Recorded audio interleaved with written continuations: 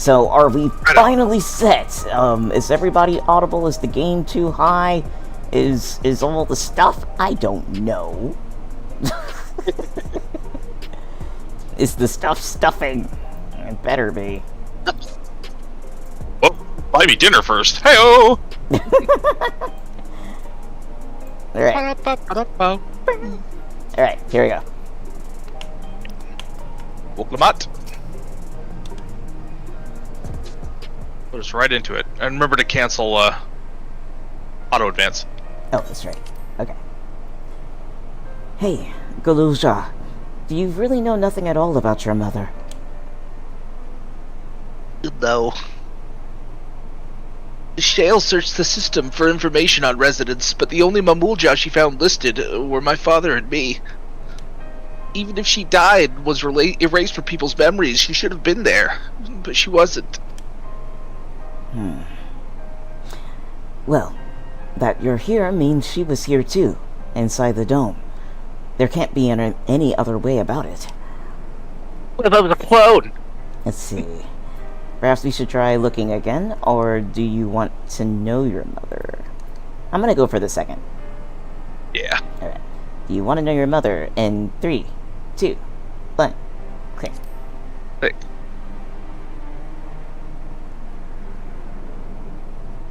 I think so. Even if it makes me feel sad, I want to know her. So I want to try looking again. And if I don't find anything this time, I'll give up. I see. Well, if that's what you want...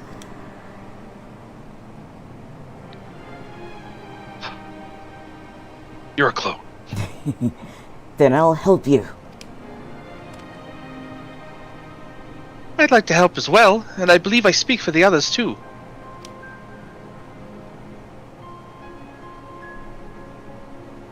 But I can't bother you with this. You already came for the funeral. We came here not only for the funeral, but for me to turn down the game, because I think the music might be swelling. Okay, hold on. Sorry. We came here not only for the funeral, but to see whether all was well in Alexandria. We're not about to leave just yet. Besides, in seeking to learn about your mother, we're bound to learn more about your father as well. By retracing the steps of this man who kept his own counsel, we may gain knowledge that can serve the people of Alexandria. Cool. I like how thoughtful he is, despite his age. Just wake me up when they invent cartoons. Alright, thank you everyone. Alexandria mourns. Like 400 and something gil. That's like 2 cents right now. Thank you for saving the planet. Please enjoy this voucher for 50% off at Taco Bell.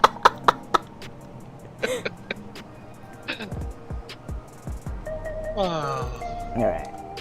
Search of the past. Back to Grahatia. Yep. Alright. Grahatia has an idea on how you may proceed with your investigation.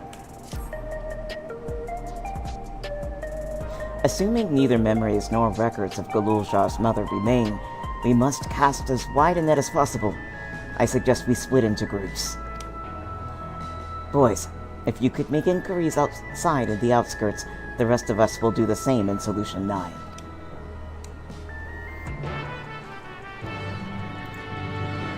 Yeah, you guys play in the lightning. We'll be here by the bar. Where is the nearest Etherite? Oh, right over here.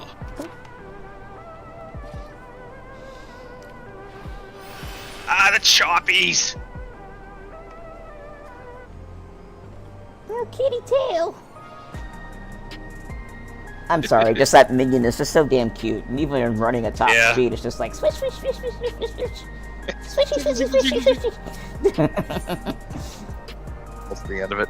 Alright, scanning port 9! Uh-oh. I'm just gonna go outside. I could have done that earlier. Yeah, that's what scanning port 9 is. Takes you to the outskirts. Uh-oh. There we go. Oh. Yeah, he is.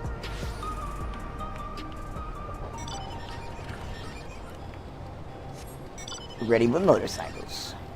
Alright! Sky cycles in flight. Ooh, afternoon delight. Nope, I'm not fighting nobody. Nope.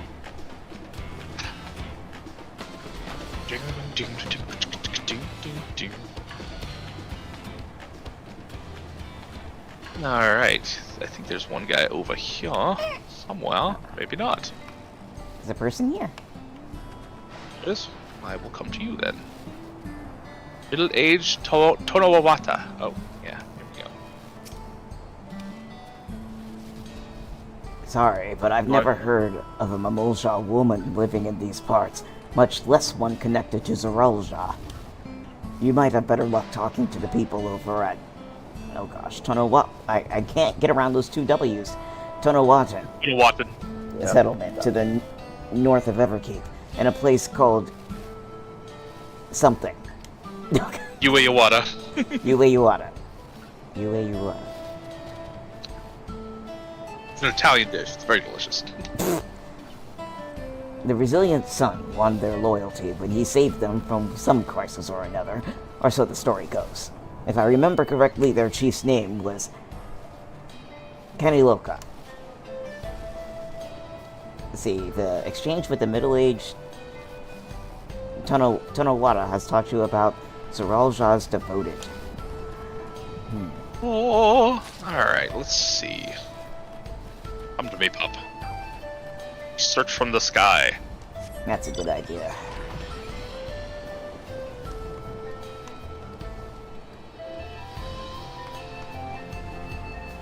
It is so Here's odd one. having this music play in this area. Right? I found it- one. Want to come over to me? It's another fresh-faced Tonowata.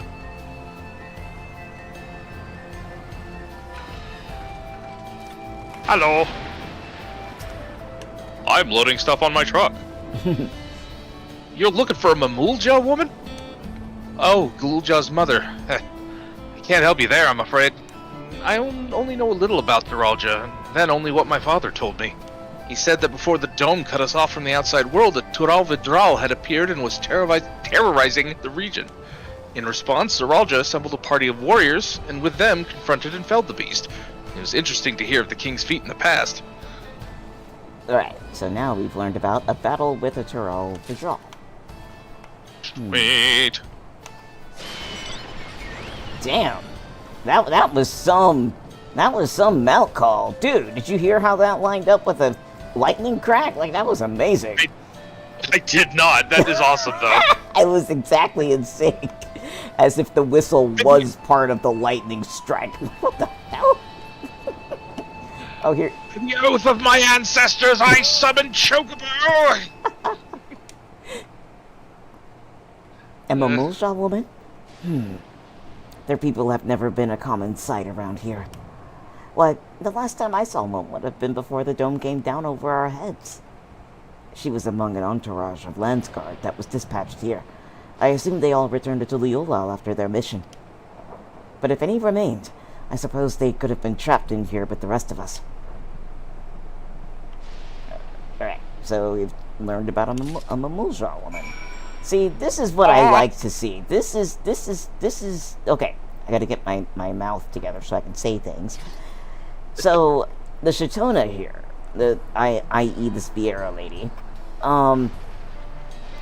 not many people who got trapped under this dome talk about life under the dome before. Like, they were kids, so they really don't have memories. But with her being as old as she is, because she's the race that she is, she can actually talk about stuff she knows because she was an adult at the time, or at least old enough to care, you know? So, it's like, I like that. It's they keep the cohesiveness regardless, and I like it. Yeah. Motorcycle! Bop, bop, bop, bop, bop, bop. Oh, going back to the Everkeep. Wow.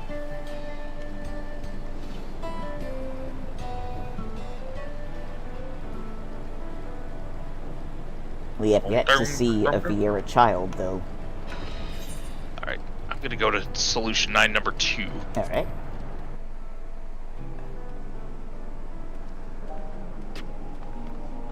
RP walk. That's gonna be one long RP walk. Yeah, it'd be fucking huge. 20 minutes later, we finally get to the ether right. Now, this ain't no fucking walkable neighborhood.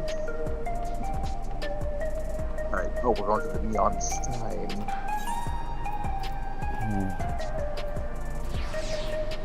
They mark the last aetherite you took now. That's cool. Oh, I need to get to the next one over. I clicked the button too quick. There we go. That's all good. Or did I? Nope, you're here now. Okay. Let us away.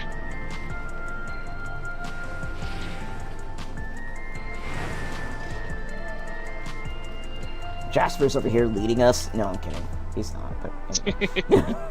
Yeah, nice flannel. What are you, a lumberjack? Alright. Alright, shale. Ready? Yep. Alright. Who was reading Shale? You were. Oh, okay. Galulja has told me all. We've previously tried to track down records of his mother, but came up empty-handed. With everyone's help, hopefully we can get somewhere this time. Let's hand over these notes, or tickets, or whatever they are. No use for plot development. Ah, so you spoke with quite a few different people as well.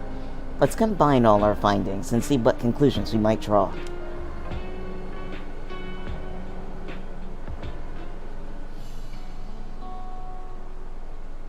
So, Zoraal Ja brought a retinue of Landsguard to Yasuani, among whom was a female Mamulja. His mission was to rid the region of a Turel withdrawal, and I believe it's safe to say that he was the crisis in Yuweyawata he resolved. That was the crisis in Yuweyawata he resolved. I'm sorry. Not that he was the crisis, though he could easily be a crisis, but whatever. Yeah, I was gonna say. He was a living crisis. If some of his troops struck around for a time, perhaps to assist the villagers with recovery efforts, then they could have indeed gotten trapped in the dome. The dome! We also heard stories about the settlement in Yuweyawata. People lived there until nearly a decade ago, and Zoraal Ja made regular visits. If he required secrecy, a location home to his most loyal followers would be ideal. And if this Mamulja woman had remained there, they would have had occasion to come in contact. The critical question, however, is, when did they bone? It's like, Alphino, we don't just say it, come on! I see. But what could Zoraal Ja have been doing in that village? Oh, okay. Probably getting his bone down. I think we can answer that question. Polite way of putting it. Everybody looks at her. Raha, what's the most socially polite way to say dipping your wick? In order to retrace Zoraal Ja's steps, Raha and I spoke with a researcher who worked at Origenics. He said that approximately 20 years ago, a number of his colleagues were transferred to a research facility outside Everkeep, per the King's direct order. This is the first I've heard of such a facility. Only Vanguard was believed to have been under the King's jurisdiction. It was apparently being used to develop a new kind of weapon, but I'm afraid that was all we could learn. It's plenty to go on. Even if the work there was classified, any materials and equipment needed would have been manufactured within Everkeep. Ran out of breath there. So, if we look into transportation records...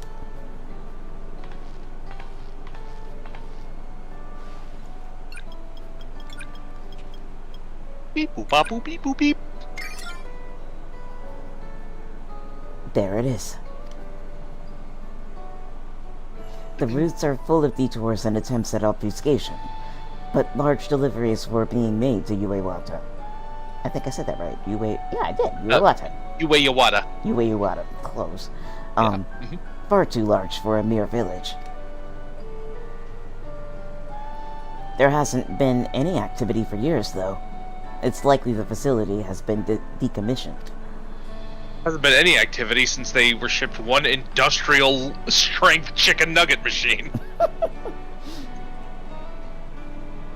Do you think that's where my mother was? We can't say for certain just yet, but I reckon there's a good chance. Oh, sweet. This is amazing. Little fucking Hops, he's so cute. Even though no one remembers her, you managed to figure all this out. Shale's like, yeah, we did. Each piece of the puzzle may reveal little on its own, but when we put several together, a picture begins to form. Just started the edges. And even should memories fade, footprints remain to mark the path of those who walked before. A lesson I learned in another life.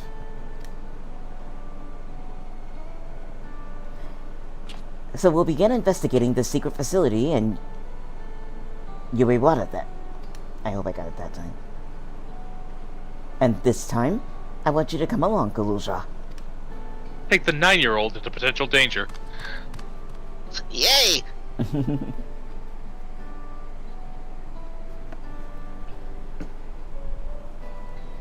Hold on. Yuweyawata is on the other side of the lake. To get there, you'll need to take a hover cargo from the drift towns. Alright, thank you, Shale.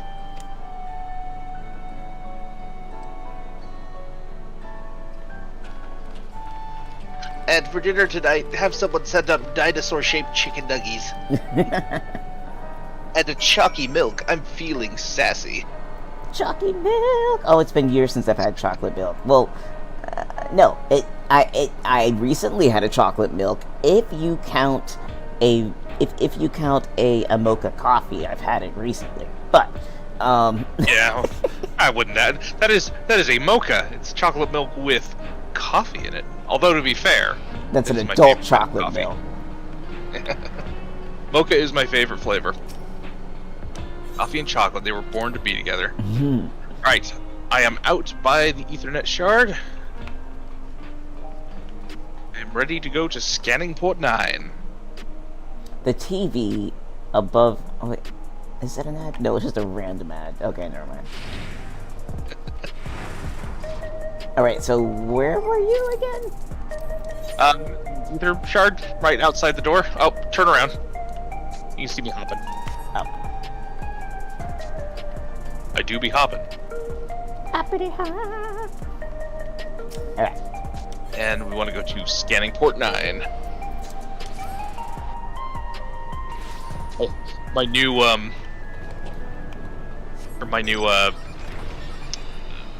desktop background, sorry, is a beautiful autumn scene, like falling leaves on a nice little roadway. It's very peaceful and beautiful. But in the middle, in block white text, it says, "I do be farting." I have no idea why that makes me laugh so hard. Because it just seems like, at extreme first blush, that it's just going to be a pleasant, regular old kind of thing, and then you just talk about something, yeah, Something weird. and rude. Alright, GJ. Give us a chance. Oh shit, look at that. So the hover cargo will take us across the lake. I've never been over there before. It's still inside the dome, so I don't expect it'll be too different from here. Damn, that lightning's loud. Okay. We'll likely encounter dangerous beasts, so the rest of us will go first. You follow when it's safe to do so, alright? Alright, be careful, everyone. What? Hell We're yeah. hitting a dungeon now? Yep. Damn. Okay, give me a minute. I didn't expect that. Mm-hmm. I'm going to make a quick facility run, and Idea. I will return. Sounds good. All right, be right back. I don't know where everybody went. Get you done. Oh, there you are. Yeah, hi. Sorry, I muted my headset again. I am sitting on all of my hair, so give me just a moment while I pull it over my shoulders.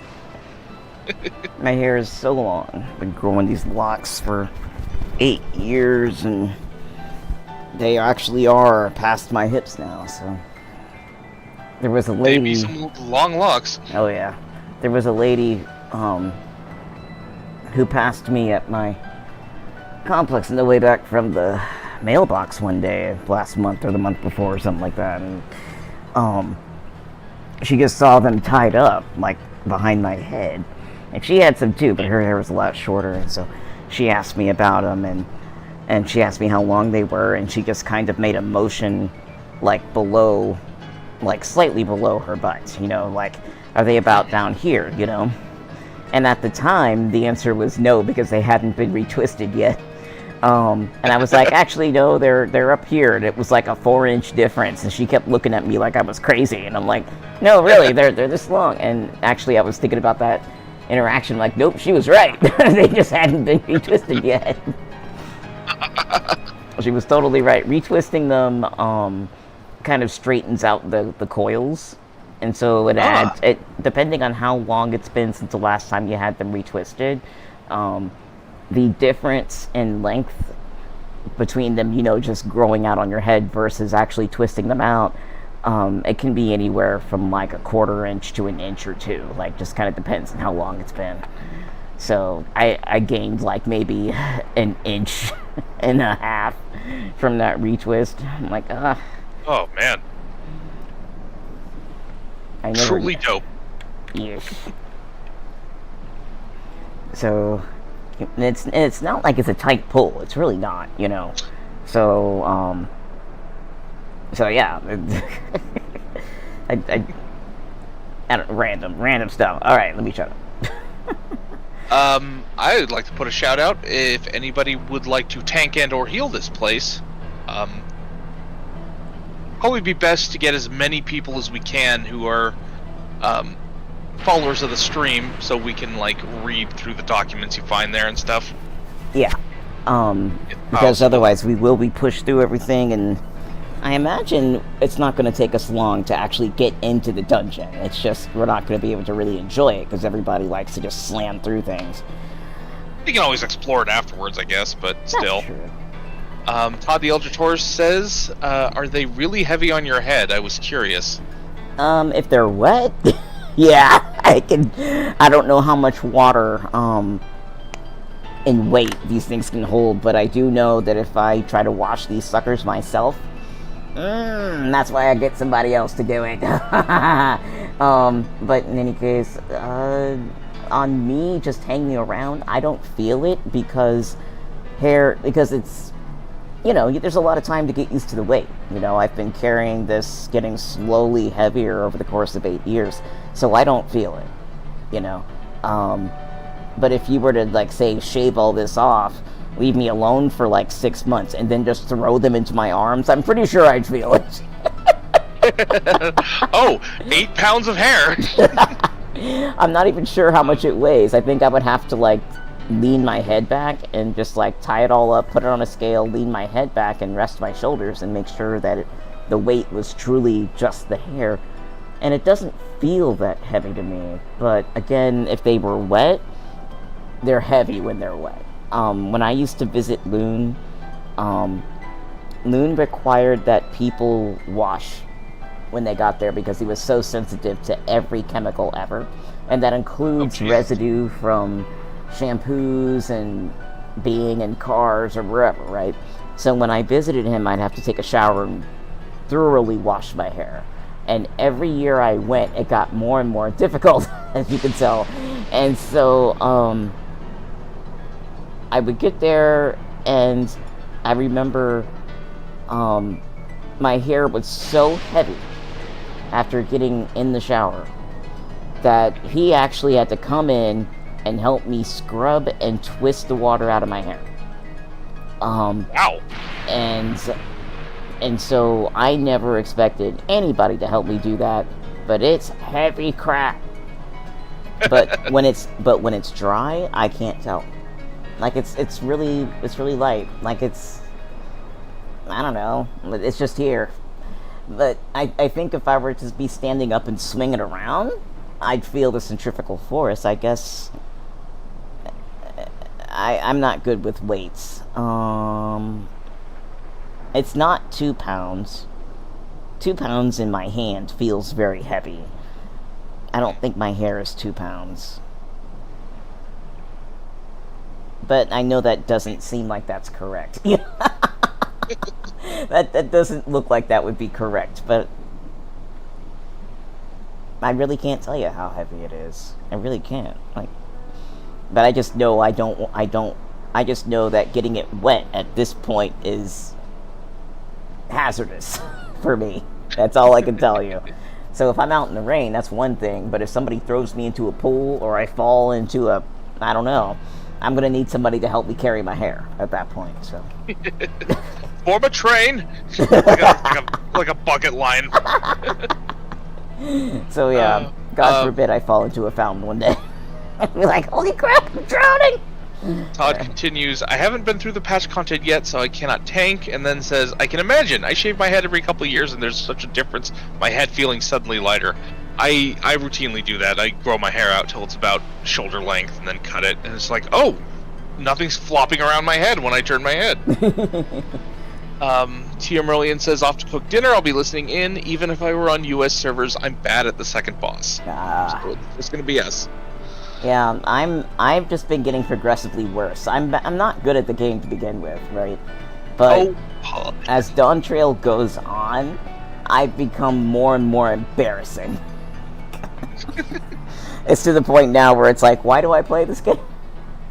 Because I'm getting carried, maybe? Like that's how it feels. Starting at the point where was it Zoraal Ja? Or we fought Zoraal Ja. Oh, the trial at the end? Yeah, that... Or close to the end? Yeah. Ever since that trial, I felt like I've just been getting carried. So I don't know. I don't... Well, don't feel too bad, because nothing's quite that difficult in this dungeon. It's easy for me to get my eyes crossed and not understand the patterns going on. Yeah. That's the big... And go on. I have a terrible memory. It's been almost a week since I did these, so I don't remember the mechanics. I know there's a lot of dodging, and the last fight requires some pretty precise movement. Ugh, yeah, I'm gonna die. Alright. We all ready to die? Let's die! Wee! Alright, let me see if I can find... here we go. I got 2 DPSs. Ready? Yep. Oh. I'm not party leader. Oh, that's right. I am going to make you party leader in a moment, though. Boink.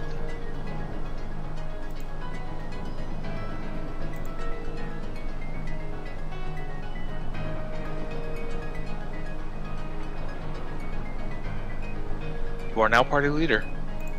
Nico.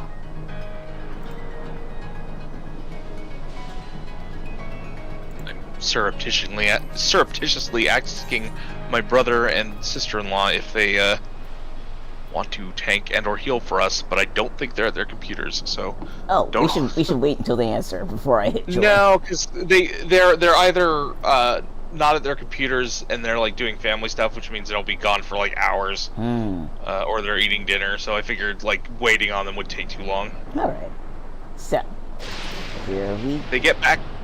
Yeah, they get back before we're done queuing. I think it's gonna go through quick, but that's just me. Yeah.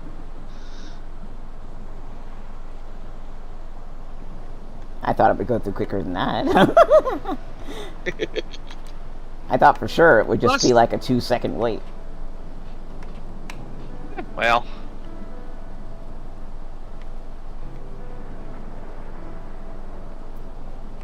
What is that?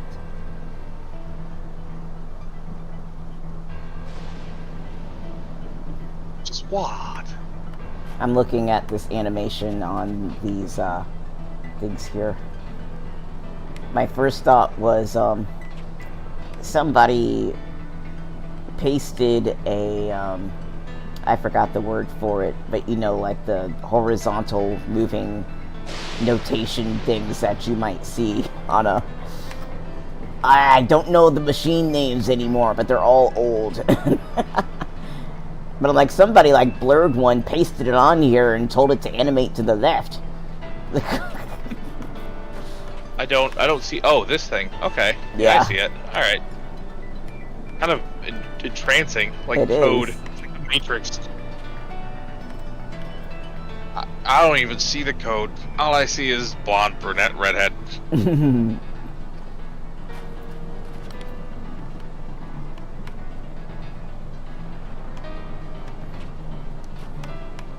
One day I'll learn how to code, and then I can just read things and know how it's going to turn out. I can't even do that with art. And I know how to mix colors. Ooh. See, I don't. I made myself do that dungeon on duty support to completion at least once. There's one mechanic on the second boss that I don't have the coordination for. Nothing else gave me an issue. I think I know what mechanic you're thinking about, or you're talking about, Tia. I'm assuming it's the one with the spinny cursors. Spinny cursors? Yeah, I don't know if you remember, but there was a boss in Endwalker. Oh no! Where? Oh with god, the I hate pointy those. fingers. Yeah. Yeah. It's that, only you can't just take a straight view.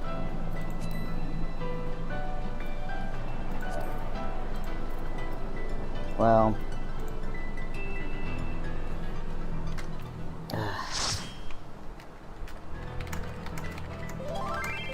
I love this dungeon.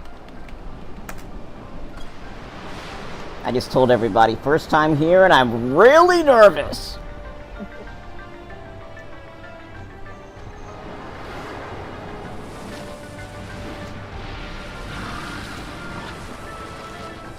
Whoa.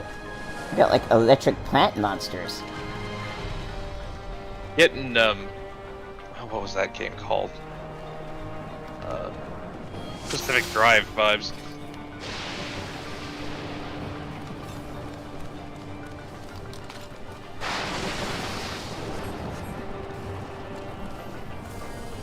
Whoops. Okay. It was a waste, but sure. That's probably what I look like, running around as a bard, just putting off all kinds of stuff I'm wasting.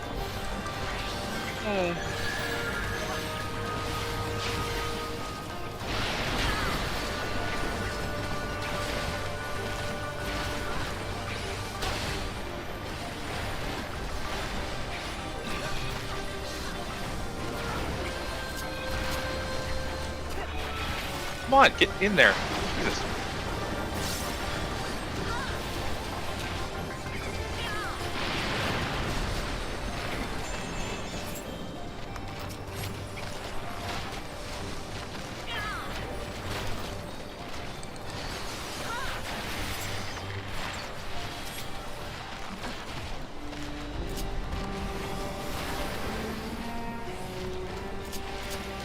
Life's enough. Monsters.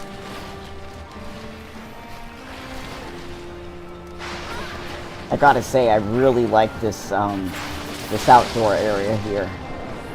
Yeah, it's very Pacific Northwest, which is where I live and where I grew up, and I love it. I personally think the Pacific Northwest is one of the prettiest places I've ever been. I'm glad we agree. It has very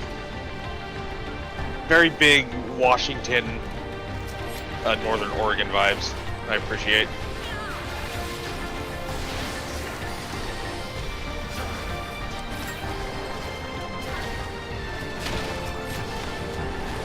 Did those two monsters just do a giant headbutt? It looked like it for a second there. That'd be cool.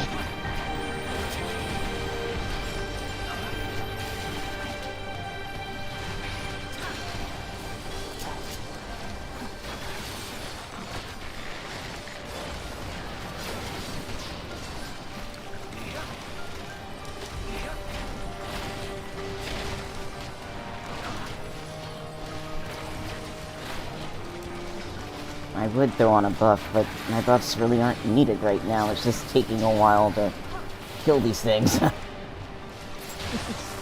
Buffs always help. How dare you?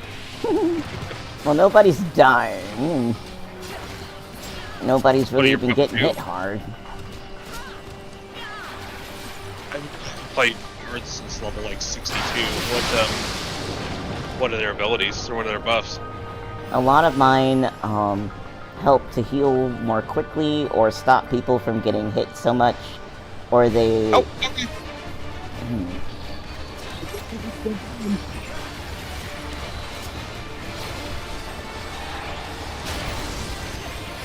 Well, those do sound like very useful moves. I just realized there was one I could have used just now. But this is very, if I remember, right, this is a very distinct skill fight. And there's going to be a lot of shit. Yep.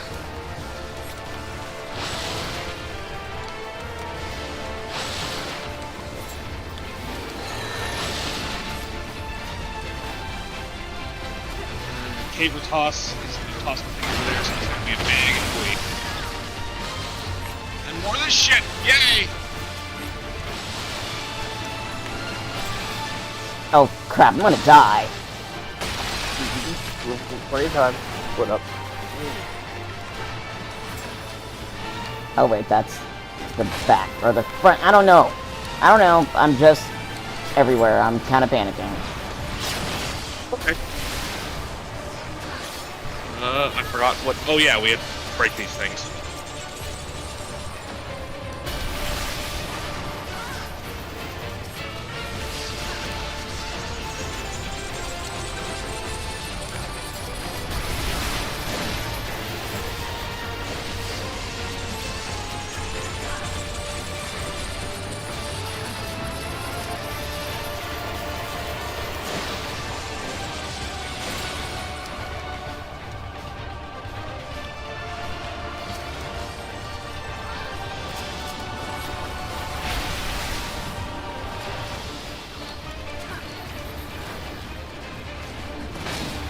Ah!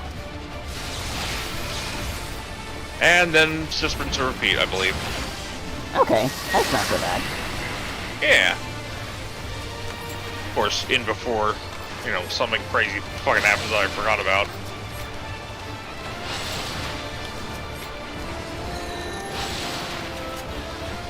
Oh shit, get away from the caber toss. Oh god!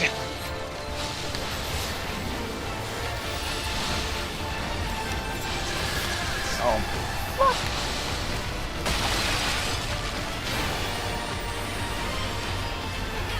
You're alive! God damn it! You live and breathe!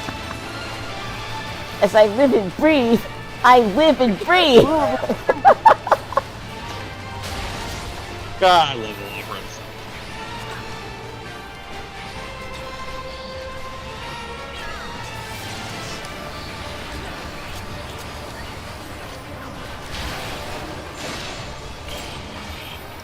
Yar! Wow, Nice work! I did better than I thought I would do. Ooh, I'm gonna do me. Oh shit, I should have just, like, fucking let you have it.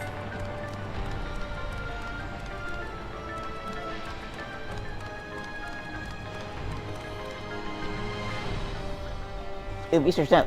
I'm gonna read it. Oh, this guy's reading it too. Yay! Well, His Majesty Wow, His Zoraal Majesty- Ja... Oh, sorry. No, you do it.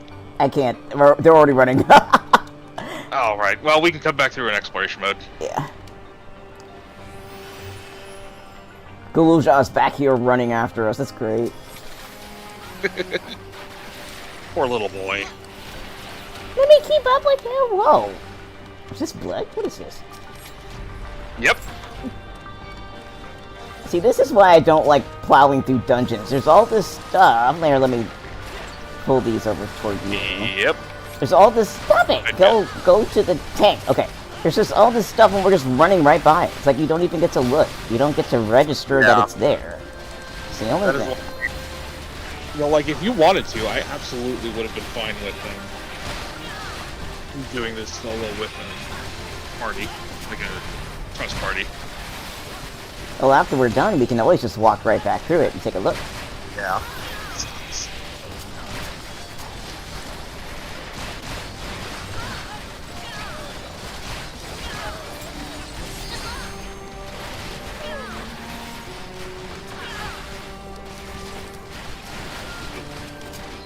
Oh.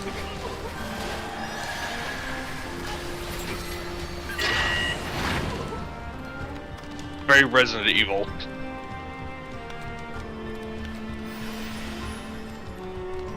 Oh, treasure papa! Oh, slaying ring! Don't need it. Pass. Okay.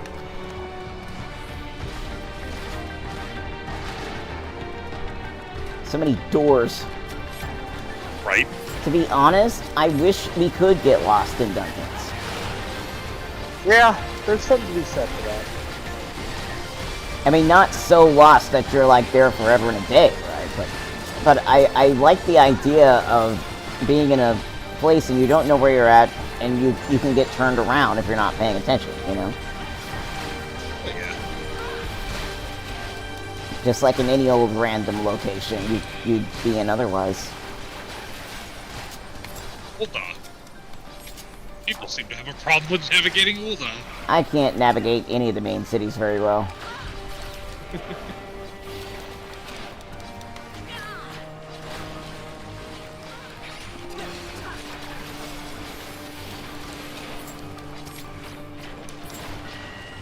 It's like, so you're allowed to get lost in a city you've been in 2 million times, but not in a dungeon you've never been in before. Okay.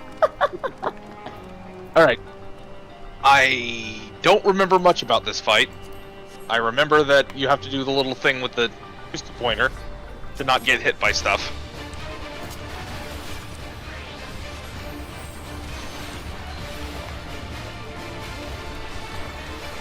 Dark Souls!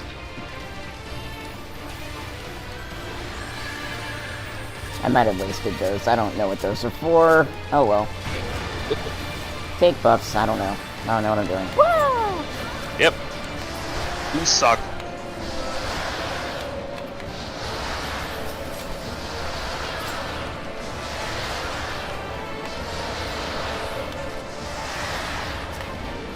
Getting close. Nice. Look at you not getting hit. Alright, now these get like far away from each other. Break into like a quadrant if you can. Because there's just gonna be shit he throws down. Maybe not. Ah. Oh yeah, there it is. Alright, so just kinda spread out so we're not hitting each other.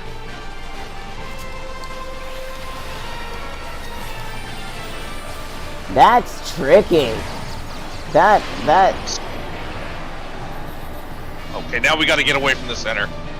Oh fuck. Yep.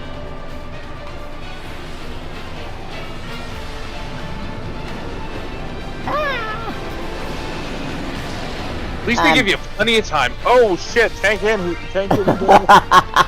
DPS down. Ah, crap.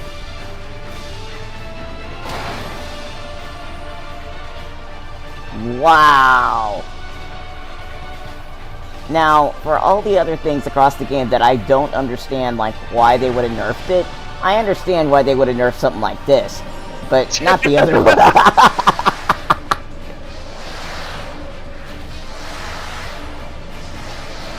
Oh no, I didn't. That was something else. I've never been good with those pointy hands. Yeah, they're rough.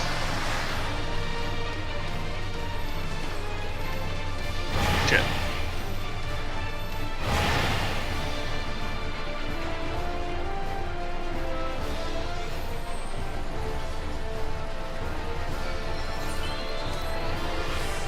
Alright, let me see if I can do anything.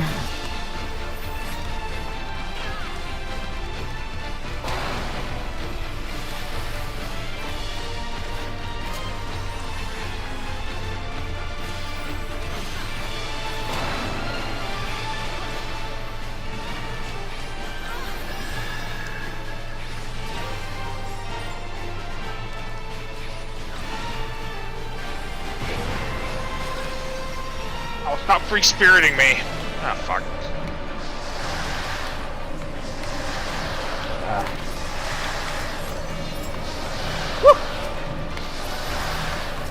Damn it.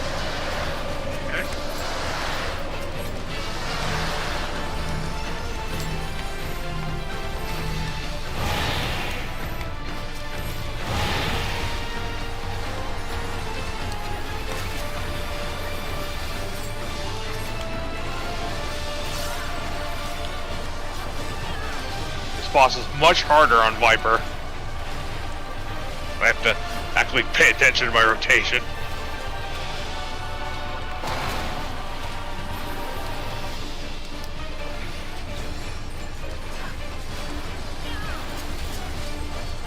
Hurry up and die, come on! There we He did. go! Nice. Whew! Smart. That was nuts! That was a little bit crazy, go nuts. I'm gonna pass on the ring so you can have them. Thinking last time, the ring.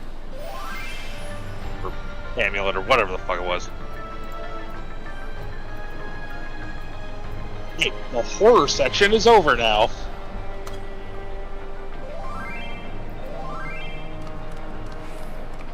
I wasn't ready for the hand shit. Oh, Team Merlian says, it is not plenty of time. Give you plenty of time.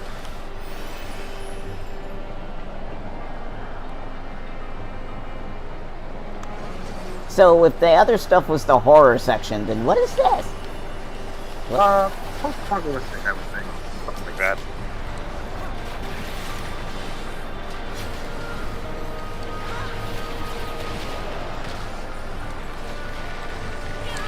Oh shit. Standing right in that area.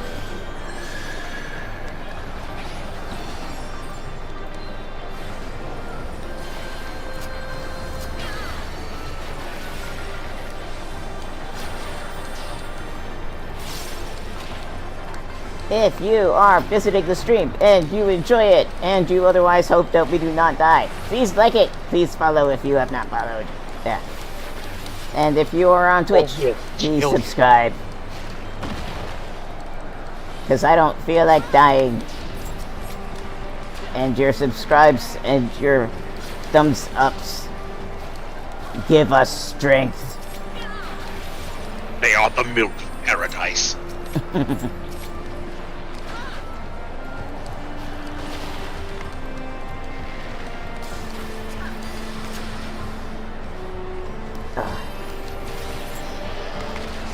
Raw! The rock. What is that? Shit! Whoa! That was epic.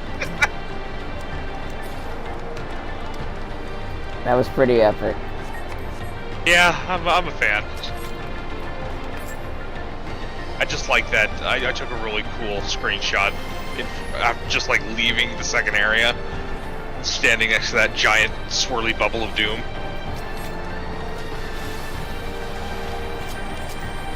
I like the way that rock comes out of nowhere and just, yeah, right at you.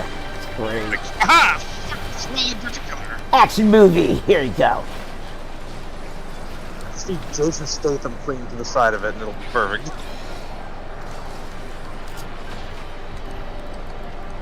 Come on. Come on. There we go.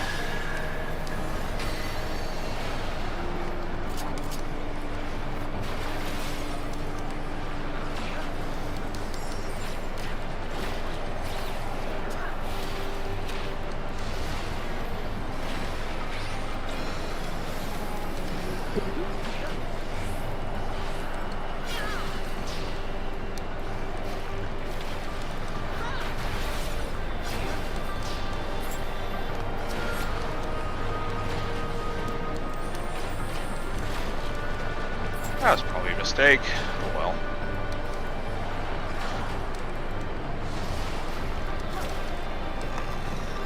Rawr! Off to the final boss. Get ready! Woo! Is that a bunny? What is that? That's... Maybe. It's an evil bunny! Holy crap! braided fur. Unipat. Oh, it does. Unipiati. The ear veins are upsetting to me for some reason.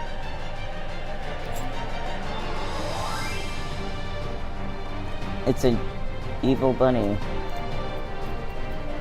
Like that. Do you remember like before memes were called memes? Mm-hmm. There was like these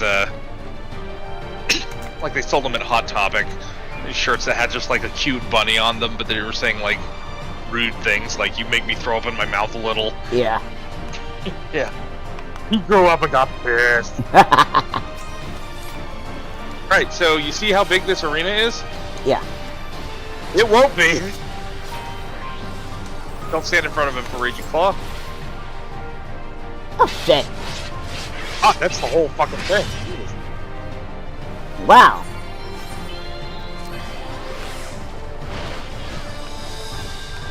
Alright. Neoprene loaf. That's not fair! I literally... I just used up my, second wind at the moment that hit. That should have afforded me a couple of hit points. Ugh! Man. Now my second wind is gone, and I'm dead. Oh no.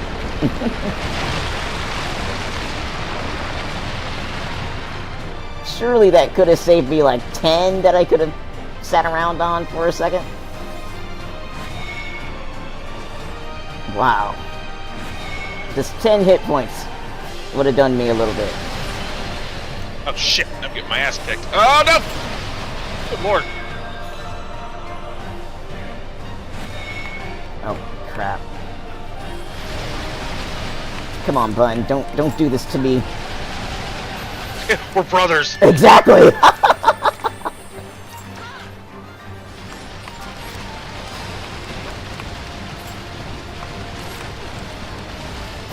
Jesus fucking Christ! I don't remember it being this bad. Oh, okay, here we go. This is the part where I hate. I just hate.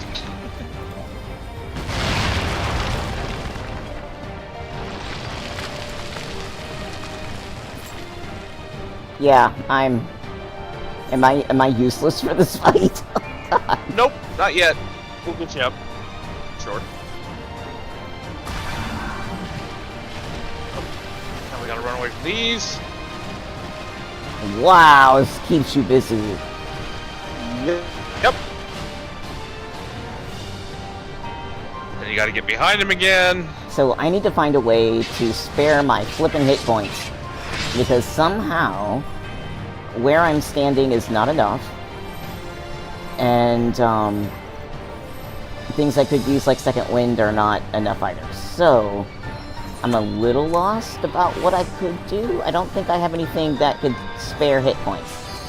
Yeah, it literally is, like, what it comes down to is you just gotta learn the mechanics and don't be where shit goes down. It's unfortunate because, some of these are, like, really merciless. Some of them? Yeah, Team Aurelian's right, though, thing. The fight gets much simpler once the crater comes into play. Because, like, now he's down to, like, 2 different moves. He'll do his proximity where so like now we want to get to the other end of the crater from him, and then he's going to cast an encroaching explosion, run away from that, and then like after this is done, he's gonna do his get behind him move. Why do I feel like no matter how fast I run, I'm not fast enough? Yes. Shit, okay. Alright. I hate that. That's my own damn fault.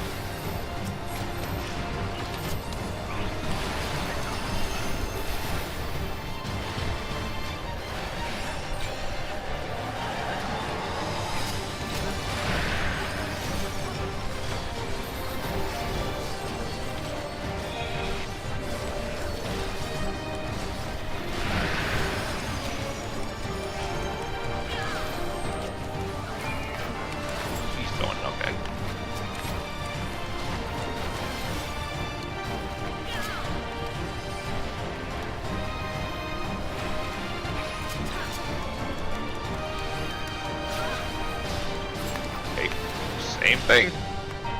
And once he starts exploding, hit your sprint. Run in the opposite direction. What? Ah! Ah! God! Okay. Now go grab him! Shit! Oh, Jesus Christ! I should have just stayed over there.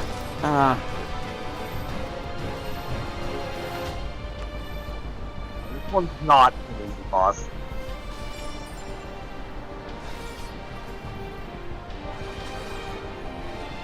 I'm just gonna apologize. I'm sorry. The first time.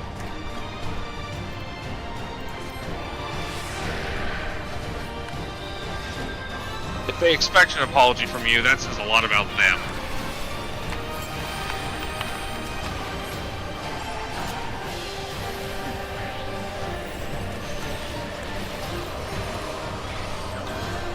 Right.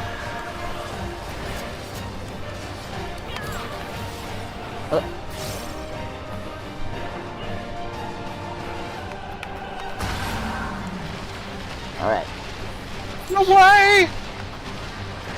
Once he turns his back, I'm gonna hit him with a limit. I'm not gonna make it. Nope. Ugh. I made it! You never made it. Oh, wait, damn it. Sorry, I thought you made it. No. I put on my sprint and I was still falling behind.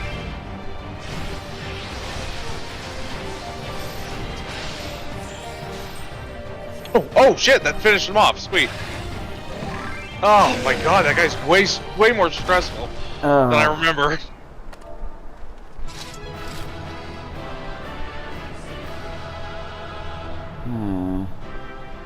Fist pump, we killed something. Going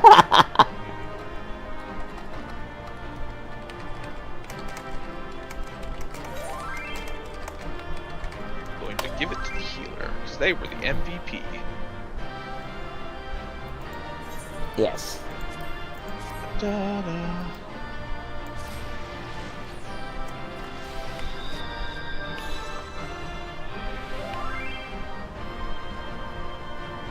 I guess we should get the loot. Ooh, cut of aiming, there you go.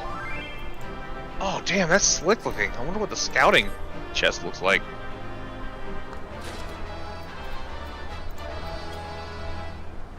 Congratulations. I might have to start running this on just like trusts. You have acquired coat. Alright, I'm leaving.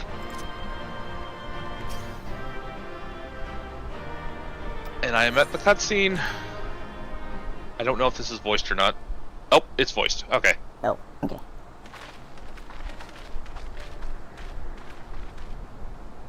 Alright, before we continue, I too need to take a run to the facilities. I will be right back. He only imprisoned it, like Valley Armanda.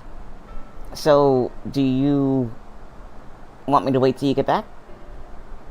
Because, like, there was you and the thing at the same time and I couldn't make out what you said. I'll wait.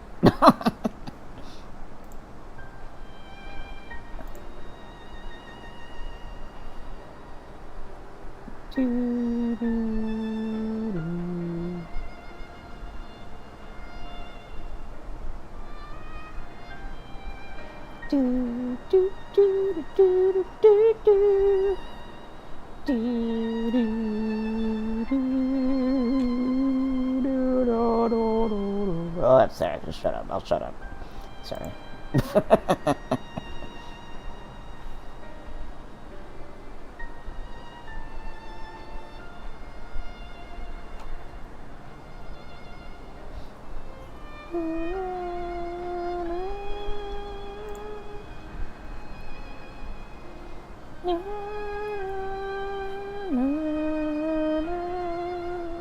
I hope everybody's doing okay. As you can see, I am just sitting here. Alright, I am back and I am at the first bubble and I am ready. Alright. You had been talking at the same time as the character, so I had no clue what you said, and I had no clue what the character said, so I'm just gonna go from here. Okay, are you ready? I am at for all the talk of my brother. Is that where you are? Yes. Okay. Yes, I'm ready. Alright. 3, 2, 1, click. Click. All right. Mira asks, what is your opinion on the story so far? I'll wait till I'm out of the cutscene. From what I could tell, they sought to transfer people's souls and memories into bestial vessels at that facility. The Zoraal explains the need for a remote location. It was doubtless their prime subject. Though I expect Zoraal Ja did not foresee the opportunities it presented when he imprisoned the creature.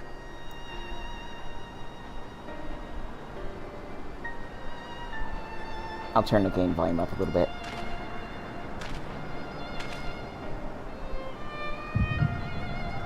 Let me peek into your memories.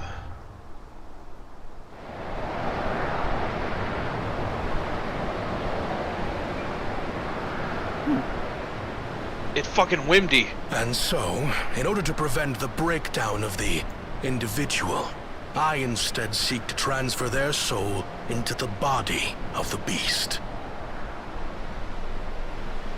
This would allow one to wield the power of a Zoraal.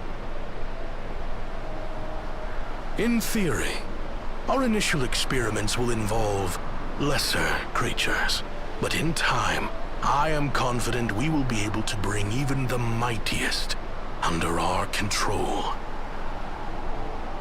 And what becomes of those who offer their souls? As they won't be able to return to their original forms, we must consider them lost. But the sacrifice will be worthwhile, for the army you stand to gain will far surpass any composed of mechanical soldiers.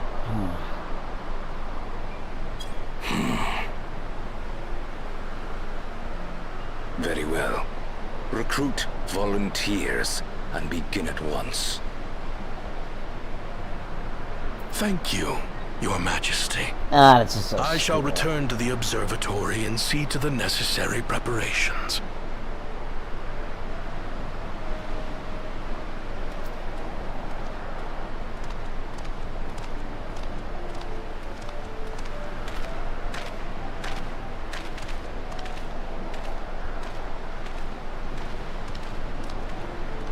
So, you've given him permission?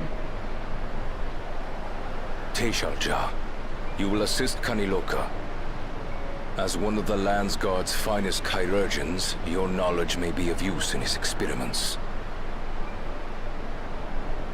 You will also watch him closely. In what you learn, you will report to me.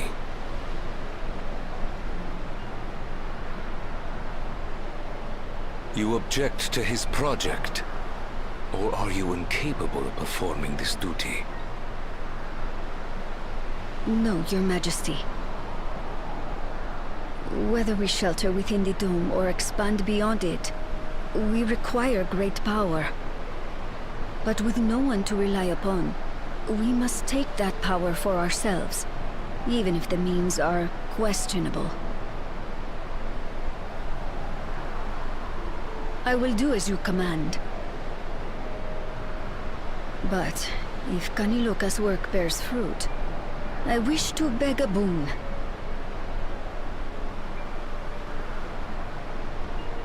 What do you desire? Something that I had accepted I would never have in Tuliyollal.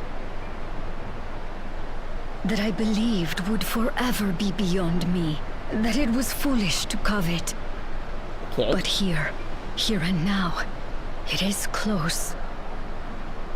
So very, very close.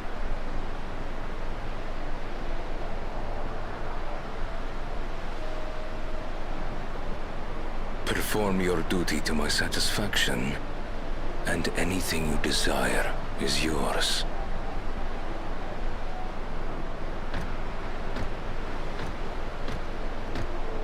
That which I seek does not lie within this dome.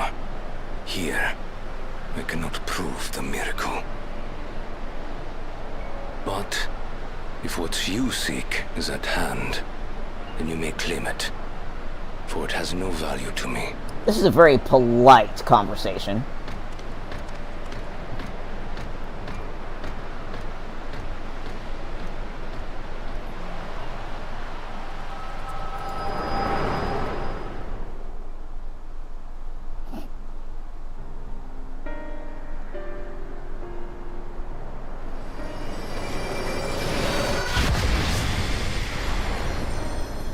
Are you alright?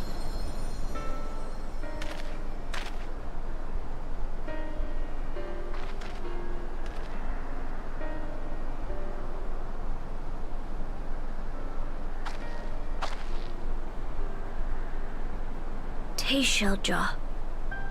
Could she be my mother? Yeah, I'm thinking so. Like the people in the outskirts said, few Mamulja lived in Yasulani. I can't imagine many other Ubiko women were trapped in the dome. That being the case, she could well be the one. This observatory Kanaloka returned to, could it not be part of the research facility? We might learn something about Teishalja there. That's where we're going next then.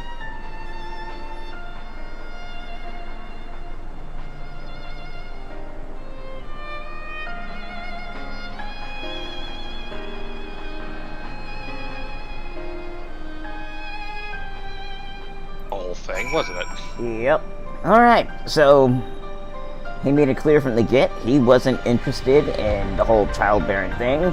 She made a very roundabout way of saying, you know, if I do this for you, I want a kid, you know, and I don't think he realized she was asking for a kid. I think he understood. He's not dense, you know?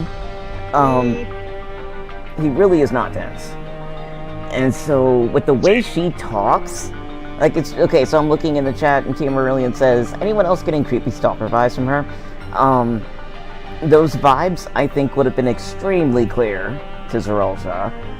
No matter where they went, it's clear that whatever she was getting at was not money, was not power, or at least not, you know, here, give me a crown or some crap. You know, she's looking for something very personal. And so, when he decided to answer with, you know, do this and anything you want is yours, I think at that point he understood what he was saying.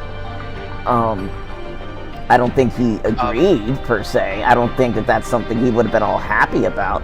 I think the conversation, while extremely polite, in its kind of roundabout, not actually saying whole nouns kind of way, I think that he knew what it was she was getting at. And I think he did. Maybe, like... Tia Marillion says, wait for it, and Chimera Mara says, I think the writers did not commit to making it clear whether or not Zoraal Ja understood. I think he did. Like, I was looking at his expressions, and I was kind of tasting the words. And so, I think, one, he would have been very aware of her vibes. They made it clear within the animation itself, the way she's staring at him, and then, like, how he's reflected. For whatever purpose she wanted this whole child situation, we don't know. This is not... I'm not getting homemaker maternal vibes off of her, you know? I don't know what her end goal is, but as far as give me your body so I can have this ultimate result, I think he understood that far.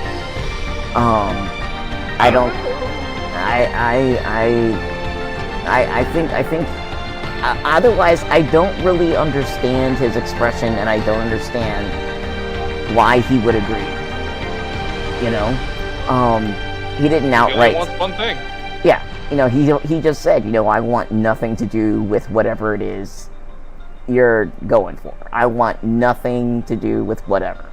So basically, my interpretation is he's getting it, but he's telling her, I want nothing to do with this. Well, once you... We will see how it plays out. Chimera Mara says I've... Oh, go on.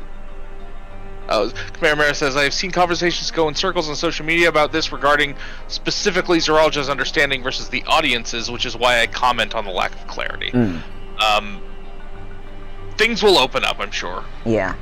But I just know for me personally, I am convinced that he understood. One, because I think that he's very clued in to people, you know? And that way he's similar to Xenos. Like, he doesn't think on their level at all, right? But he sees into whatever their obsession is. And he responds according to whatever he does or does not feel or think or whatever, what he's willing to give, right? Right. I think he's clued into people's unhealthy obsessions. I see. Xenos is kind of the same way. If he sees something on a dark personality scale and he can kind of clue into it, you know, and so I think that that's what Zoraal Ja sees. I don't think he cares to understand why. I don't think he cares to understand her. I do think that he's just like, fine, I want you to do this, so whatever. Don't involve me. Like, he's literally, at this point, in my interpretation, he's like, I'll be your fucking sperm donor, leave me out of it. You know, that's kind of where I see that conversation having dropped there.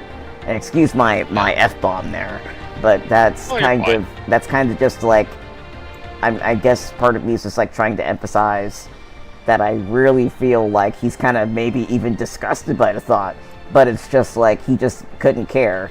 The idea of bearing children is like, what? Why? He made that clear during the main MSQ. You know, he has no desire, you know?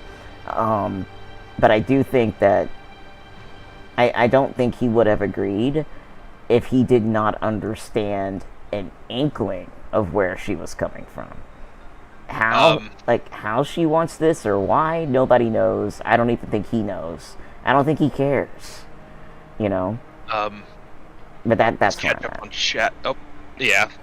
I'll catch up on chat here. Team Rollian says, I fall firmly on the she's creepy side of the argument. I agree, Tia. She has severe yandere stalker vibes.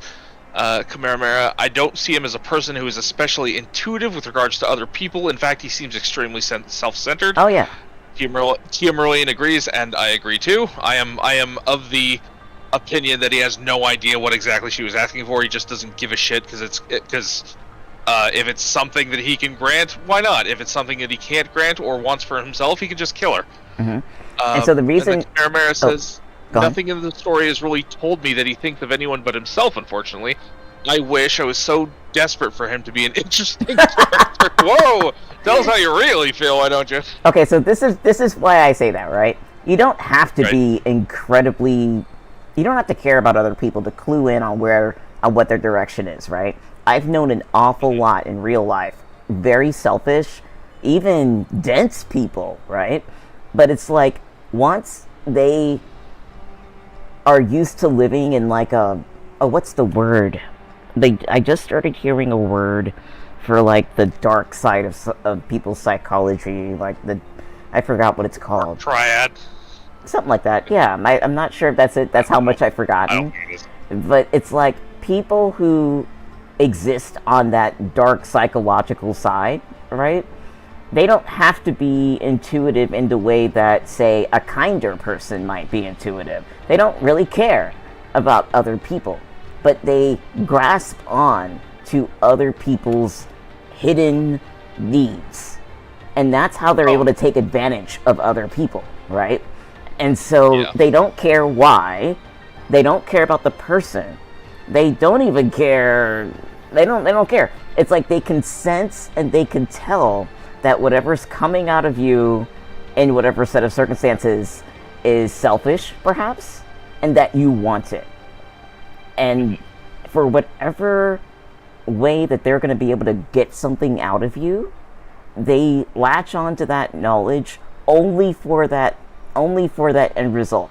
They don't care as so far as that they can use that against you and take what they want. Does that make sense?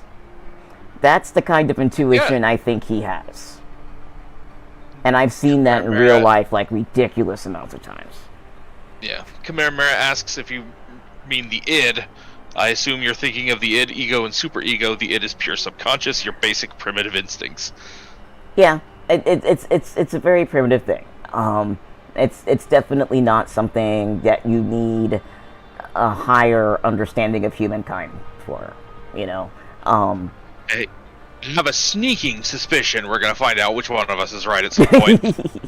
I imagine so, but that's, let me be wrong, you know. I'm happy. Oh yeah. You know, I'm totally happy with just kind of floundering around in it, you know, coming up with ideas. I'm not interested in being right now because I literally don't know the story.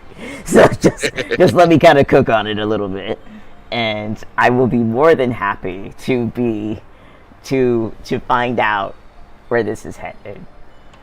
So yeah, but yeah, right. like users and now narcissists are not incredibly smart people as a general sense of people.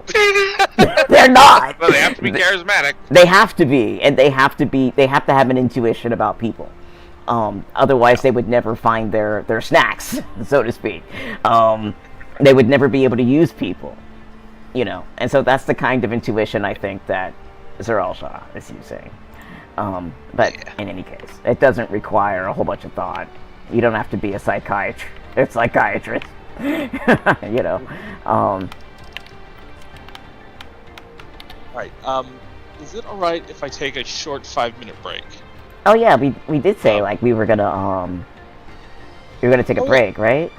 Are we? I didn't know if you wanted to keep doing that after we had so much time for maintenance and technical difficulties. Oh, I forgot about that. I'm so sorry. Yeah. Okay. Yeah, go ahead and take a break. I am gonna go back in the dungeon and read some stuff, if you don't mind. Oh, you left it? No, I'm still I'm still standing around with folks. Oh, okay. All right. I will be back in a bit, and go ahead and read that stuff, and we will meet in the middle. All right. All right. See you soon. Let me see if they'll let me do it, though. Or do I have to complete the quest?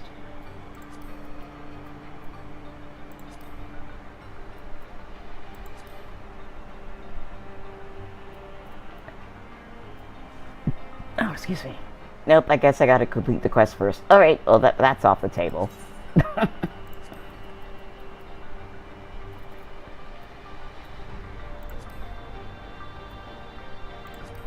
Damn it. I wanted to go and read the papers. Let me go back and look at chat. Yeah, I guess everybody's tired of me yammering. I'm sorry. Okay, so another personal flaw of mine that I don't realize that I have, and it's been pointed out, but I'm not actually sure how true it is. So if you notice this, tell me, okay? So sometimes if I have a viewpoint, I feel like sometimes I feel like sometimes it can seem like I'm trying to change people's minds by being overly no, that's not the word. By trying to drive a point home, and I'm not trying to drive a point home. I think in my head I'm thinking like maybe I wasn't clear, but I know, or I think sometimes it can come off as incredibly overbearing and perhaps bossy.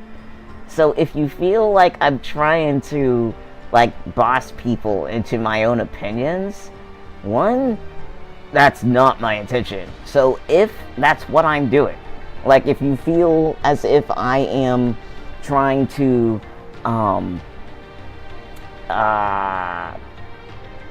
force people into an opinion because I'm being very, very insistent, let me know, okay? Please. Because when I'm in the middle of talking, I have an old pattern of feeling like I wasn't clear, so I tend to repeat myself ridiculous amounts of times, and I think sometimes that can come off as bossy. It happens. By the way, I'm back.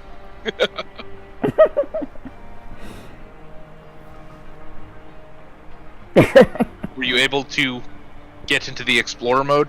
No. I think I have to click darn. the green check mark first. Camira Mera says, I didn't mention what I thought of the story so far. And Todd says, you're fine. I enjoy listening to y'all and those lore dives and things. Kamehameha continues, now you're streaming. I also get very strong with my opinions when I am streaming, laughing out loud. I'm like, this is my show, deal with it. But also, it's not like we're debating anything important, we're just yapping about an MMO. Yeah, we're not talking about, like, the long-term ramifications of the Magna Carta over here. And I'll be honest with you, like, I got into streaming in the first place because I don't get to visit people that I used to be able to. I'm largely homebound with the occasional trip out, mostly to sit in my car. So this is my socialization.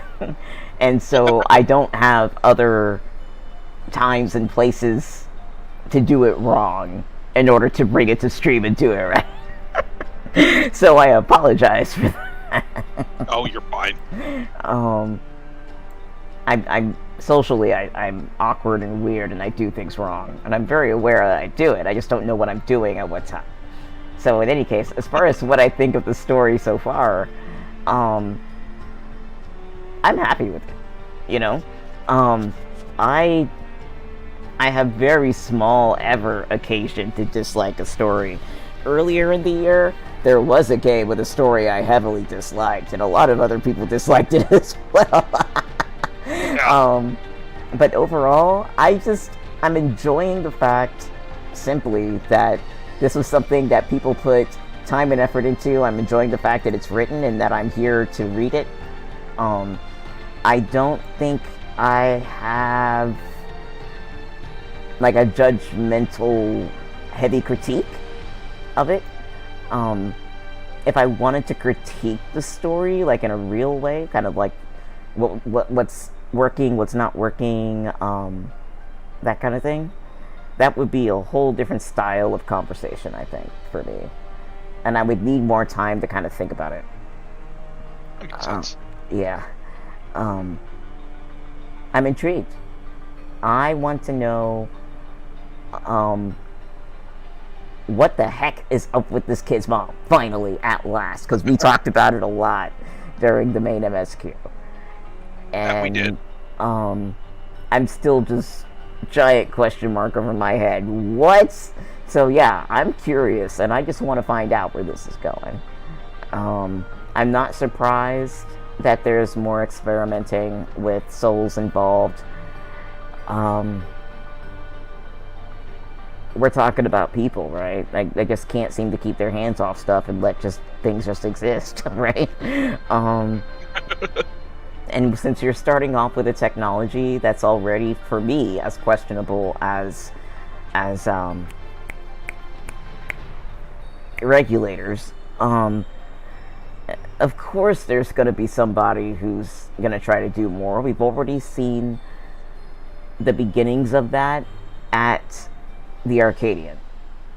You know, we've already seen the beginnings of that even before the Arcadian, when we saw that one lady use a feral soul.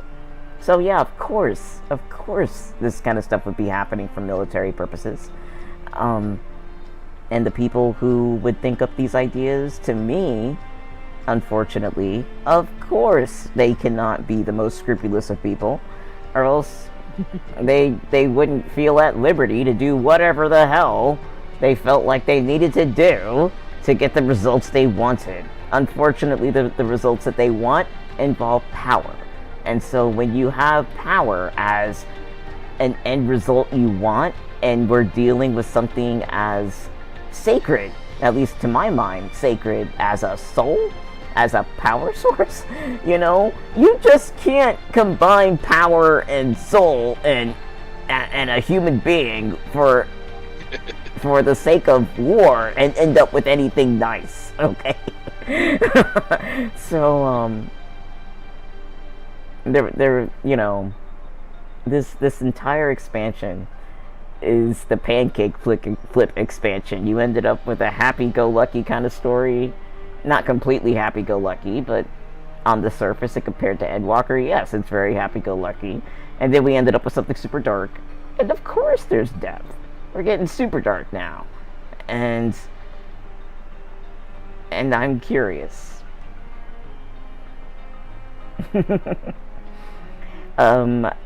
Kamehameha says, yeah, the really casual treatment of souls in 7.0 is weird. I just can't get over those people. I really can't. Like, to me, the idea that... Okay, I'm gonna say something and it's gonna be harsh. Okay? I don't consider the people of Alexandria to be innocent. Absolutely not. I consider these people to be some of the most broad brush, selfish people in the whole game so far. And we've had some selfish people in this game. That we have. It reminds me, I mentioned during the cutscene that the funeral cutscene that it pissed me off. And now that we're kind of going back to that topic, I want to address it. Mm-hmm. The child crying because someone in his life died and he shouldn't have to remember them. Mm-hmm. And them just like freaking out that, oh no, if people die, we actually have to remember them and be sad. It reminds me of like people who are aware of like the horrible things that go into things they like forced labor into your iPhones or your chocolate or whatever, like the horrible conditions of the people that work there, the horrible pay they get. They're like used as essentially wood to fuel a fire. Mm-hmm. And then when they're burned out, they're thrown away and replaced, no safety ending. And yet they're still just like, yeah, okay. It's just the way it is, Yeah, as long as I'm not suffering, right, then I'll enjoy this chocolate. I think they should still suffer because I want this iPhone. And the thing is, right, like, they're willing to eat up permanently. I mean, okay, so I don't know if everybody who plays this game understands this. And maybe I'm misunderstanding it, okay? Come back and tell me I'm misunderstanding. But, from what I get, from how they explain the whole soul deal, is that using souls through the regulators permanently removes them. Okay? It's not just that you're extracting a previous life memory from it. Right. Okay? You are eating up a resource of the universe. Mm-hmm. It is no longer capable of returning to the ethereal sea. It can never be reborn. You have destroyed it in order to prolong your life until you bang your head too hard one day. And the idea that it's okay because you've uploaded memories into a server is equally sacrilegious to me. Yeah. Because the servers are man-made. They cannot last forever. We literally just dealt with that, right? Once this server goes down, for any reason, these memories are gone. The idea that you are preserving people is the most, in this way, is some of the most false shit ever.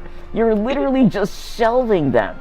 And the thing is that in this universe, I think Graha mentioned it once in Endwalker, it's just kind of gets mentioned in passing once in a blue moon throughout the entire game.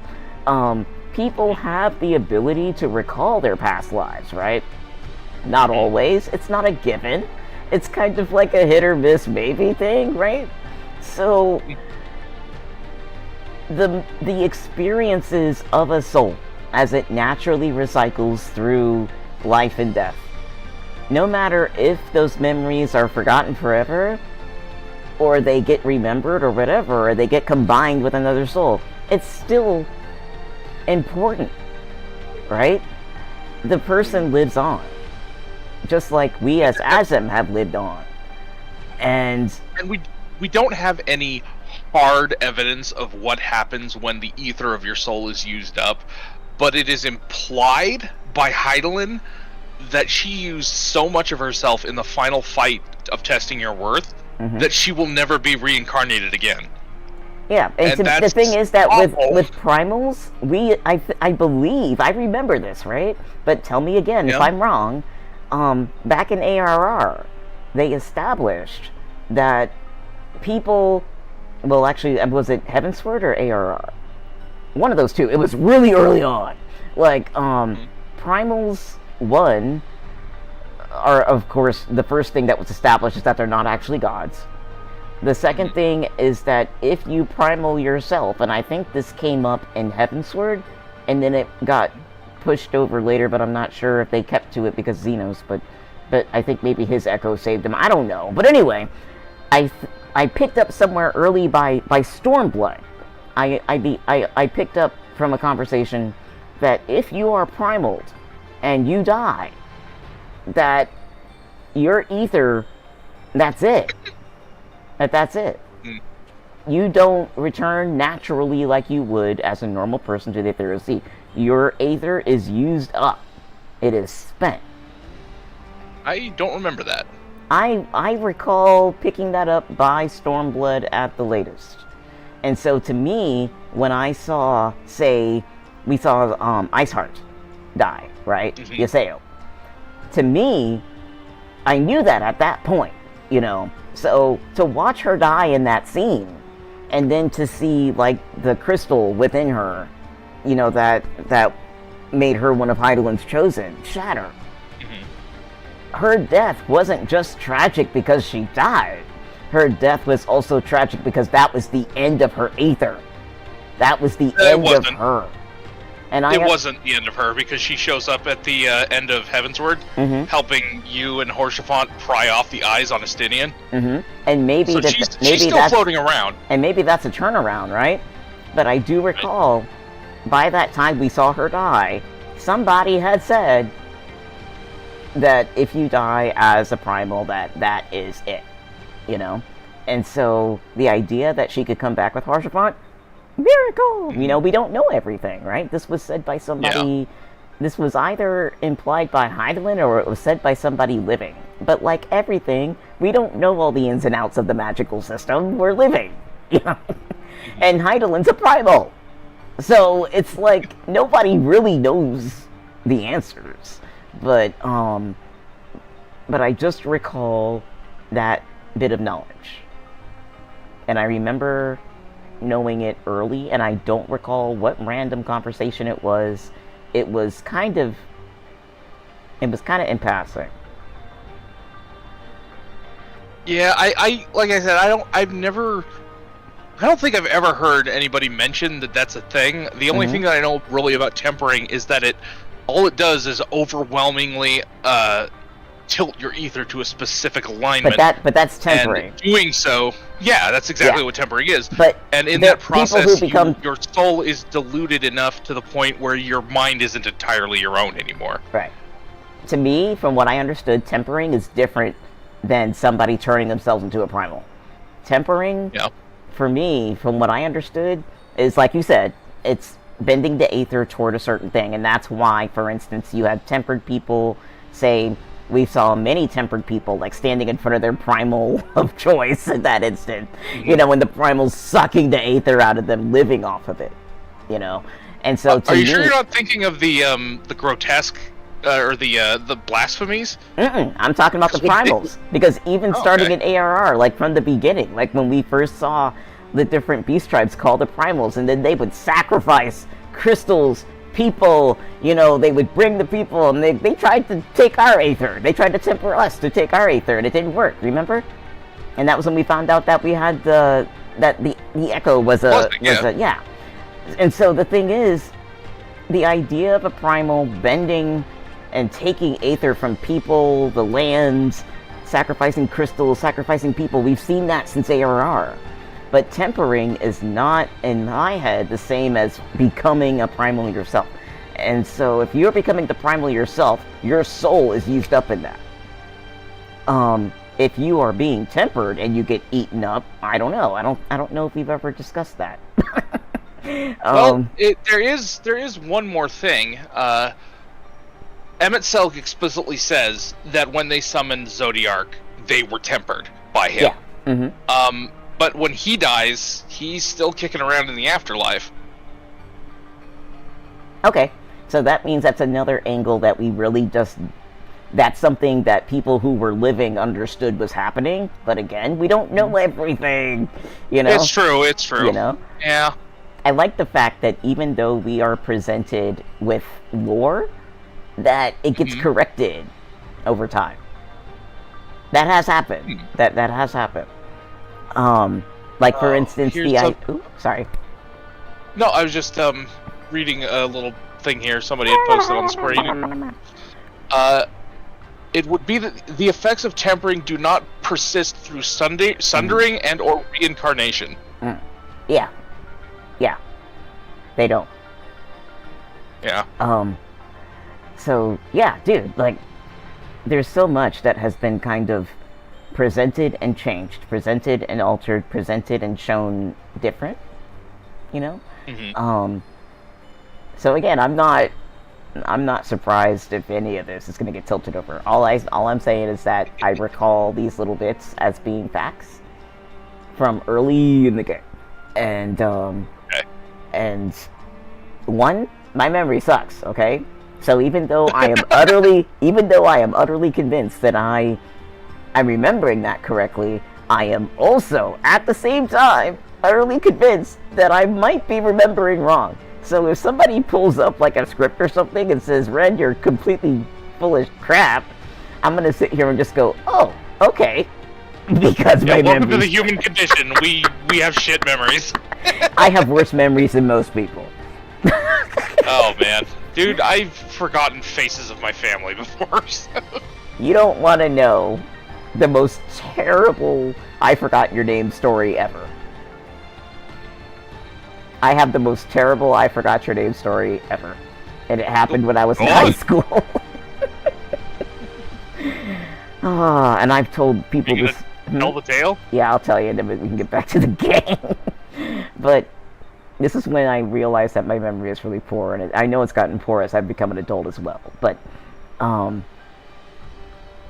so, when I was in junior high, I had very few friends. I had maybe 4 tops, right? I was extremely introverted, didn't know how to talk to people, still don't. There were 2 or 3 people that I spent every single day, both recesses with, because we had 2 recesses during the course of the day in junior high. So these were the only people I hung around. Okay? Like, I was in band, and there were other people, but these are the only people that I spoke to. I sought them out every day. Okay? Like, we were close. And then, it was time to go to high school, so we transferred off to high school. And I realized that I did not remember the name of one of those people that I spent the most time with. I only knew her on sight. I knew her voice. I knew her belongings. I knew everything else. I even knew some of the teachers she had. I did not, for the life of me, know if I had ever gotten her name. And so I tried to see if I could get other people she was friends with to tell me her name. To just drop the name, you know? Like, I'm not good at that, right? So I'm trying to get people to just say her name. And nobody would just say her name, right? I'm trying every little thing. It's like, hey, can you, like, oh gosh, like, I'm trying to make people aware that I know this person, but I just need them to drop the name. Nobody would. And so finally, after 6 months, nearly half the school year, we were getting ready to go away for fall break, or winter break. And I finally found her, because it was difficult to find people in high school, because we all had different class times, right? And I pulled her aside, and I was like, I'm so sorry. We've known each other for years, and I tried to get people to tell me your name. I don't remember your name. Please forgive me. Please tell me your name. I was looking at the ground. I was so embarrassed. I thought for sure she would just dump me on the spot, right? And yeah. And she looked at me, and she got this expression on her face. It was soft, but it was like, the hell? And she looks at me in my eyes, which is rare because I rarely could look people in the face. My eyes were on the ground all the time. She looks me in the eyes with defeat in itself, and she goes, my name is Pam. And I just about fell on my knees. I was like, thank you so much. I've been You have blessed me with knowledge this day. I've been trying to get your name for months. I tried looking at your my backpack. God. I tried looking at your notebook. I tried finding a book with your name in it. I tried hanging around. I couldn't get your name. Thank you. Do you hate me? She's like, no, it's okay, Ren. I'm like, God, I hate myself. And I never forgot her name again. Oh, Pam, wherever you are, I hope you're doing well. She's still very close. Me and those same two people are still very close. And she has good. She has been instrumental in many important decisions in my life. She is, and she figured some crap out about me before I knew it. So there was some stuff I had to tell her about myself after we became adults, just to kind of keep each other in the loop, right? And I thought for sure I had kept some stuff super secret. And again, I pulled her aside. Class reunion shit. We're like almost 30 years old, Like, Pam, I have to tell you something. It's really important. Da-da-da-da-da-da-da-da. And she gave me that same look. And she's like, Ren, I already know. and I'm like, what? How do you know? It's like, how long have we known each other? Like, how did you know? All she did was laugh and she walked away. We were walking back to our cars. I swear, everybody needs one person in their life like this. Pam, Good times. if ever you see this video, I know I've told Pam how many times I've told these stories. But again, Pam, you're amazing. Crap. Anyway. God bless you, Pam. Yes. Alright, let's catch up on chat so we can finish this off. Alright, starting with Twitch. Your Todd the Elder Taurus says, you're fine, I enjoy listening to y'all on these lore dives things. I'm an RPer, so I enjoy hearing other takes on the story/game/lore. It helps expand my thinking, and it's okay to be opinionated. I am too. And then says, I have lived in this apartment for like 4 to 5 years now. I've had my next door neighbor's number this entire time. I only got her name again 2 months ago. Let's see. Kamara says, when the story was like, well, they trade souls and use them like a commodity, but that's just their culture, and I was like, what? Right? That scene with the kid crying annoyed me. I think it could have led to a much more interesting convo with Wooklamot, where she said something like, sometimes I wish I could forget too. Instead it's just like, but remembering can be good too. So frustratingly binary. Living memory is just an archive of ChatGPT bots of your loved ones. Yes.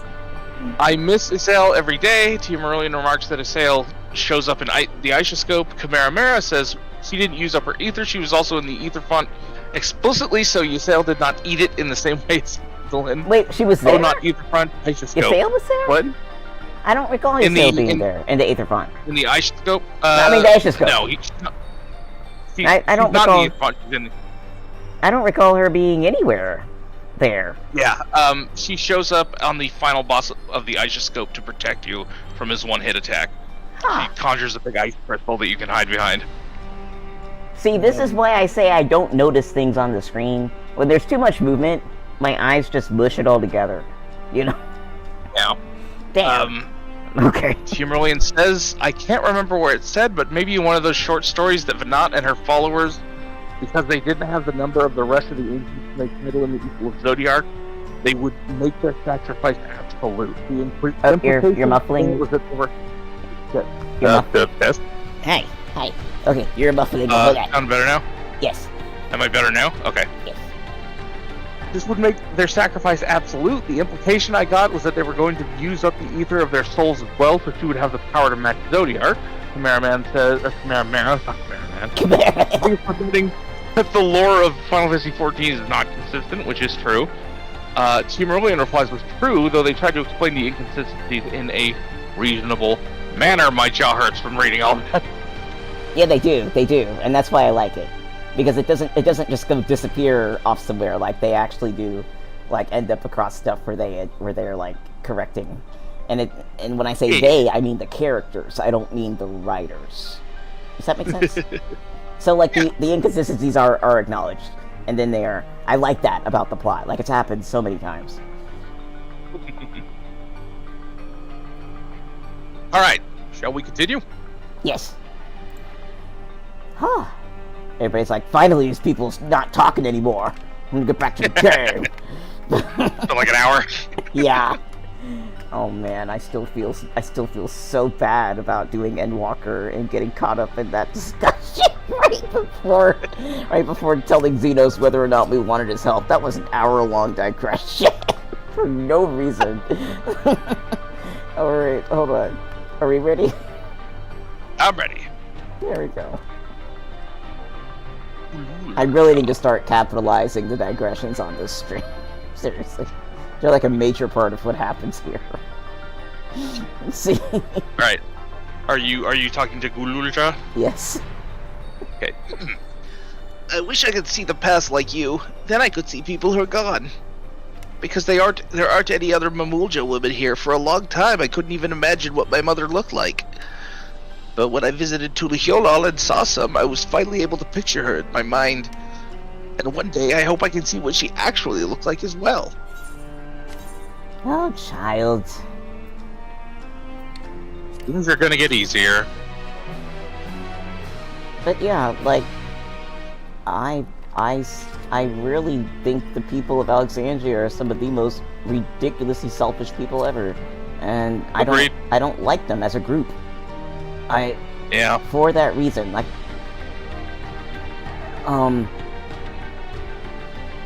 not that they're completely aware of why. Yeah. You know, but They're not innocent, but they're not guilty either. Because I mean, that system's been in place since before everyone was born. Right. You know, so they just never haven't known anything. I think part of me is like, these people need to understand what they're using, right? Yeah. We ourselves, like, from Eorzea, from everywhere else, but Alexandria, you know? It's like, I wish we could take them to the Ethereal Sea and be like, do you see, like, all these little dots floating around? Do you see what is here? You know, you are using what makes up your ability to even be alive, and you are using it for a one-off. And if you're wondering why anybody might be against it, it's because you're essentially taking away other people's abilities to be born ever again. Yeah. This isn't like you can plant a new soul and watch it grow for somebody to use one day. I mean, it's just gone. You know? I think that the thing that really pisses me off about it, one, there's two things. One is that they're using it for games, like the Arcadian. And two, that when they erase someone's memory of someone who's passed, They don't even I feel have like they essentially... It's like you're denying they ever lived. I feel like you're also erasing the growth that they were a part of in your life. Yeah. It's like, it's so selfish. They are erasing that person's impact on your life, everybody else's life. Like, let's pretend, you know, that somebody was like a tailor, you know, and they just made clothes for everybody, and everybody, you know, benefited from their presence. They were very happy. There's clothes, you know, just the stuff that they contributed to life and their town or whatever. And then they die, and then people forget they ever existed. They're still living with the results of that person's life, but they're not honoring that life in any way.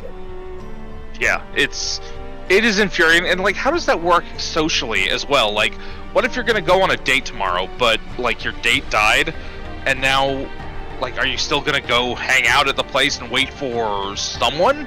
Yeah. Like, I guess you're not. You're gonna forget. You're gonna forget that you're supposed to go. It's like, or what if you're a father and, you know, your son dies and then you forget them, and then you walk into your room and wonder why this room in your house has so many Little League trophies and pictures of you with some kid. Right? Like, it's so existentially terrifying. It is. It's like, what's the point of living at that point? It's like you're just going to be forgotten, and you're going to be uploaded to some server that one day will go down, and you won't have a future in any way, shape, or form. You're going to be chomped on. So it's like the people who are alive just get to stay alive, and the people who die get erased, and people are happy? They consider themselves... I would be terrified. But they are. You know, we saw the person who had no more souls left, or had just one left, or something like that, and he was like begging Sphene, you know, to get more. And I'm just like, of course it's terrifying to face the idea you might die, but maybe you might want to treat your life a little bit more carefully.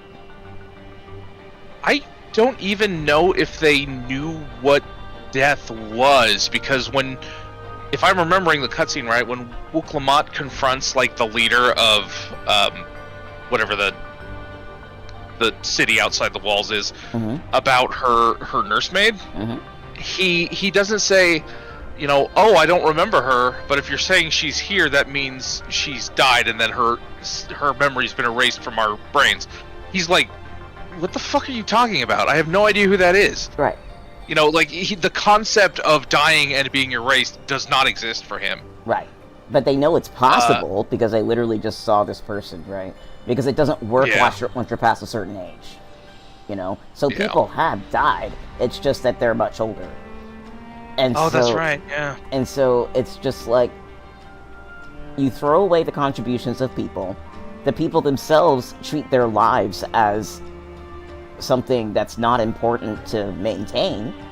And they become terrified if they run out, because these things are essentially money.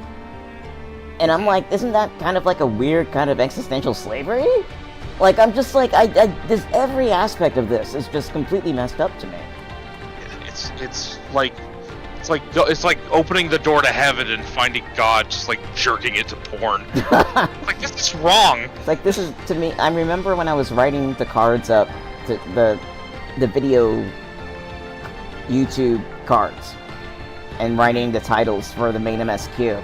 And I remember, I recall only now that I likened it to cannibalism. And I'm like, yeah, these people are like fish in a barrel that have been living in a barrel, and they have no food but each other, and they're just cannibalizing forever. Yeah. And it's disgusting. And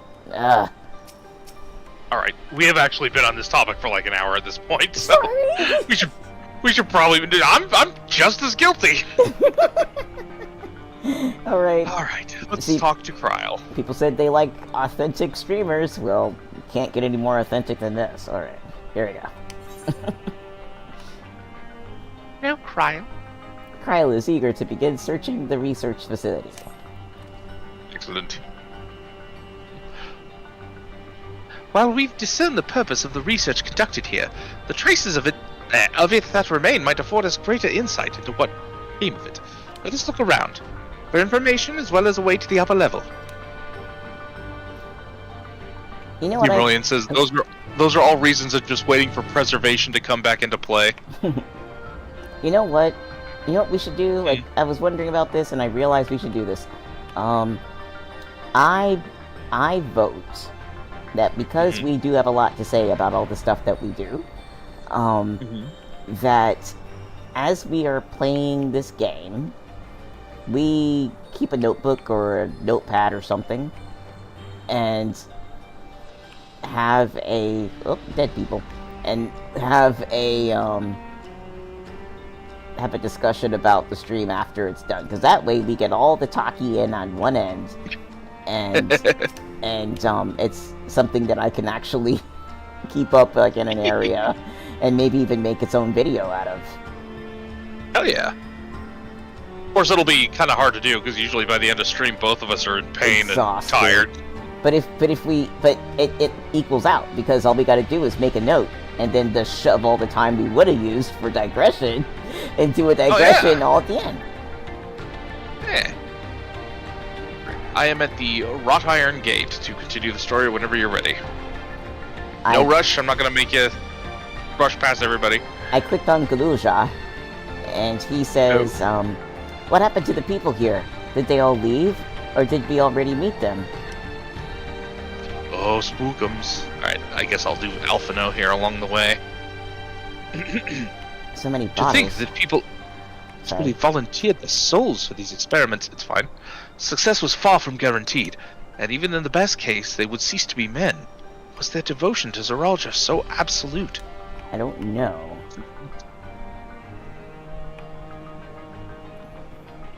I'm starting to see why people said this was kind of Resident Evil at this point.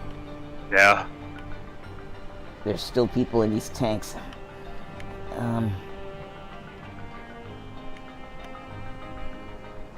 me talk to Alize. It won't open, and I don't think it'll yield to our shoulders either. We'll have to do it the old-fashioned way and find the key. Alright, I'm ready to click on the gate. Let's examine. Interactive. A lift can be seen behind the wrought iron gate. As sturdy as it appears, the gate will likely resist attempts to force it open.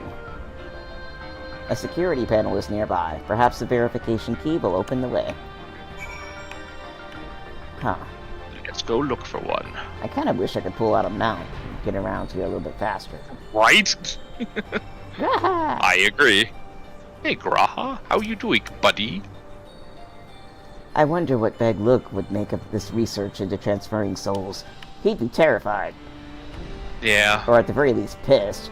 He wouldn't be happy at all.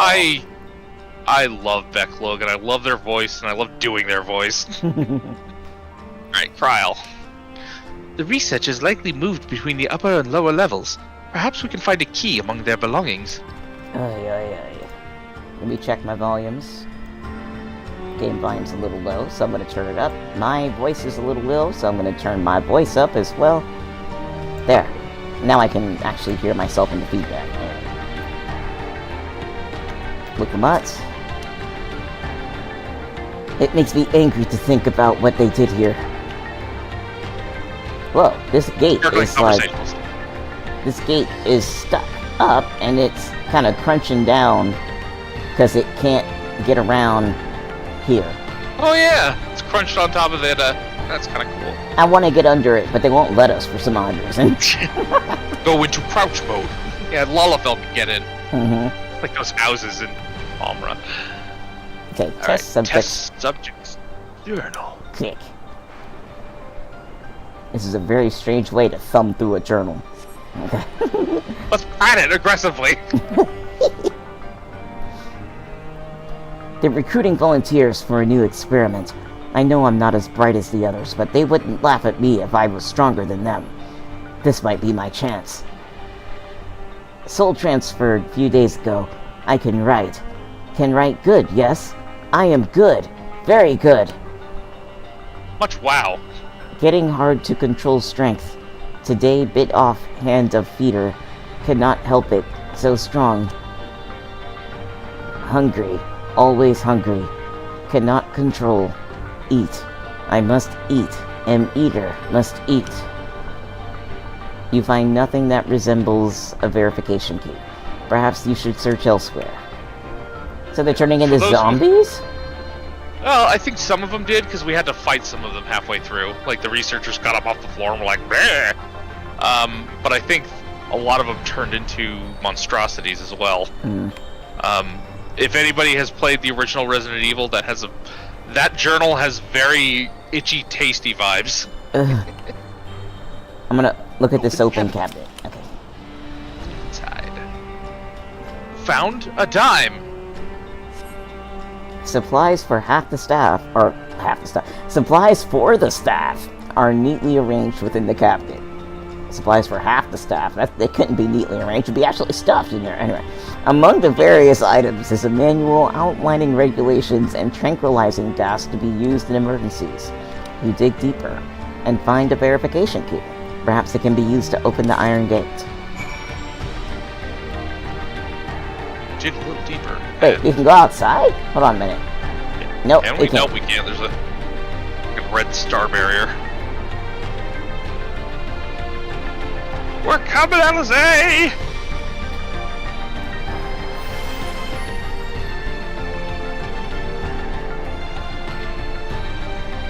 I always want to pick Graha's brain when it comes to anything technological. Yeah. Basically, you're slightly more magical Sid. Yep. Alright, security panel. Insert. You found the key? Great, I'll call the others.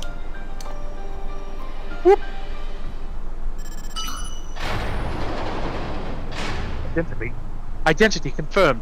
Welcome home, huge dong 69. What? Somebody had a weird handle. Oh wait, I gotta turn off the... yeah. Me too, yeah. It seems the key... oh, you're reading Alice, I'm sorry. Nope, you're Alice. Oh. It seems the key can be used to operate the lift as well. Up we go. I love this, the top down. It's just kind of like a spooky angle. It just cuts to them in the elevators playing really shitty music. Da-da-da-da-da-da-da-da.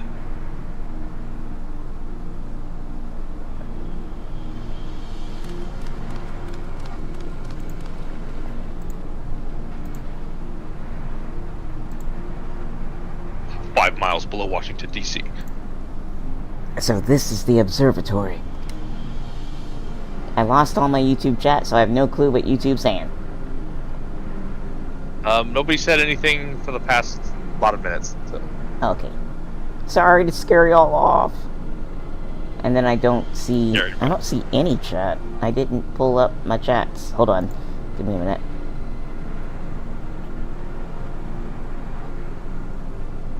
I'm gonna check.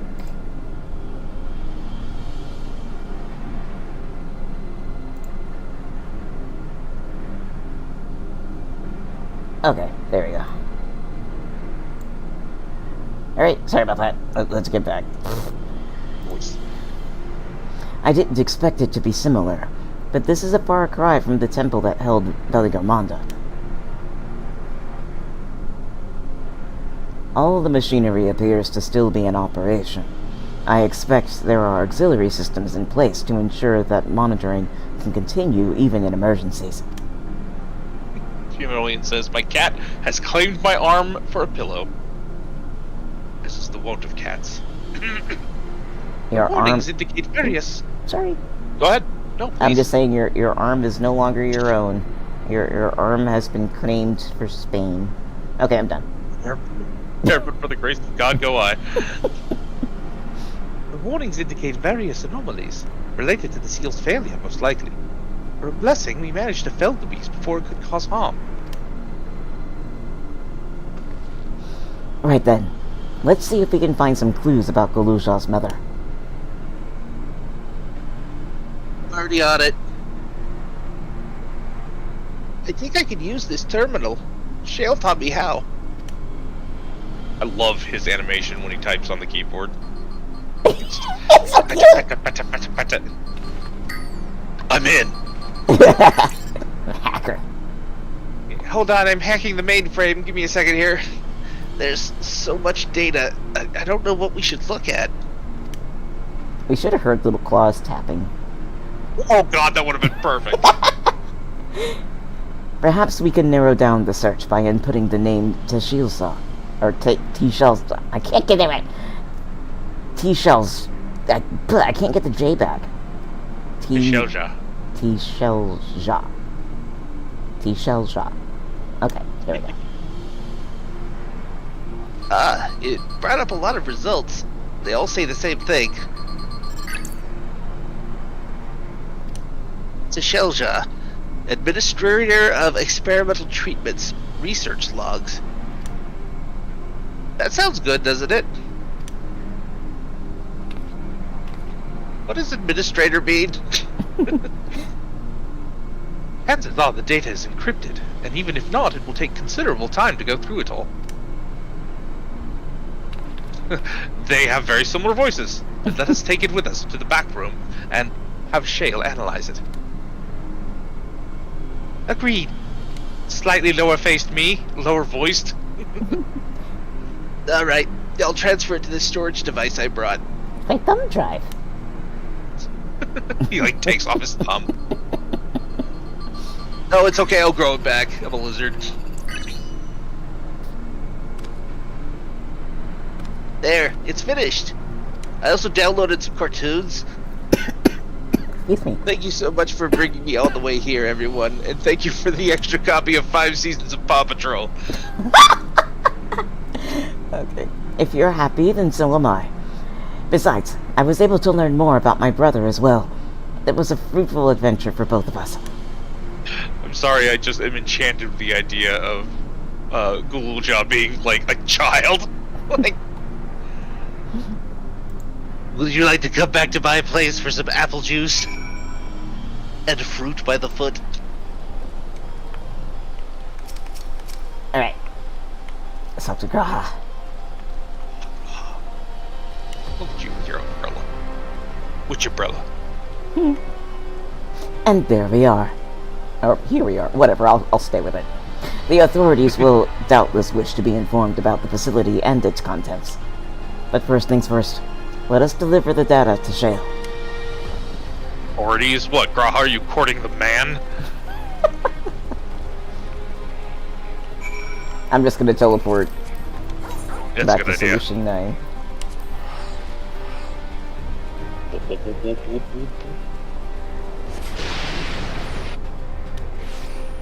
And now for Ethernet.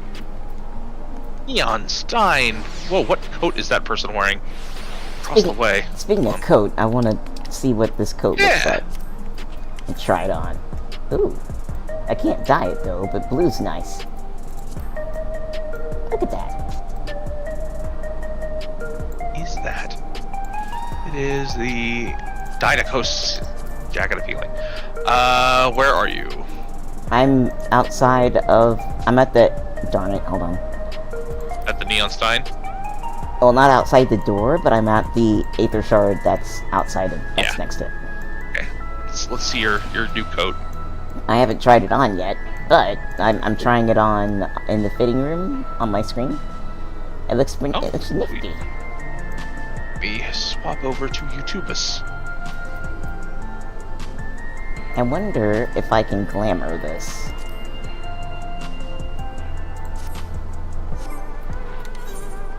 I should be able to. Oh. Cast Damn, that is glamour. good looking. It's a good looking coat.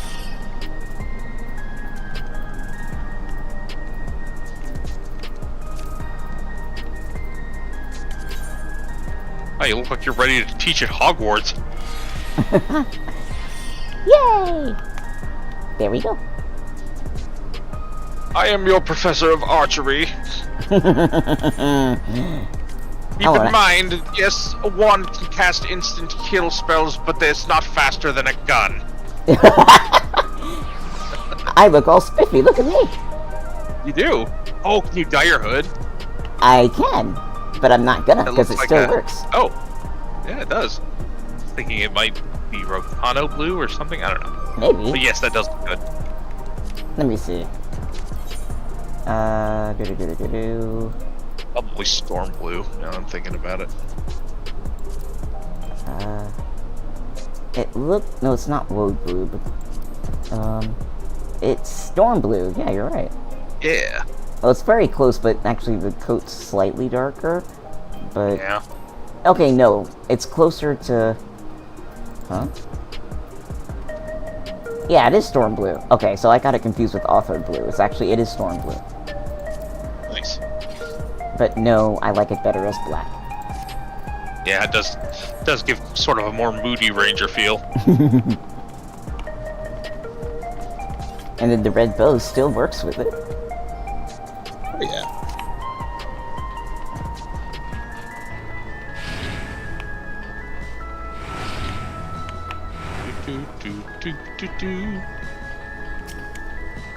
Yes, the bartender was named Melancholy after what her mother felt after naming her.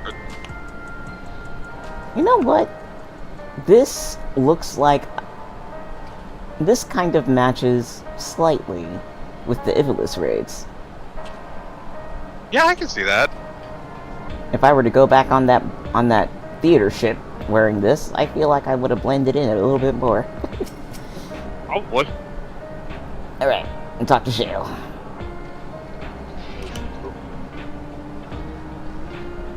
Welcome back. Zoraal Ja has already given me the storage device. There looks to be a wealth of data, all of which is encrypted, so I'll need time to process everything.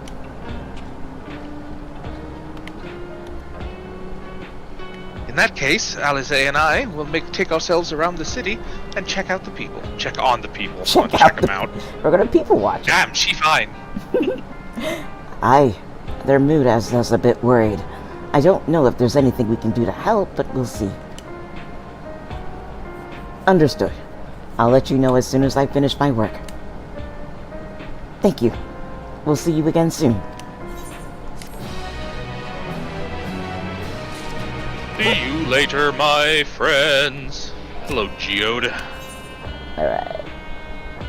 Geode's concern is writ plain upon his face. Alize isn't wrong. The mood out there is still grim. Some of the Turali remember a time before they were dependent on the Sol system, but even they're unsettled and wondering aloud if they'll have the chance to reunite with old friends and family before they pass on. Good reason, too. The journey home won't be an easy one for those who've grown old. That's why it's mostly been younger folk who've been leaving for Tural, ones with no elders to care for.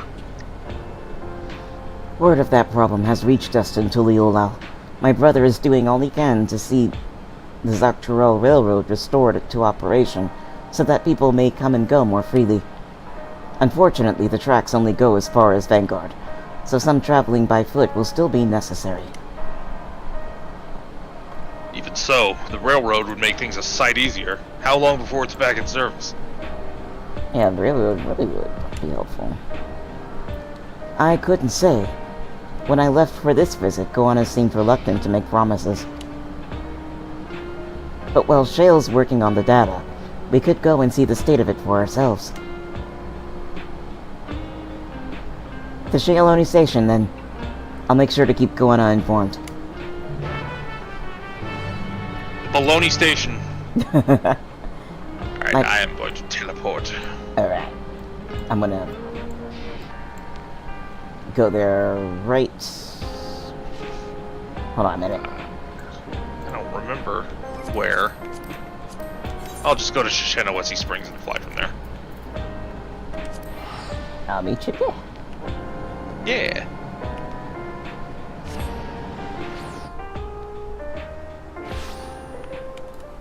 Dup. Whoa! Get on the bike. Get on a bike and ride. Oh, wait, over here. To the double doubles. Yeah. About to fly away, and it's right here in the bar. Oh yeah, this is the guy that's got like the Sam Elliott voice. Or I gave him a Sam Elliott voice. The train conductor.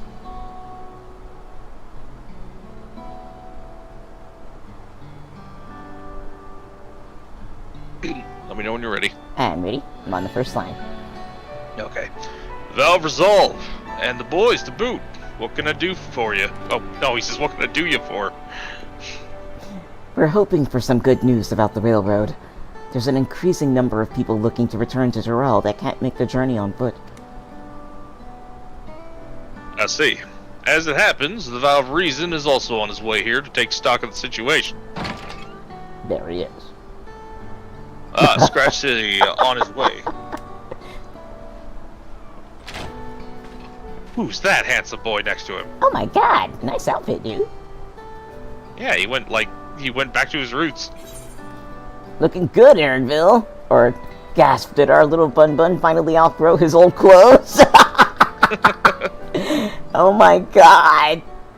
Both are good. Yeah, I went for the second one when I played through this. I don't wanna, I feel like I'd embarrass him, but that's kind of the point. Yeah.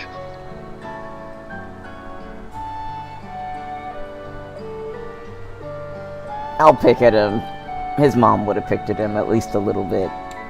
But he is looking good. I don't know which one to do. I'm honestly not sure. Oh, shit, I just clicked the second one. Well, here, you tell me what it says, and I'll go for the top one, okay? He says, stop that. As you well know, my previous attire was that of a gleaner, and I have chosen a different path. It was time for a change. Okay, and this is looking good, Aaronville.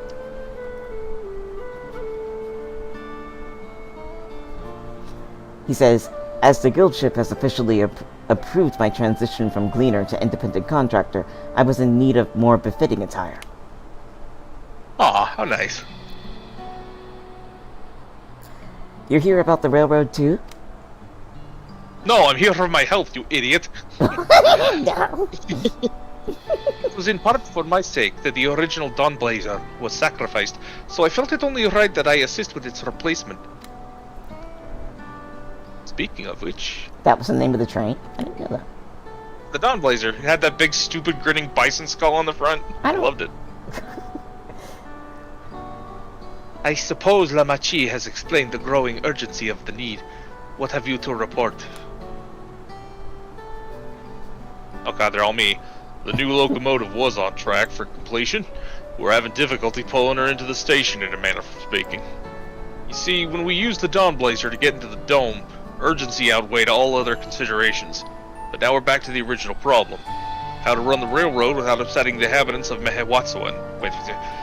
Mewatson. Mewahedson. That's what it is. It is the Ronik. Though the Hetzaro that follow them are none too pleased about the Hetzo being spooked by the noise of the locomotive either. The solution I have devised to quieten the railroad should address that complaint. But the silent train presents a different danger. The Ronik will need to be deterred from wandering across the tracks. And I suppose we can't just blow the whistle at them, or they'll panic and be off their grazing and be put off their grazing again. Sorry, that was so terrible. No, you're fine. Weren't the rail routes plotted to avoid the Ronik's preferred grazing areas, though? It's odd that they're getting so close in the first place. The Ronik's grazing patterns have shifted since the tracks were laid. I'm not certain why, but I intend to ask the people of Mehetswan for their insight. As a major proponent of the railroad, I have a duty to assist in this matter, and I too would hear of the Hetzaro have to say about it. They're the ones most affected, after all. Wow, those two have way too similar voices in my head. I believe it would be best to begin by consulting their leader, Hiwato. The rest of you can accompany us to the Hetzaro encampment if you like.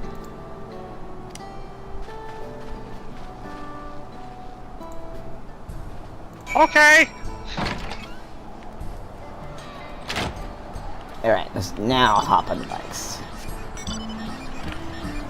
Up and away!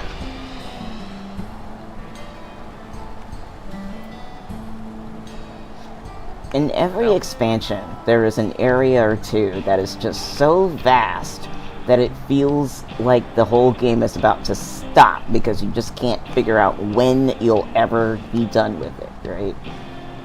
And this was that area for this expansion.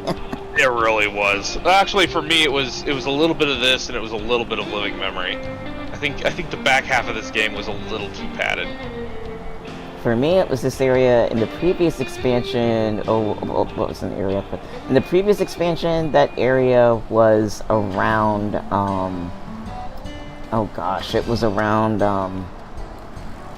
Flip. I don't remember names. Oh, the area in the underground bunker of hiding or where they're building the Ragnarok. No, like.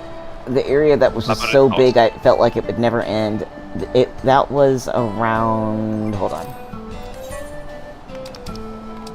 Fool? It was Thabner. And then. Oh wow, yeah. And then, like the area before that, in Stormblood, was the Azim Steppe. And then. No, it was Yangtze. Sorry. I was gonna say. It was Yangtze. Yangtze was mine. Yeah. And then in Heavensward, it was definitely the Western Highlands. Oh. And then after that, it was outside Idleshire. For me, the one that dragged on for me in Heavensward was Azislaw. Just felt like it didn't need to be there entirely. It definitely, for me, was kind of random, but I liked the way that the game just kept returning to it, you know, for side quests and stuff. but for me, Assislaw was a big drive forward. To me, Assislaw and the locks were similar in that it was the last push, and so all you're doing is just getting through it. You know, it's in one direction to go, and you're just pushing in that direction. You know. Hey, can we see the inside of your yurt? You want to be Yuweyawata? Oh, wait, hold on a minute.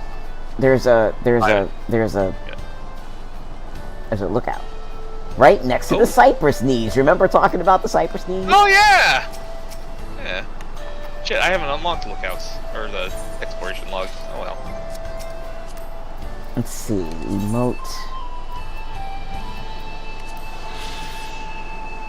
And yep, it's about the village. Mehewatsoan. This village is home to a family of Hetsaro who have taken the Ronik as their guiding animal. As the name implies, the land where the Hetso graze is a nomadic settlement. The tents struck and pitched over and over as they follow the seasonal migration of the Ronik. Nice. Full of cypress knees, don't trip. Okay.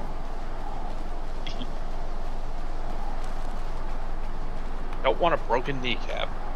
Or a broken face, for that matter. Those things are dangerous. Yeah. And tall grass, holy crap. Alright. Anyway. Oh yeah, fuck that. I'm clumsy enough already without walking through a field of cypress knees when I can't see. Alright, let me talk to Hawato.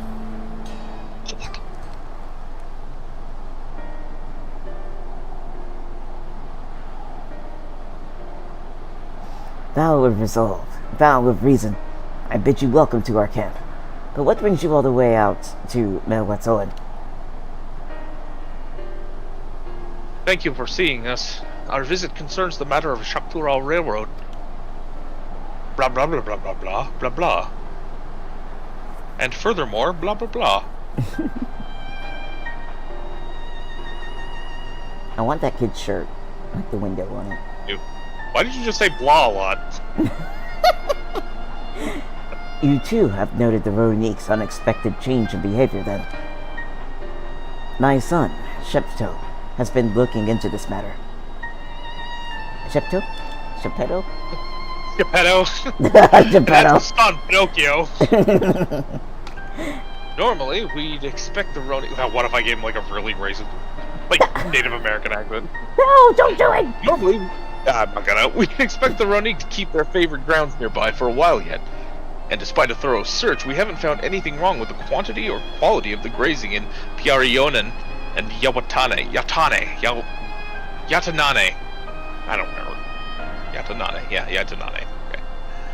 Yet they refuse to keep to where they usually would, instead pushing westward towards your railroad.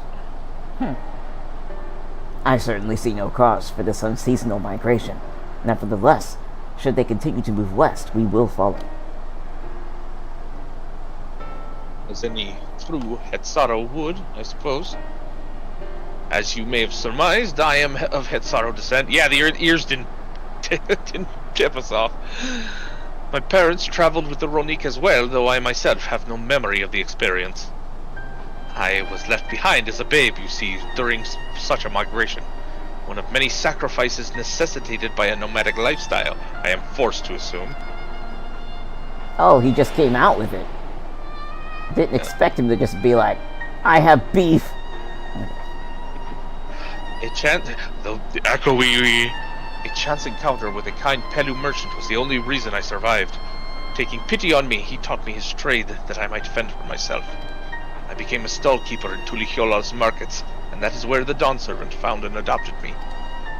I had already been in the palace some time when Lamachi came to join us. Why are you talking about this right now, though, Kona? Oh, I think this is the flashback to when he was talking to you by the falls, like when they were searching for, like, Wuklamad had been kidnapped. Oh yeah, that's right. But I'm still wondering why he's bringing this up to the chief. But anyway. I think he's kind of pissy about. Yeah, he's definitely pissy. Being abandoned. Like me, she had been cast aside by her parents. I knew the pain of solitude, wanted to spare her that suffering. As this tiny child's new brother, I swore to always be there for her.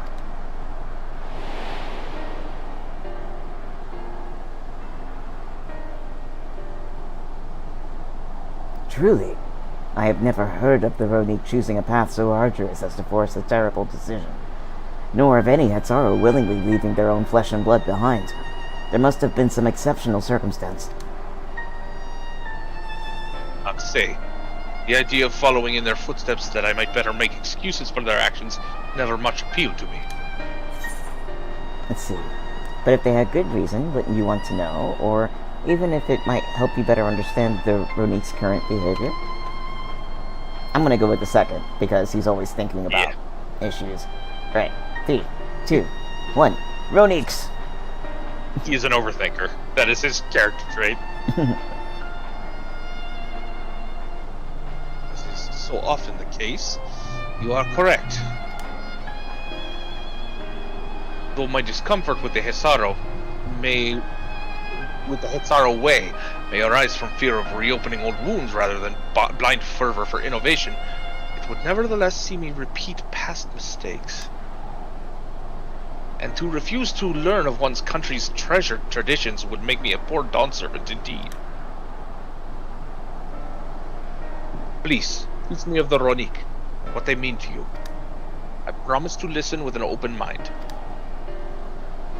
We would be delighted. In the meantime, your companions are welcome to look around.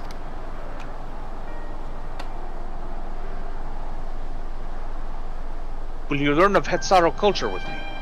I would like to approach this with a fervent curiosity that you and my sister share, but it would be useful to know whether I am, doing it correctly. What? You're acting like you're not curious. Whatever. Then it's settled. You'll learn more of the Ronik, and we'll have a look around the plains. And perhaps, in the process, we'll find the answers we seek. Hey, that rhymed, kind of. It does. Nice hammer pants, Aaronville. Are you too legit to quit? Alright, talk to Like Geppetto. you go to put a hand on his backpack, he's like, "Can't touch this!" Sorry! That was great! Anyway. Yeah, okay, Geppetto. The quickest way to learn about our way of life is to do as we do. I hope you're not above manual labor. I am not the most experienced, I'm ashamed to admit, but I shall put forth every effort. That's all we ask. Take these tools, shove them up your butt, and get the fuck off our land. What? Now, introduce yourself to anyone who looks busy and ask if you can help. I'll be happy to teach you what to do in exchange for another pair of hands to do it. And right then, that little kitty ran up and did a fist punch at your feet. Someone kick your ass and make my dad fucking do menial labor. Let us meet back here later to share what we've learned. I'm slowly starting to turn Goanna into Ricardo Montalban. Con! Let's see. Fantasy Island. I sense busy people. Oh, hi, person. I sense a carbuncle. Oh, they're here. Troubled Hetzaru.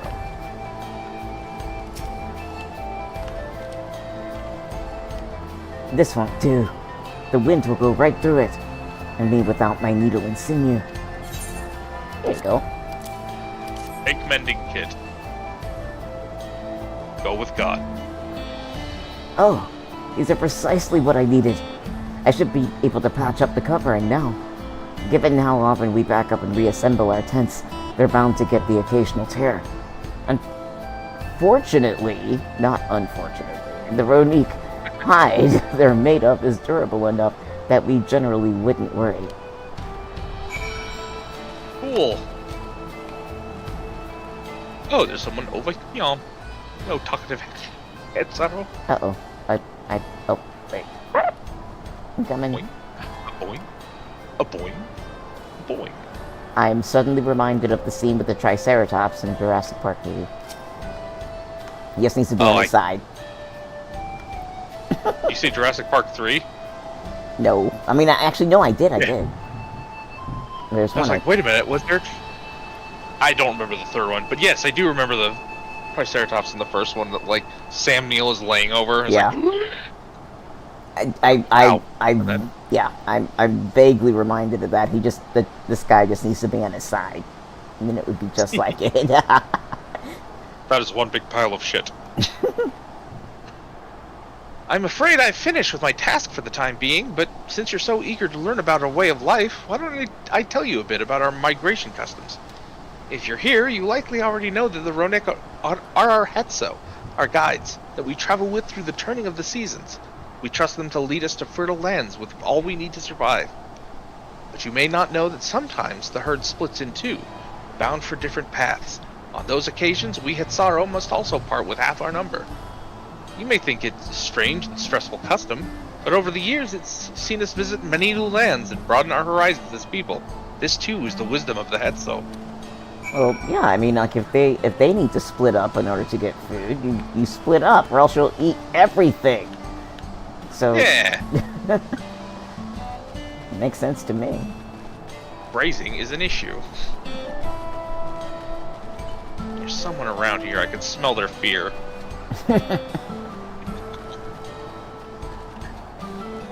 Oh, goodness. Tired? A little bit. Playful Hetsaro. You're learning about the Hetsaro way of life, are you? I may have a thing or two to share, but rather than talking your ear off, let me test your powers of deduction. I find answers much easier to recall later if I arrived at them myself. Ahem. Our Hetso provide us with something that we use in medicines, poultices, and soap to drive away pests and to sustain our fires. What is it? I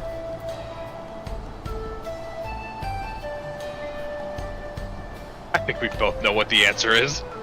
Is it dung again? 1, 2, 3, poop! Lick. Poop! It sounds like there's a story there, but that is indeed the correct answer. We've discovered myriad uses for our unique chips over time, each a boon to our way of life. Where there is a need, our Hetso always provide. That's a cute name. Hetso chips. Yeah. Because they're so full of fiber. Oh my god. It's like for the longest time in World of Warcraft, every expansion had at least one quest where you have to go around picking up poop. They did that in Endwalker. Picked up poop at least once or twice in the last 2 expansions. I need you to pick up hot steaming cow pies with your bare hands. Is this the ruffled Ronique? As you stroke the Ronique's coat, you note that many portions are shaggy and tangled. This one's fur is a bit overgrown, but a good brushing should thin it out. Would you like to give it a try? You'll need the right tool for the job, mind you. A comb of the type you're used to would just get lost in the tangle like it's not. Alright. Brush. Dirty brush. Ah, Geppetto found a... Oh, it's Shepetto is probably right. Sent a Ronique brush with you, did he? I'll like him. Now just run it through one little patch at a time. Gently. $6 million, remember? You dutifully brush the Ronique until your arms grow weary from the prolonged battle with its coat. It appears much tidier now, though the same cannot be said for your clothes, which have acquired a new coat of their own. Well done. With less excess fur, our friend here will be more comfortable in the afternoon heat, and less susceptible to illness. A combed coat also makes it easier for us to identify injuries should the need arise. Ah, he's a cutie. Yes, he is. Can I jump on you? No. Ah, you big guy, you big old bony nose. Okay. The big bony sassy man. It's a little fucking crew cut haircut going on up top. The old high and tight.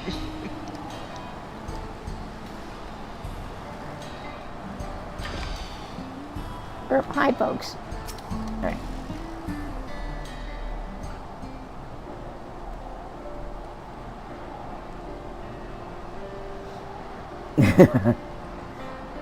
Ready? I am ready. You smell the grass and the wind. Which is a good thing, I promise. You could nearly be mistaken for one of us, or at least an adventurous Shatona. I have to wonder how Valkona is getting on. I assumed he would be reluctant to get his hands dirty, but it seems his wish to understand us was sincere.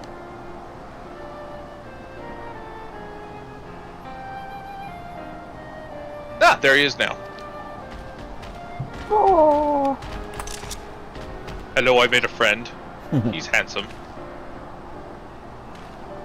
Oh, but the joyful emote. Yay. I love the joy wiggle, ear wiggle. Apologies for my tardiness. I was asked with grazing the Ronik and ended up rather far afield. I found myself wandering hither and thither at my companion's inclination. To force us back to the trail seemed inappropriate. But how was your own work? Have you found anything to share?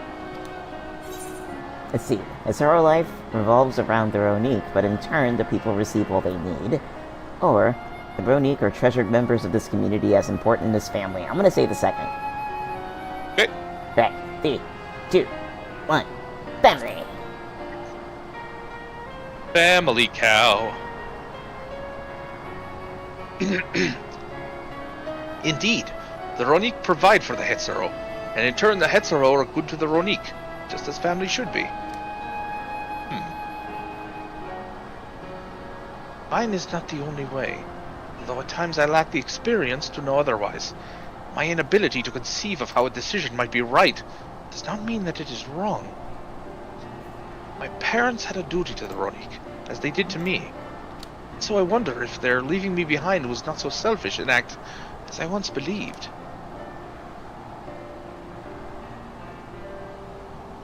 I have no way to know, of course, and regardless, this has no bearing on our present concerns. We are here in service to the people of Tural, after all. Nevertheless, I thank you for helping me find deeper meaning in what we've done today. And I will endeavor to remain curious, especially where the Hitso are concerned. Fine. Glad to hear that, Valkona. You're welcome among our herd anytime. Alright, let's get food. Nah, I have way too much food. Let me get honey. Shut up and give me all the gold. Alright, one more quest. Was this the last quest of the... Let me look. I think so. Let me look at my list. Yes, it is. Rat Owl. Alright. Good thing too, I'm fading fast. Gon appears loath to part from his Ronin companion. Aw. I named him George. He's my friend.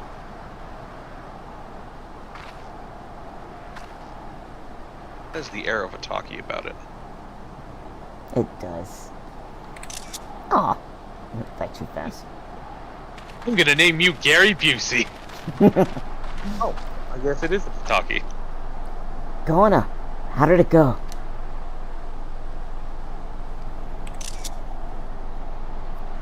Hold on a I minute. believe I... Oh, yep. There you go. Okay. Sorry. I believe I finally understand the significance of the Hetzo. They nourish the Hetzaro as they grow, and provide warmth and companionship in a harsh and unpredictable world. They are the equal of any man, not beasts to be tamed. Moreover, Ronik are sensitive. Though we may treat their injuries or brush their coats to keep them hale, they must ever be free to follow their instincts and seek lands where they might thrive. The Hetzaro would never cage them, and neither should we. To control their migratory patterns or capture those who wander too close to the tracks is out of the question. Then it is particularly important to advance our original line of inquiry. Fortunately, we are able to visit the Ronik's once favored grazing grounds. As we were told, the grass looks fine, but the place is too quiet. It's not just the Ronik. Even the birds and field mice have fled. We did encounter one pack of... oh gosh. Ceratoraptors, but they look to be passing through in a hurry. We also saw some Compsognathus. Typically, that sort of behavior in the fauna would be associated with natural disasters. Earthquakes, landslides, and the like.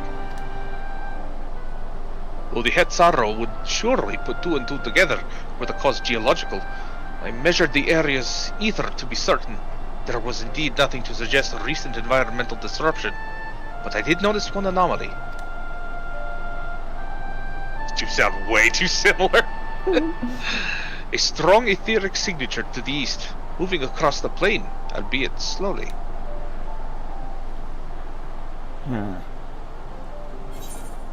That seems my mill. Let's see, a large animal perhaps? No, there's no way to tell. I'm gonna say, what do you think, Kona? How's that? Yeah. Right. 3, 2, 1, click.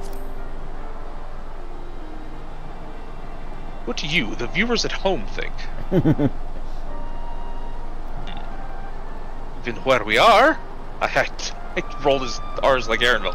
Even where we are, I believe we are dealing with a powerful beast. A predator, perhaps, given the local fauna's behavior.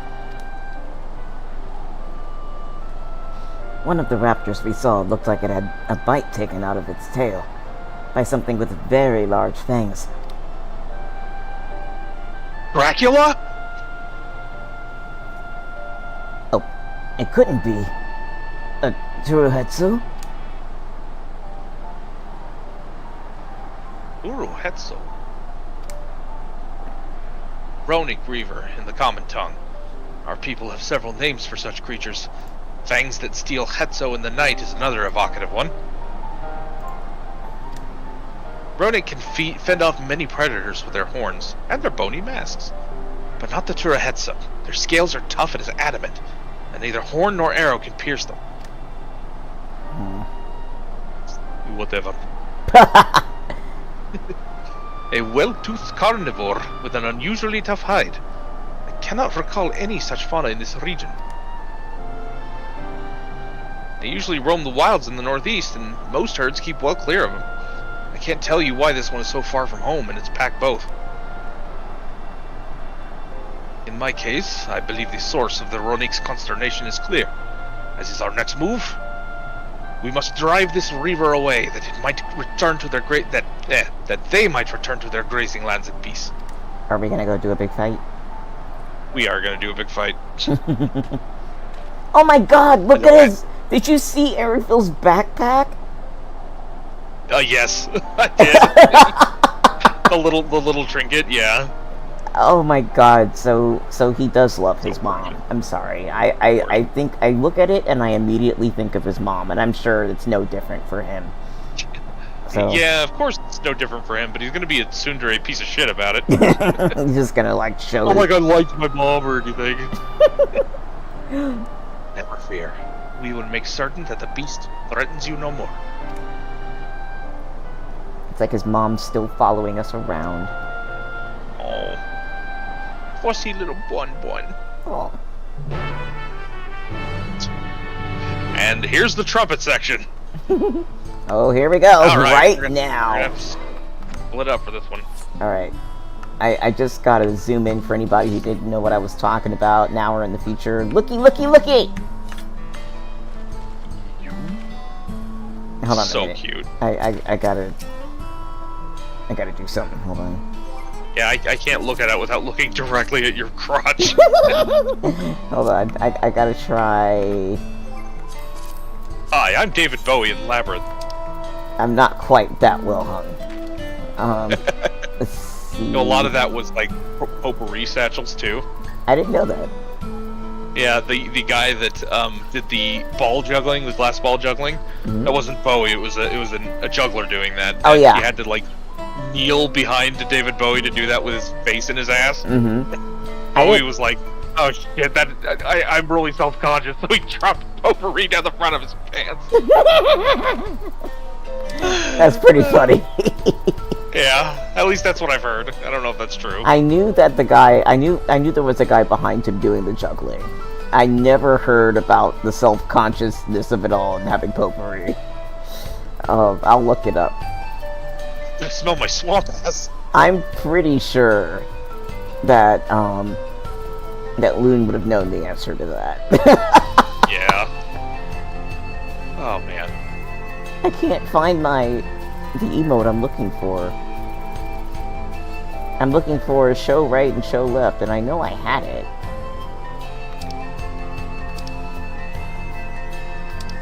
Ah, here it is. Okay. Show left. Ta-da! Behold, Aaronville's bunny butt. Oh, also this thing, I guess. I gotta turn off my panda because, there you go. Ta-da! Ta-da!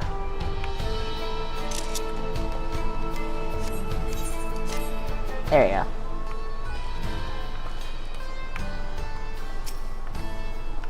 Okay, you ready? Yep. Alright.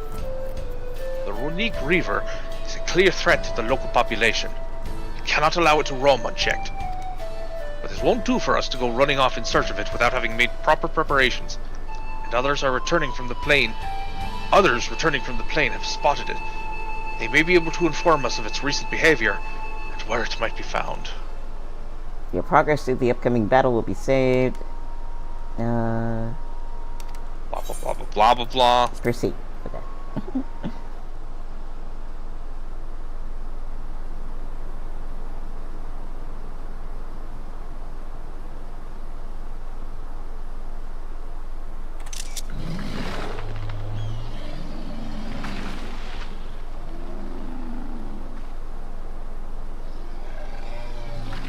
I like how some of them have, like, tails. Help! Help! Like, on their tails, like costume tails. Ododa Hetsu is coming this way!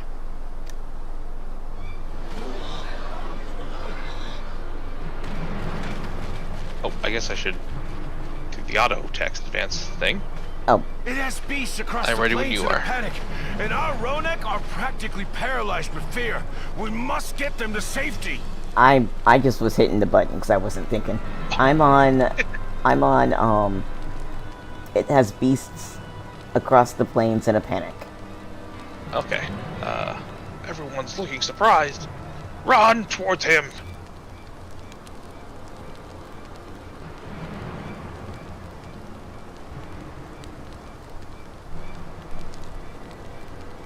Let me know when you're there. I am there. Alright. Now, auto advance. Ready? Yep. Right. 3, 2, 1, click.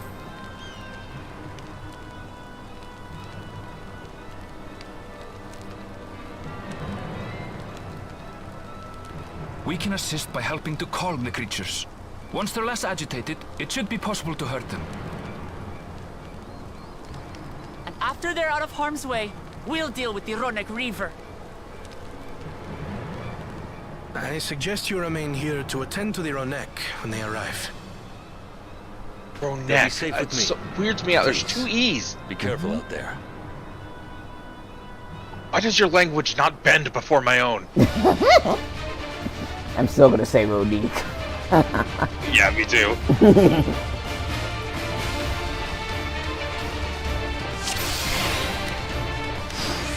Make haste! We must protect the Ronek!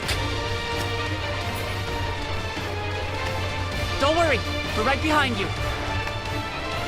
Let me run. Can I run? No, you have to stay here and listen to everyone talk first. Alright, there we go. It's only polite. Everybody around me Right. talking and I want to read what they're saying,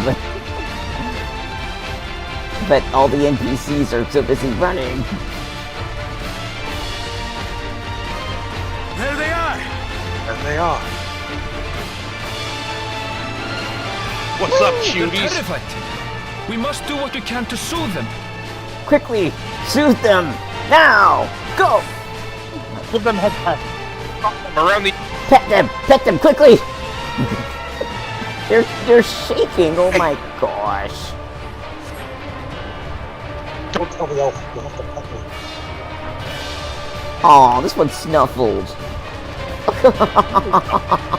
Bye, we're out of That here. herd should be alright.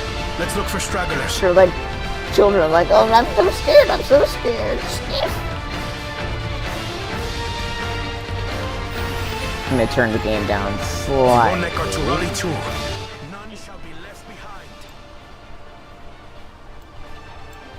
Oh, the hunters! Run! Fucking cheese it! It's the heat.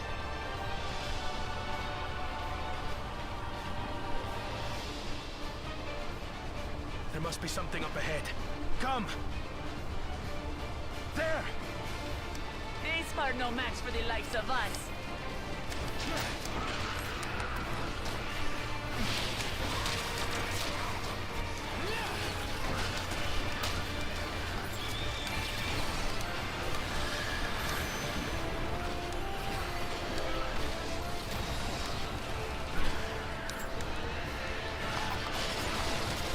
That's anything for you, bitch.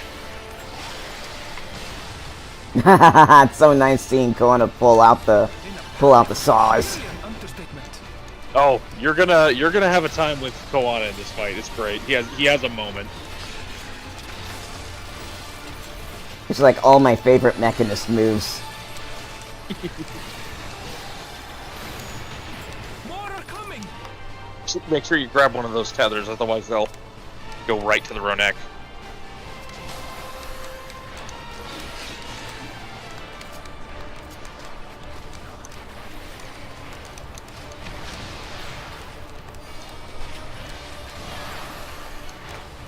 Oh, damn. Look, Lamont outdamaged me. Jesus. Bitch!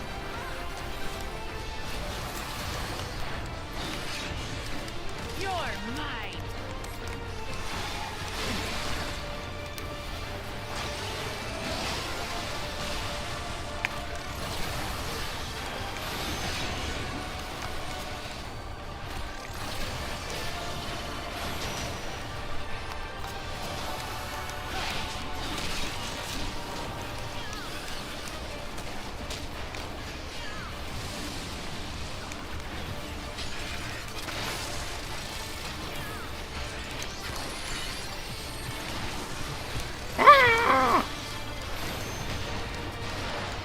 All or nothing then. Kona casts, fuck you! It's super effective!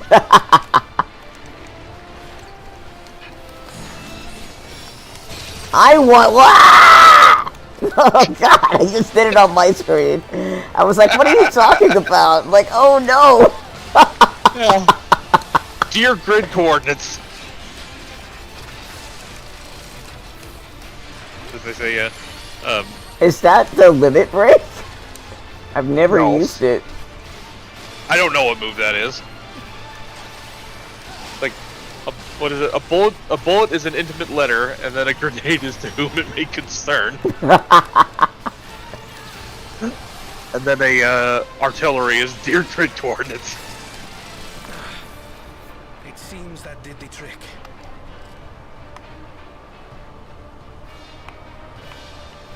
Go home, Moody. Hurry. Run! Run, adorable chonker!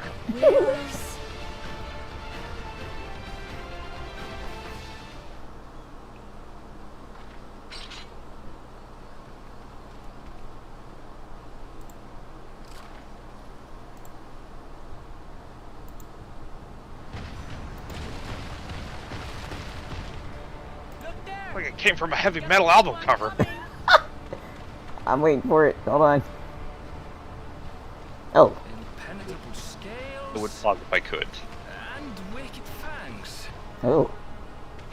That's a Ronak Reaver, and no mistake.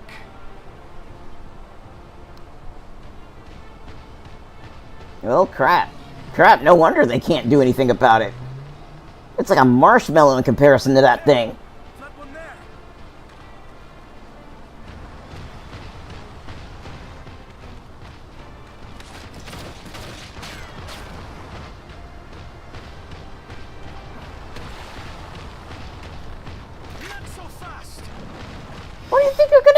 boy!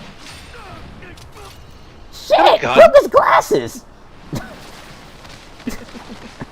What did you think was gonna happen? Well, the glasses are like the least of the problems, but that's...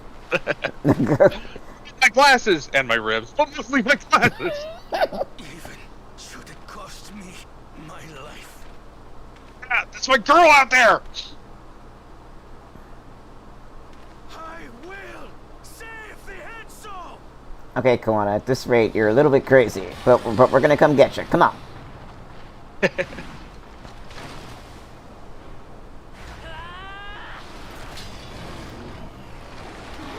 Cool, I wasn't doing much anyway. Come on.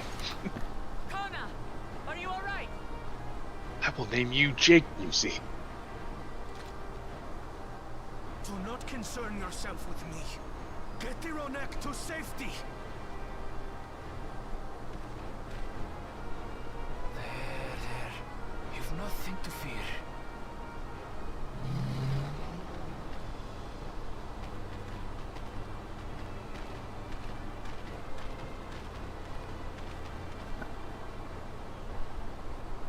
Right. Oh, cool. I'm at a place where I can actually stop. I made a vow to our people, you shall plague them no longer. I'm still in the middle of the action. I made a vow. Sorry. Oh, wait, I'm I'll right wait for behind you. You shall plague them no longer. Okay, so now I can... I stopped auto advance right after he said that. Should we do auto advance again now? Sure. Alright.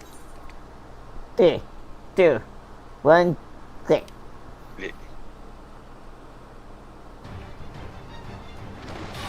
Thank you for letting me pose this long. You're welcome! Roar! Let's fight! Well, that ain't Barney the dinosaur! Alright. What reference is that? I don't get it. Reason is not without resolve. Kick his ass!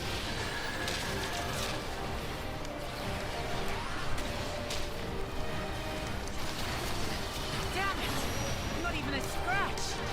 Damn.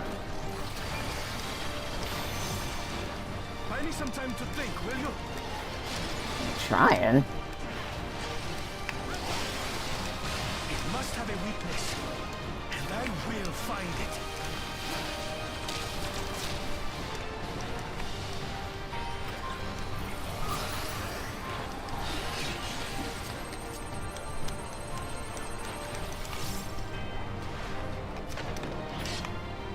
Keep it busy. I need time. Damn, where's all these other things I don't know because I'm not quite at that level of mechanist yet? Many legs. Missiles and lasers and buzzsaws, oh my!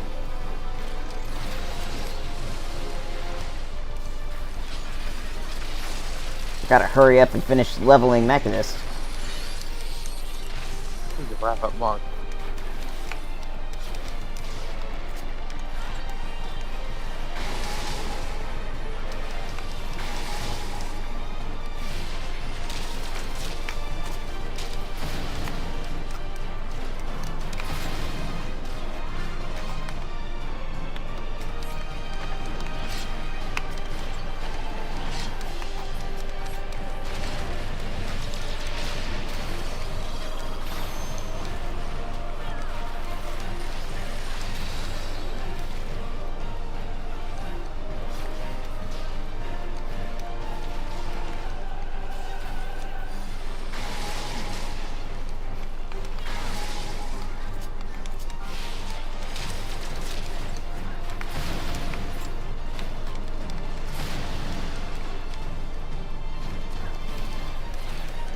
I didn't realize I wasn't aiming at the right thing, so my fight's gonna take a little longer than planned.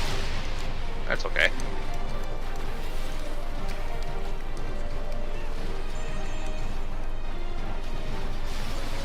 You have brilliant conviction.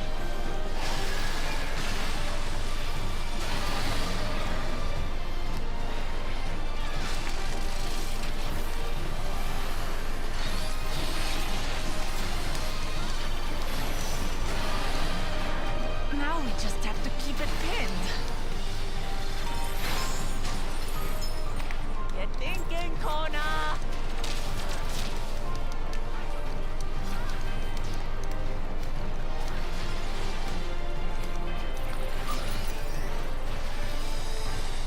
A protective current of ether. But whence does it flow?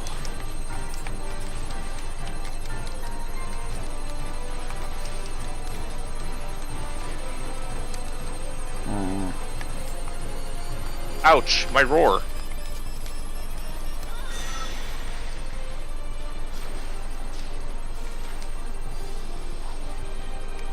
I've got it!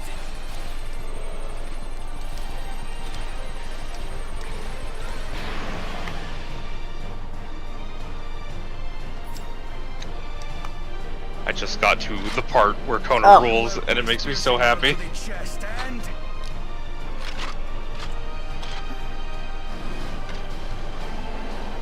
You're done for!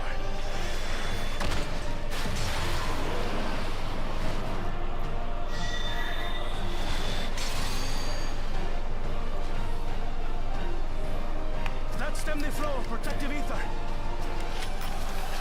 The animation there, when he got that one shot in, was fantastic. Yes, I love it. Makes him look like a complete badass. I love the way he straightens his glasses right before he fires, too. It's a cute little character moment that I really like. I like how he puts the bullet in his mouth to hold it. It's like See, I thought he was doing that too, but he's actually pushing his glasses up because I was looking for the bullet this time. I was really excited to see it. I just heard the sound. Oh yeah, like clacks into place. Oh man, I'm such a fan of this game in general. Yeah.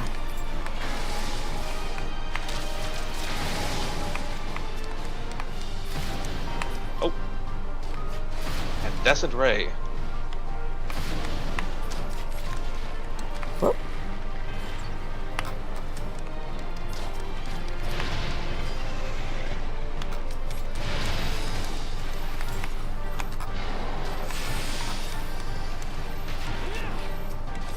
No, he's roaring.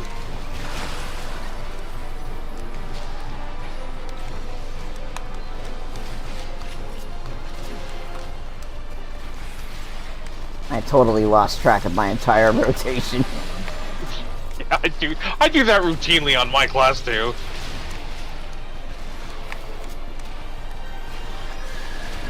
I mean, not my samurai, but on this class, hell yeah.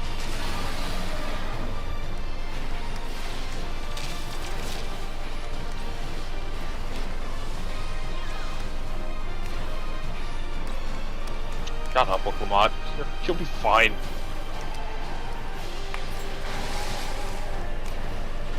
Beer before liquor, you'll be fine, you bloody great mimsy. Yep. I just gotta stop firing entirely. Grab robe.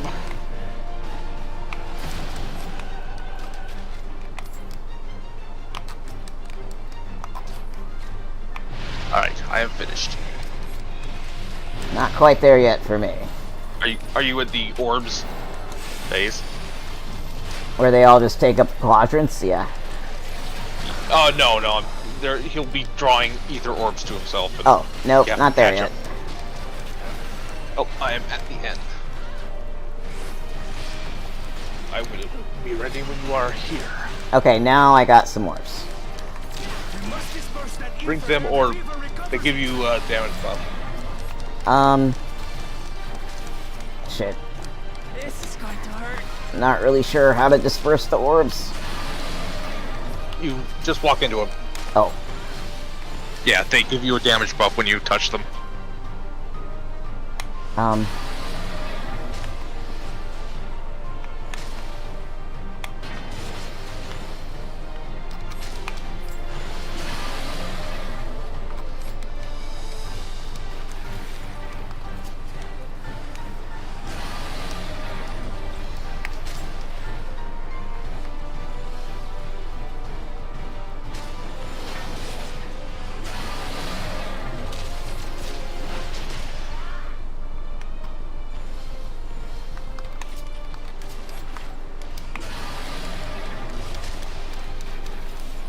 Oh, we did it. Suddenly. Nice. I'm not sure. Yeah, those, you get 6 stacks of that strength up bonus, everybody gets them.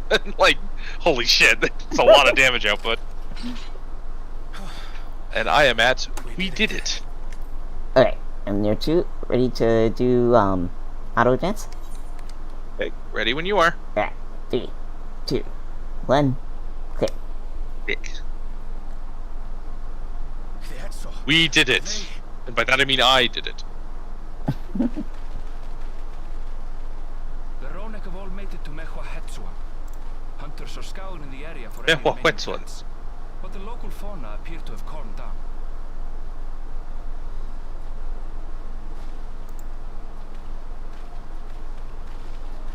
We cannot thank you enough for your timely aid. You, most of all, reason. We feared you would Nice shot, Tex. direct action, yet you didn't hesitate to put your life on the line for our Hetzo.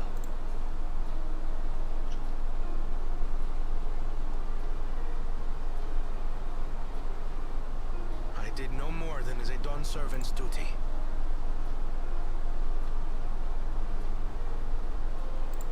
Take the fucking compliment. The ethereal conductivity of those scales is astounding. I dare say we could repurpose them to create a device that emits controlled pulses of ether. Ether resembling that of the predator the Ronek fear most. It might work. If we struck the right balance, we would have the means to deter the Ronek from approaching the railroad without causing them undue distress. Incredible! Kona, you've done it again. I must say, I was hoping I'd never have to see one of these again. Uh-oh. Still haven't forgotten the last one. It's been more than 20 years now. Oh. Well, yeah, they would come in I cycles. had come as a trader to the camp in Lozanihetta. A camp that was obliterated in an instant by that monster. Oh, look out, incoming story. Lozanihetta. That's where the Pelu trader found me as a babe. Please. I was babe. Can you tell me what you saw?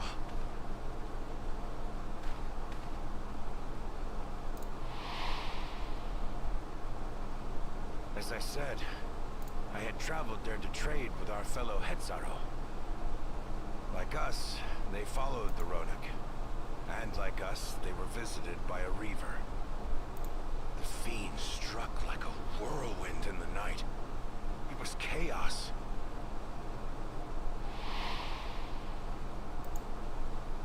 I grabbed some token belongings and bolted in a panic, thinking only of getting as far away as possible. But even in my panicked state, I could not help but notice the young couple racing the other way, toward the fell creature. Will distracted, I heard one cry. Save our son! Save the Hetzo! After that, nothing but the pounding of my heart and feet and Ronek thunder. I ran and ran. As the sun broke the horizon, I found myself separated from both man and beast.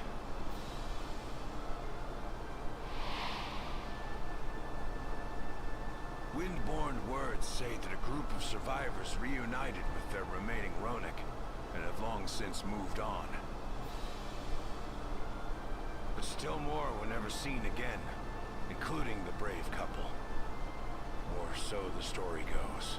Oh, man. Man, I should really put 2 and 2 together here. And what became of their child? I'm afraid I don't know.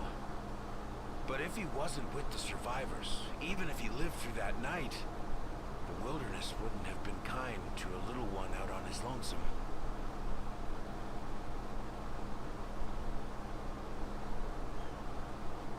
Maybe not. But perhaps a passing Pelu would. And one day, even the Dawn servant himself.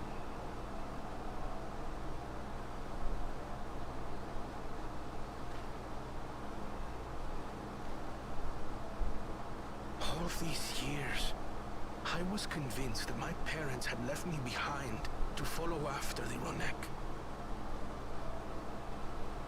But now I see, they didn't abandon me. They were trying to keep me safe.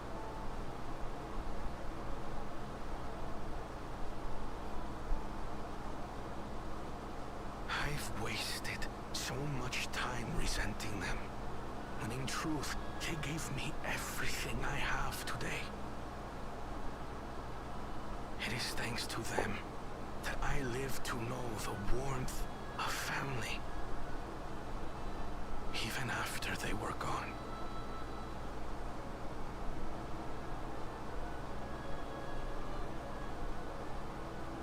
And now that I am Dawn's servant, all of Yuweyawata is my family. A family I will always protect, as my parents protected me.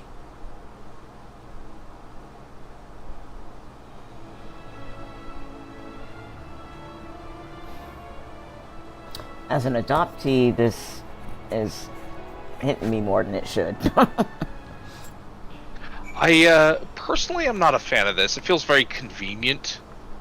And there's already so many characters with like loving family. I feel like either he should have been abandoned, or like knowingly, or he never found out. You know, that's kind of like, because your past doesn't define you. Kind of makes me feel like Arenvald got shafted on the story. Like his whole backstory is like his mom tried to kill him, and that's why he has to wear face paint to cover up the scar she gave him. I feel like there's room for all the stories, you know? Agreed, yeah. I will say, like, Dawntrail, like, as a whole experience, does lean more on the light, fluffy side. Not light, fluffy as in a story to throw away, no. But light, fluffy as in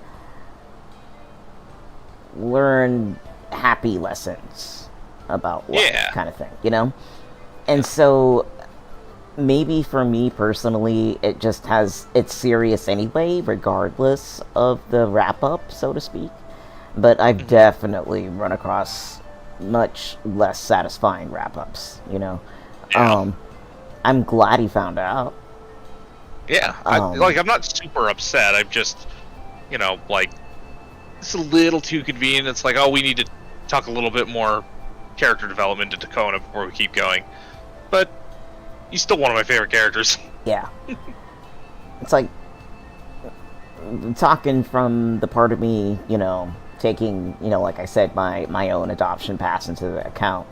I was adopted as an infant. I have absolutely no memory of anything, and what little account I do know is just very vaguely non-identifying typed up account by my mom only. And so there's no mention of my dad. I can only assume that it's a situation in which, unwanted pregnancy, nobody's in a position to deal with it, the dad doesn't want to deal with it, the mother does what they can,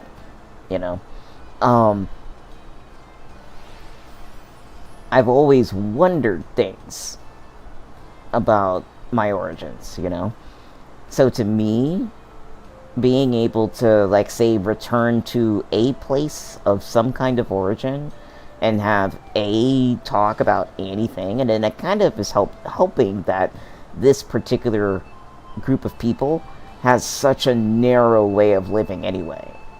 It's not like they're scattered across many, many different tribes moving around. Like, it's this one, maybe a couple of others, but ultimately it's a small community doing a very narrow set of actions, Yeah. So that helps in the narrowness. But ultimately, I'm just happy because what he was thinking was going to be a very negative story, which he had already made up in his head, latched onto all this time, and actually driven quite a bit of how he treats everything, you know? And so, even to be able to say, you know what, I was absolutely flipping wrong, and he did waste a lot of time, you know, that hurts enough to be able to look honestly at yourself and be like, damn, I wasted so much time, you know? That's a heavy acknowledgement, even though it was just said in a sentence, you know? That's true. That flips your whole life upside down, and it can definitely leave you banging your head on a pillow for the rest of your life every single night. That's the weight of that sentence, you know? The fact that the way they wrote the script right here, leaving him to just at least outwardly settle it with a big breath in, you know, and and then just kind of explain it all. If you're not going to chalk it up to, say, shallow story writing, then again, as an adoptee, and the fact that I love this character, I'm just going to say I'm chalking it up to his strength of will. The fact that since he is a very scientific brain and he does like to solve problems, he saw the issue within his own attitude once he discovered this crap, and he was able to say, okay, now what? I'm actually happy. You know? It doesn't change the gravity of the issue, but I'm just happy for him.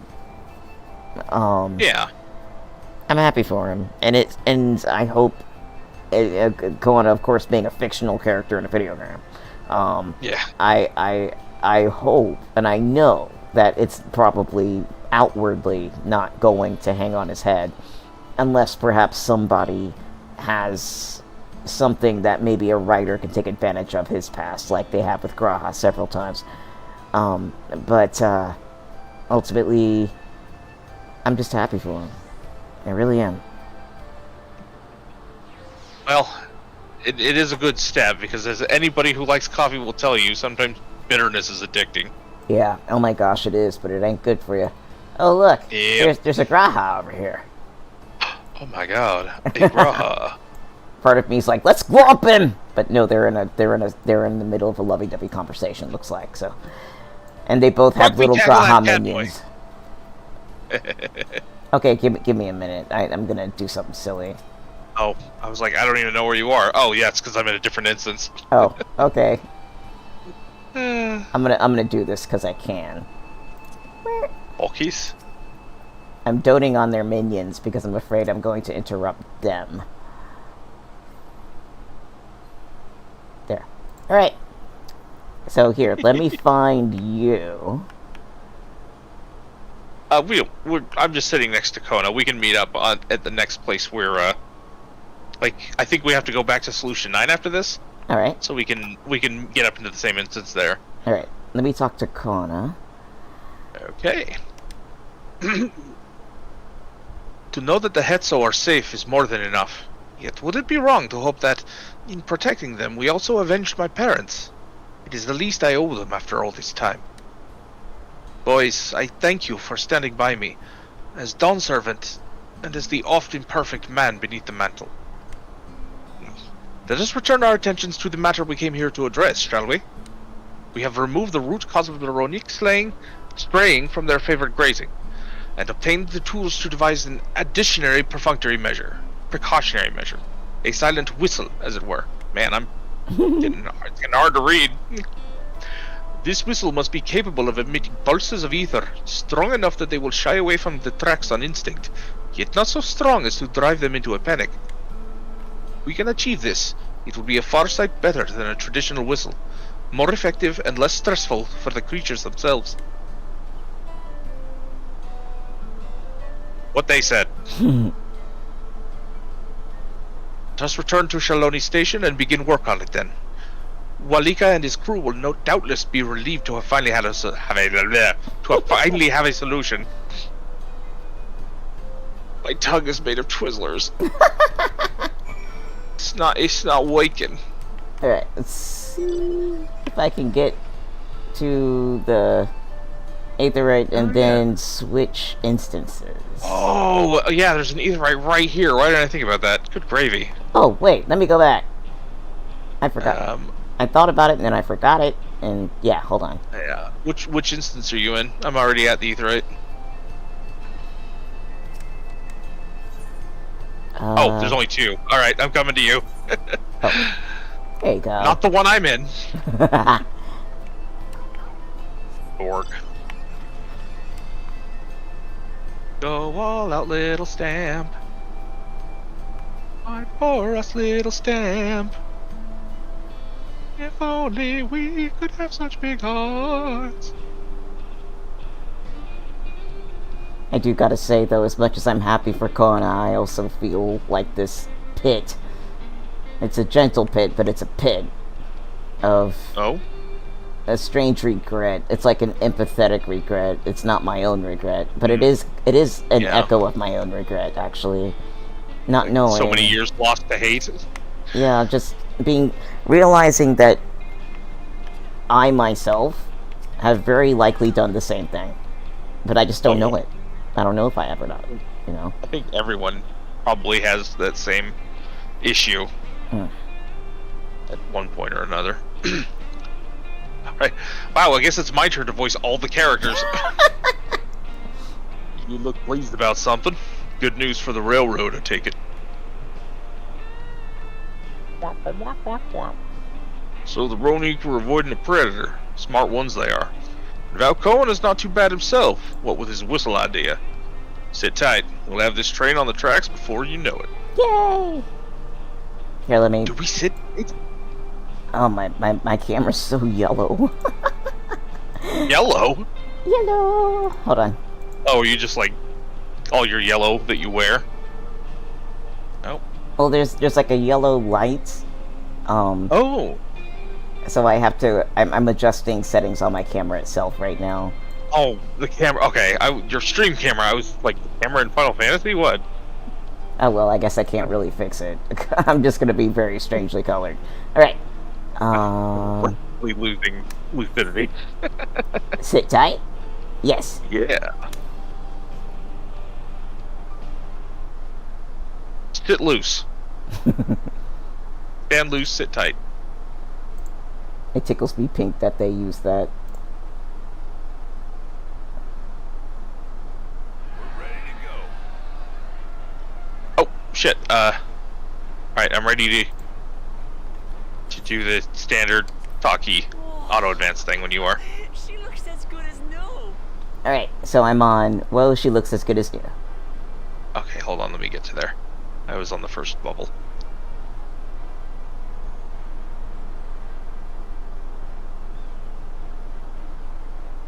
Alright, ready. Alright, 3, 2, 1, clear. Noise.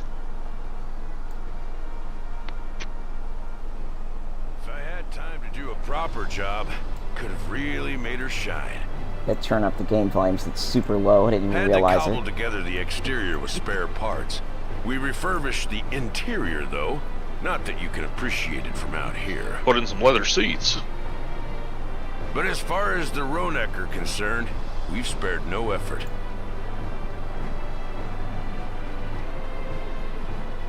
From the ballast to the ties, we've adjusted every bit of the track so she'll run quiet as a field mouse.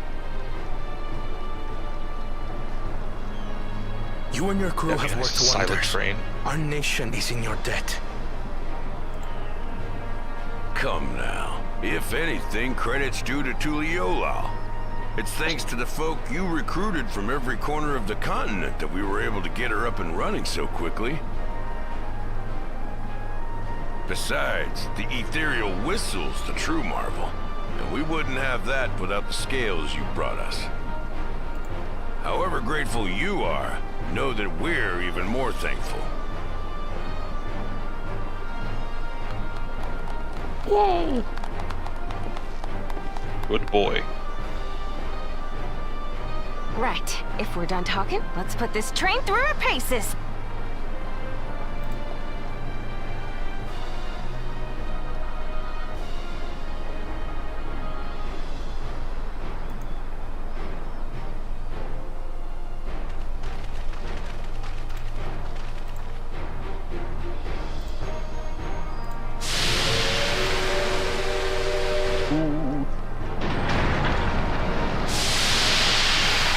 Remember that time we strapped a bomb to this thing and it was so fun? Okay. I think that was the plot of Speed 2.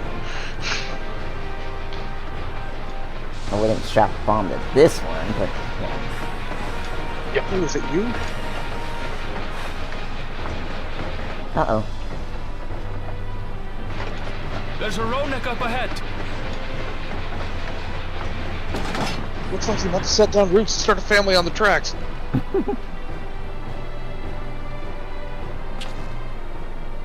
Now, to test our whistle.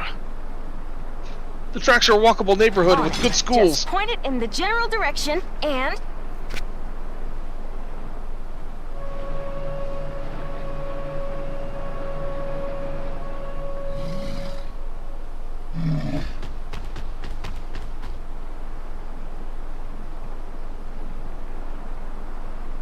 It's moving away. It's going to Pittsburgh. His Good. job didn't work out, and he wants to be with his family. Over there appear wholly unperturbed. Excellent. The whistle works as intended. Man, it's a good thing that we didn't have to have a test run or anything.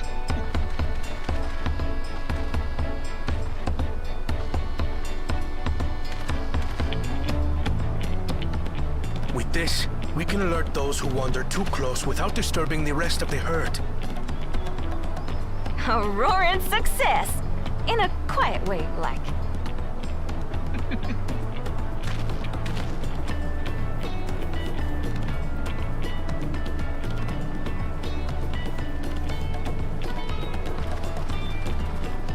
You eyeing my wife, Kona?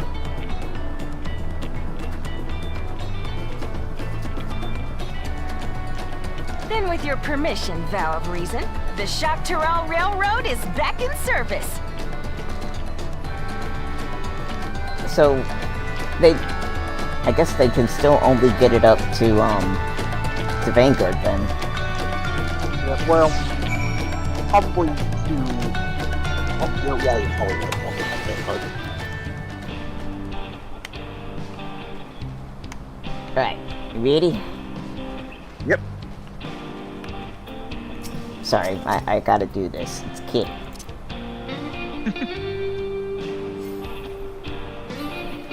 Hey, don't punch it. Don't punch friends. Alright. Yep. I'll voice her. Yep. For a while there, we were really worried we'd never get the railroad running again. But now that the test drive was such a success, we can breathe easy and start hauling people to and from the dome. First Shaolani, and then the continent. Watch out, Zoraal. Here we come. I share the sentiment, but we've got a mountain of work ahead of us to ensure smooth operations. Time to get back to it. Smooth operator. Sorry. Don't go out with your spurs on. The efforts of all here today have not gone unnoticed. Once more, I thank you. About. As for our own work, I trust you can handle matters in Alexandria, Lamachi. Money. Ooh, more money. And, huh? Welcome on? Okay. Oh! Yeah, I guess one more. Okay. Oh, Crossroads. Yeah, we gotta finish it with the name of the thing. Alright. Alright. Never went to stand still, but Clement is ready to race back to Alexandria.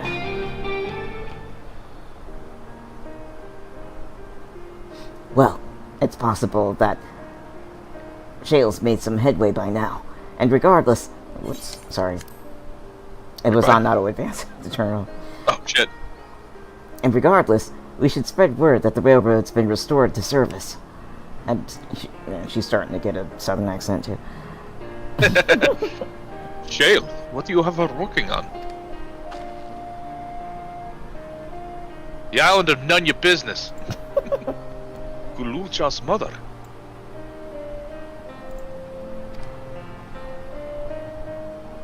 I'd feel the same in his shoes.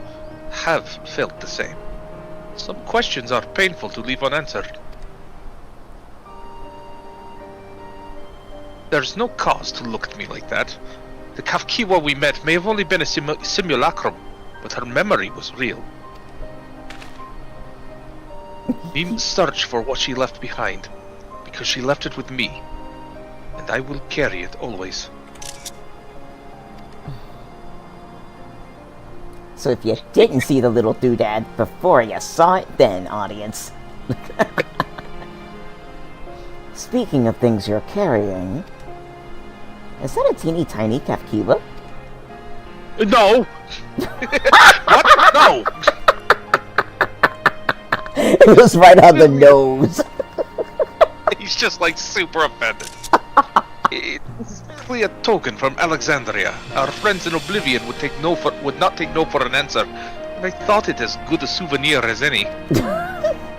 Whatever you say.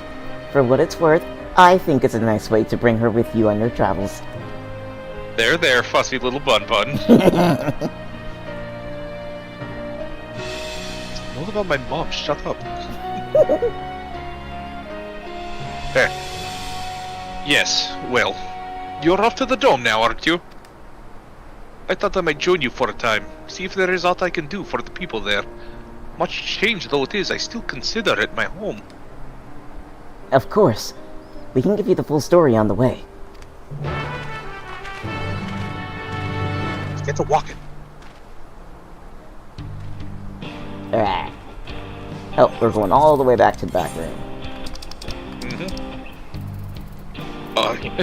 He's like, are you fucking serious? We're walking?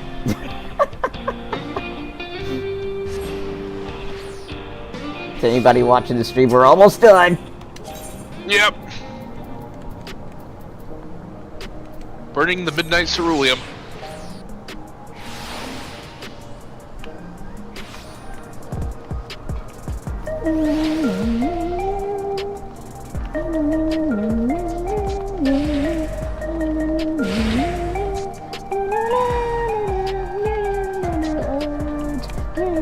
I'm sorry. Stupid joke. Anyway. You didn't catch it, but that's okay. I heard you singing. It was a stupid joke. It's a word joke. Oh. I found myself saying yeah. new, and then I realized I was saying not just a sound, and so I threw in the word old, and then I kept going. That's all. New and old? I get it. I would have made a Mork and Mindy joke. New nanu. Alright, gaha. Tell us your cat wisdom.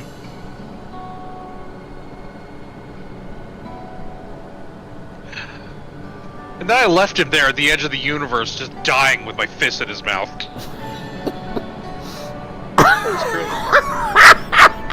Sorry. Sorry, I need to read this with a straight face now. Simply an elegant solution, leaving him there and punching him.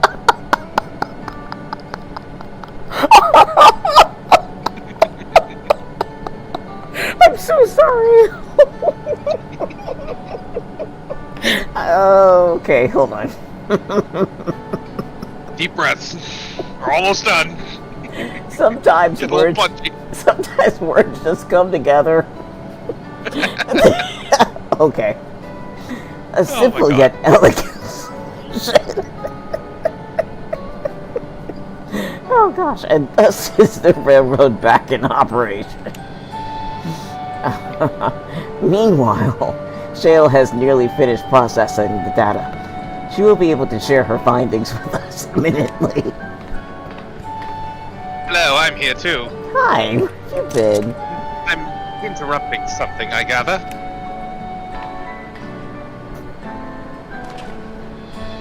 Why, Y'shtola, what brings you here? I've seen enough of the gate in the Skydeep Cenotaph for now, so I'm shifting my investigation to living memory. While there, I thought I would do well to have the company of an expert in electrope. Almost called it electropy. I'd like to take a closer look at the place myself. I can join you once we're finished here. Cool. Lest you fear I've forgotten, once I've made headway with living memory, the The key in your keeping shall be the next subject of my scrutiny. Oh boy. 7.2. That's your shoulder. Ba-da-ba-ba-da-ba. Whee. Even she's laughing as I laughed. Okay. This is my laugh. Oh shit. There was a mountain of data to sift through, much of it tantalizing, I Alright, admit. I am sitting at the ready to auto-advance. Alright. 3, 2, 1, click. Clickety clow! But it will take time to fully decrypt everything that piques my interest, so to answer our immediate question, I've been concentrating my efforts on the audio saved by Zoraal Ja herself.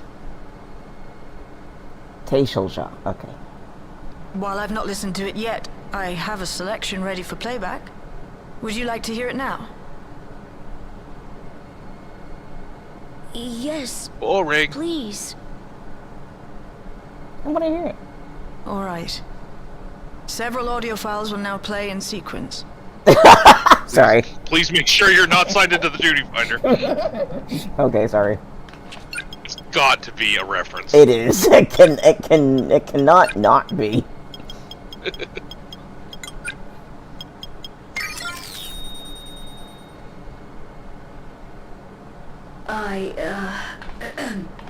My name is Zoraal Ja, and I decided to record this to help me put my thoughts in order, I suppose.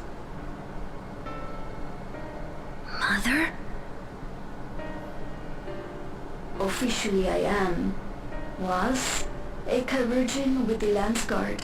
I was part of a contingent dispatched to Yasulani to hunt a Tural Vidral that was wreaking havoc. After our mission was complete, I elected to remain. It was the perfect opportunity to document the geographic distribution of medicinal herbs in this region. Or so I said when requesting special dispensation. In truth, I could not bear to return to Tuliulal. I had hoped to aid Commander Zoraal Ja in the right of succession, but he did not so much as look my way. I was never in contention, of course, one of the nameless many in his army.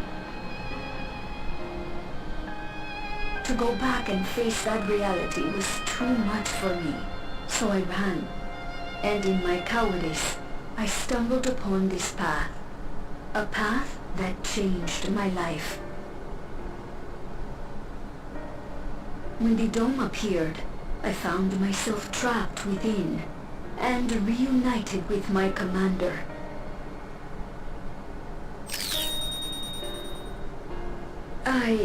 How am I to speak of Commander Zoraal Ja?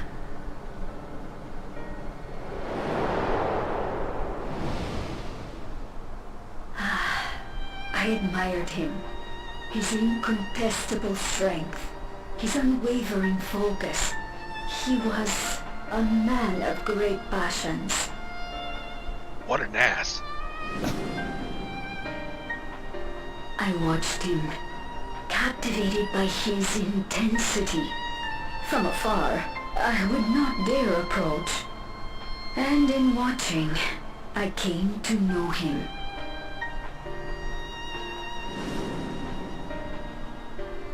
His eyes too sought the distance, but not as mine did. He yearned not for another, but something else, beyond the horizon. That gaze would never fall upon me. I knew.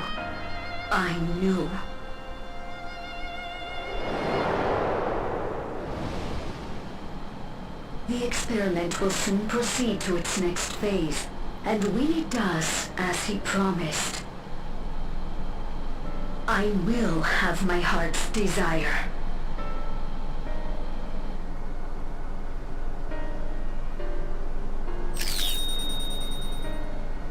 Today.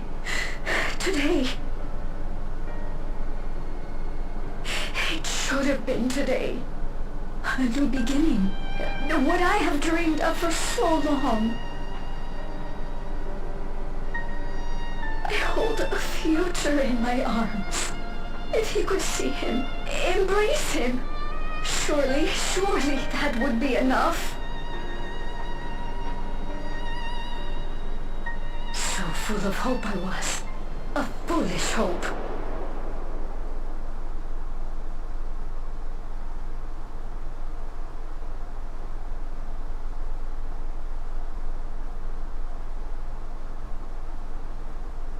Its scales are blue.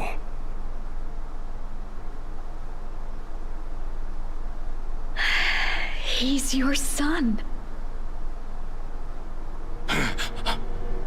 My...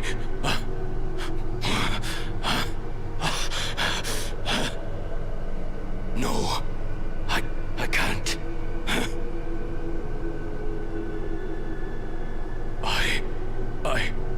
I don't know how. How could I? How? To raise a child, be a father. I don't. I can't. No! No! Get it away from me. Get that thing away from me!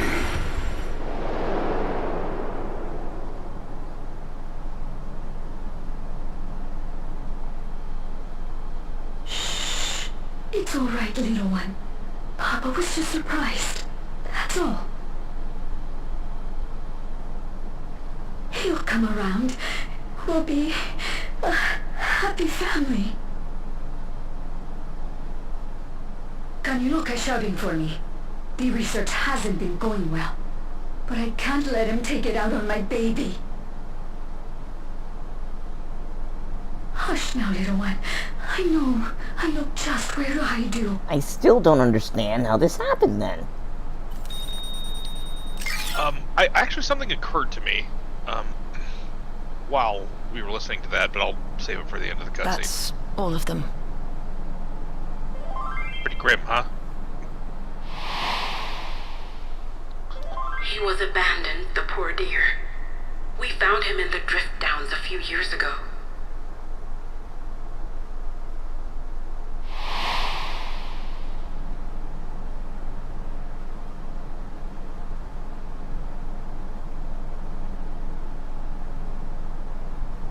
We know some manner of accident happened at the facility after this was recorded. Perhaps your mother couldn't come back for you.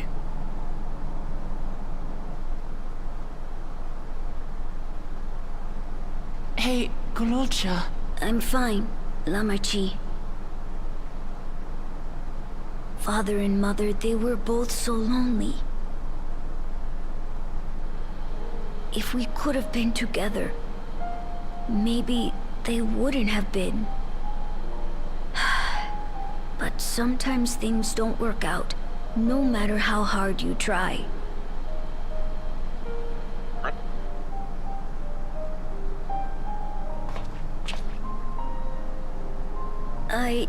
I can't tell if I'm happier now.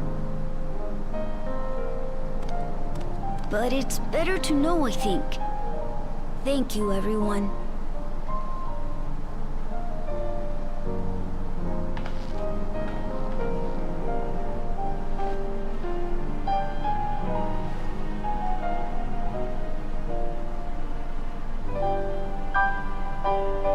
I still don't understand. This explains so little. Marimara says, yeah, it's very vague, and they don't just come out and say whether she wanted a relationship or a jar of his lizard goo or what. It's like, so they still didn't explain it.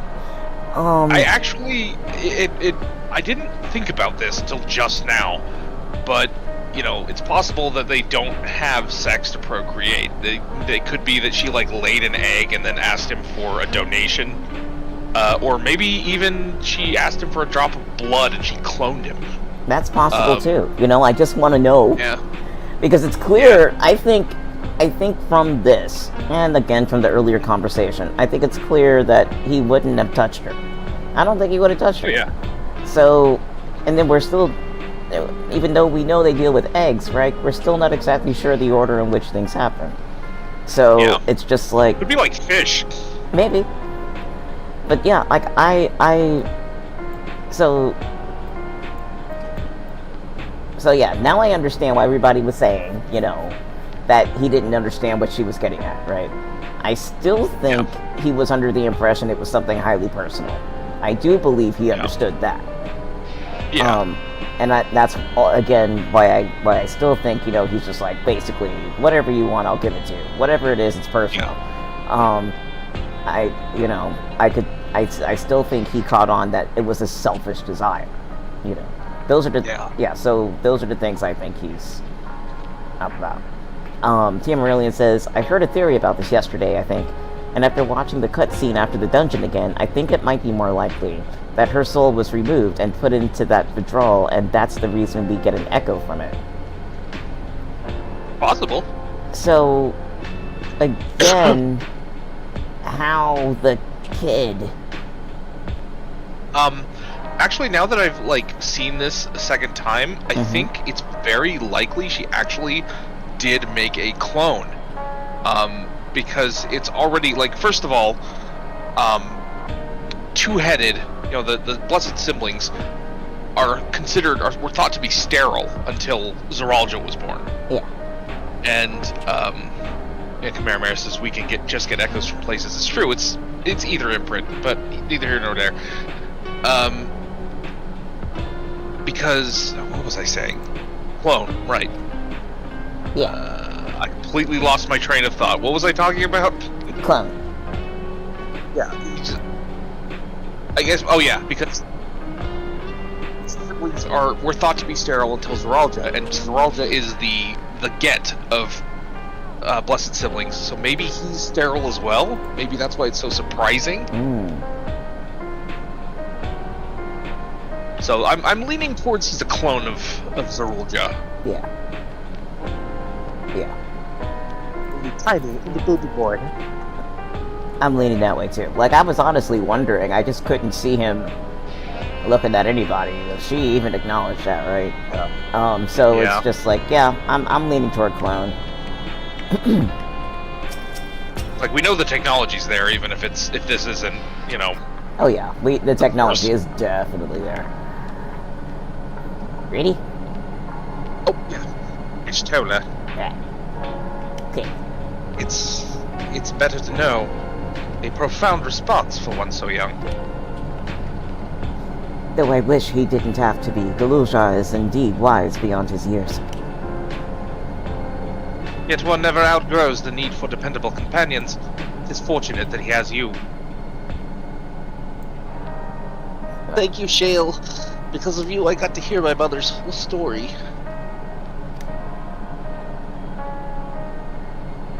You heard it because you were brave enough to listen, Galuja. If you remember one thing, remember that. We go to the zoo. Now then, having shared what I can at present, I am ready to head to living memory when you are. I am planning to be thorough, so we will need to stop for supplies on the way. That said, I promise we won't remain over long. I know we all have much more to attend to. For now, farewell. Oh, speaking of which, I need to mend my stuff. she pokes her head back in and is like, and remember, while I'm gone, don't get into the cookie jar. Like, yes, mother. You geode. Hey, geode. Want me to read? A word before you leave. Sorry. Yeah, okay. that was geode. That's okay. Do you want to take him over, since I've been doing most of the voices? Yeah, I'll take him. Our network's already spreading word of the railroad. We expected people would be clamoring to get on the first train back, yet the reaction's been the polar opposite. Scant few seem inclined to depart Alexandria anytime soon. What? Wow, that was croaky. I'm sorry. It was just like Woke Lamont suddenly went through a second puberty. Sorry. Right, no. Don't apologize, it was funny. What? When we spoke before, you said many from Yuweyawata were eager to reunite with friends and family. I can't stop laughing. Oh, Jesus. Yeah, me neither. I'm drunk from tiredness. Alright. Yeah. Maybe they were concerned about getting through Vanguard. If so, we could take turns accompanying them. In any case, we need to speak with the people ourselves. Let's start at Lenode 9. Lenode 9. Lenode 9. Or Anode 9. Brilliant. I don't know. Oh. Chimera Mara says, I thought it was cloning at first too, but there's no cloning facilities and cloning isn't alluded to at all. And she explicitly wanted Zoraal Ja. That was the only thing that was obvious. Team Aurelian responds with, there was the head scientist's journal entry saying he was going to prepare his assistant's soul for implantation in the Vidral. And Jesse Cox is also convinced that Zoraal Ja is a clone too. Honestly, it could end up being anything. Yeah. Like, it could end up she drugged him, or, you know, like, she went to another reflection somehow and got busy with his, like, alternate universe counterpart. You know, the writers have a knack for pulling shit out of our ass that makes sense in world, but we didn't see coming. But whatever it was, she is utterly convinced, you know, this is his kit, you know?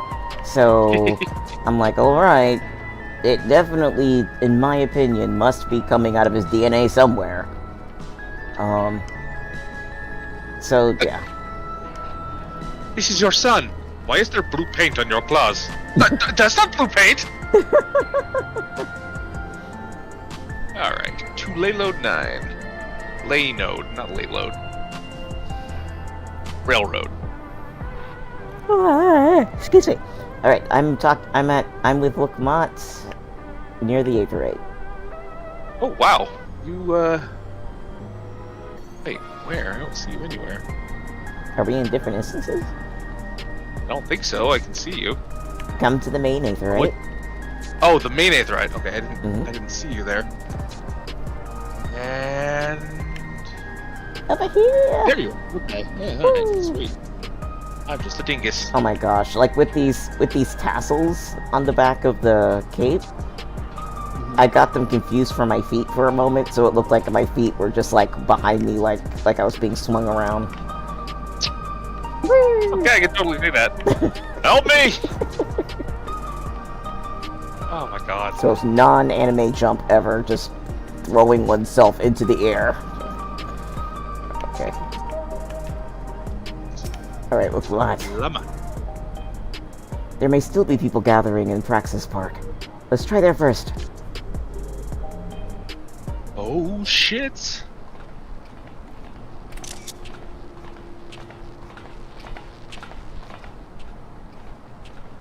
Disabling text advance.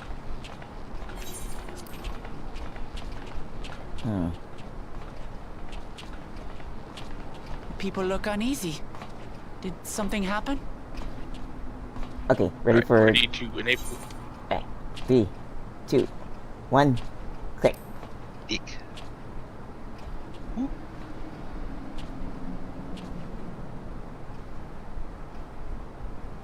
Please don't tell me they're arguing about death.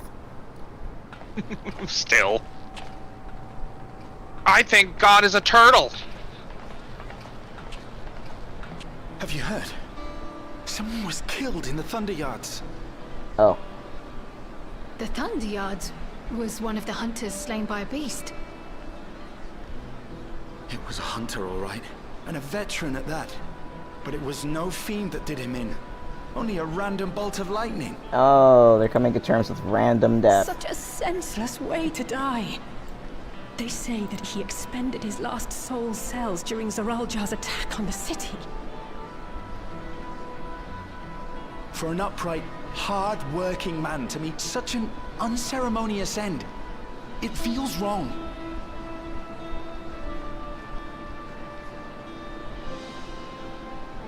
But we'll be fine, won't we? Even if the system no longer erases our memory of the departed, the regulators continue to function. I shan't go before my time. Growing old and passing peacefully with the help of the ushers is only natural. Well, you may think so, but how are we to know? We have no memory of those who have gone. More may have met violent deaths than passed from old age, and we would be blissfully unaware. It could happen to you, or me, to any of us. That child! Then what are we to do? Spend every waking moment thinking only of how we might die?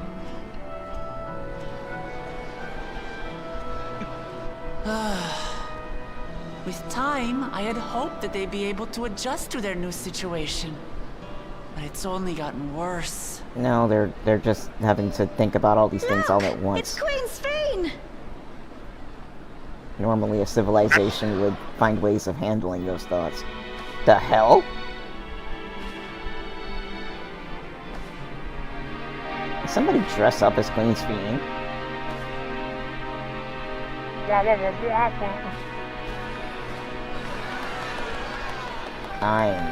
What?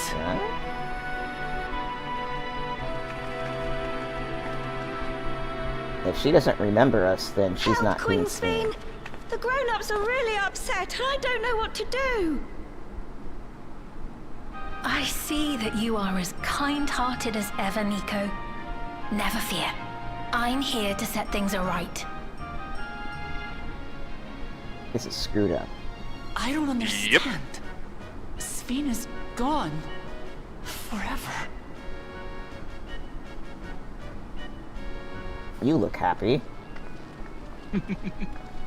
You there, Gussin. You were the Queen's aide, weren't you? Lick me. What's the meaning of this? Begging your pardon, Vow of Resolve. But Her Majesty Queen Sphene is paying visit to her people, as is her wont. You remind me of that guy at the end of the episode. What are you talking about? Sphene is dead. You officiated the funeral yourself. We all placed flowers to mourn her passing. What? What the fuck are you talking about? For Her Majesty. Oh. What a curious jest. You know full well that ceremony was to commemorate those lives lost during the attack of Alexandria. Eh? Her Majesty walks among her people that she might support them in this most trying of times. Surely that is not cause for consternation. Why did it go off when he started to remember? I don't know. Your Majesty, won't you free us from these terrible memories of the departed? This is no way to live. Not for us, nor our children.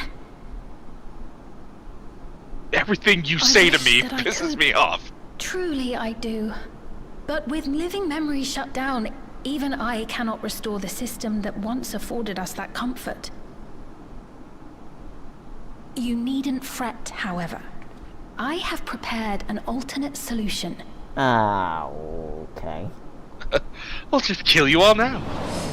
All of us shall be made endless. That unsolves the problem. I have created a new system that allows you to transplant your memories directly into an ethereal vessel. One not reliant upon soul cells. This way, you need never again fear death. You may live as you please, and for as long as you like. No, only until the aether runs out. Our stores of ether are, at present, not sufficient to provide this boon to everyone. But some of you received neo-regulators for the funeral ceremony, did you not? And there are still more we have yet to distribute. 5,000 in all. So the black ones do have an actual purpose. One day soon, those with neo-regulators will be called to join the Endless, and thence be free of suffering forevermore. Are they all gonna start fighting? But only 5,000 of us? That doesn't sound like a cult or anything at all. You Victor!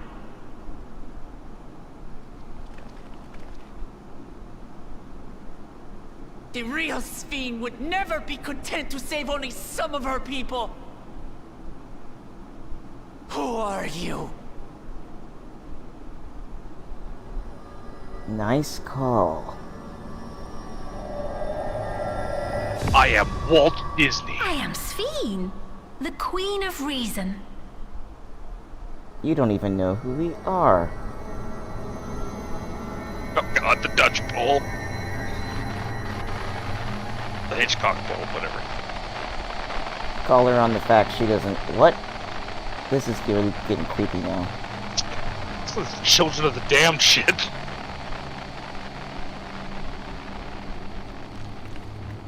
You could punch her in the face, but that would start a war.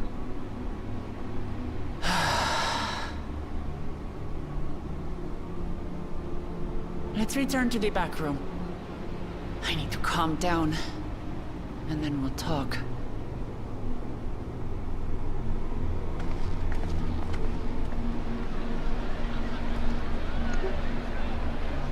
Here we go again, staring down Sphene.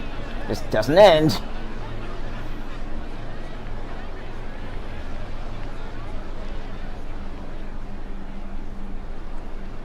This is kind of what we do. Sphene shows up and we stare at her angrily.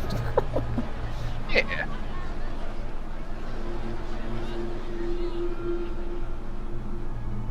It's Asahi! Somehow, that I haven't figured out of the way yet. I just want to blame it on him. Here, let me get this green check mark. Get ready for whatever nonsense 7.2 throws at us. Alright, ready? Hold on, I want to catch up on chat real quick. I think, just like Chimera Mara says, I think that just like much like Dante from Devil May Cry, Zoraal Ja just does not know what sex is, or what the consequences of it is. How in the world did this person get him within however many feet of her? Or an egg, or anything. Like, I'm just so confused. No, I scratched some scales off of the toilet he used, and I cloned him with that. Team Aurelian, whether or not any of us are right or wrong, we all have lots of fun speculating and debating the answers. That is true. True! Mara says a lot about the royal education, if that's correct. Mara responds with, I mean, considering Galul Jaja raised a daughter that only knew about her main city and not anything about the surrounding areas, clearly he has neglected parts of his kid's education. Team Roy says, my vote is a preservation backup plan, but I saw someone speculate Asians. I would not be surprised, honestly, if it was one of the unsundered kicking around. Speculating Asians parading around as Sphene? It's possible. Yeah, I wouldn't put it past him. Basically saying, hey, the next 5,000 of you are going to be killed and put into an ether thing. That seems like a very Asian cruel kind of plan. Yeah. And it kind of wraps up whatever that number shard that is. Yeah. It hurries up that situation. So, yeah. Alright. Ready? I'll, yep. Alright. Well. Undoing this text auto advance. We just keep using this song from Shadowbringers, and I love it. Anyway. Mara says, Pasturat has not been mentioned since ARR and is unsundered. It's true. I think there's one or two unsundered still kicking around, aside from Pasturat, but I could be wrong. Yeah, we haven't gotten them all. Alright. We only caught the proclamation from a distance, but I can tell you that the message about neo-regulators was received with utmost clarity. Thank you, Cat. It couldn't have been Sphene. She should have been destroyed when the mesoterminal shut down. Without a single Alexandrian to bear witness, presented with an identical figure claiming to be their beloved queen, it is no surprise that they would choose to believe she's alive. This butters my biscuits. What's troubling, however, is their denial that the funeral was held in her honor. It is as if their memories have been erased. It's the regulators. If only we knew some kind of device that possibly wear on your head? It's the regulators. They don't just bring people to life. They also deal with memories, and they're screwing with the memories, so... Yeah, like, it's obvious, Alphino. Why are you... Well, we're kind of the only ones who noticed it. It's not something that's officially been noticed, but it was something the camera kind of zoomed in on, so... Yeah. I guess it's more of a hint for the viewer, but...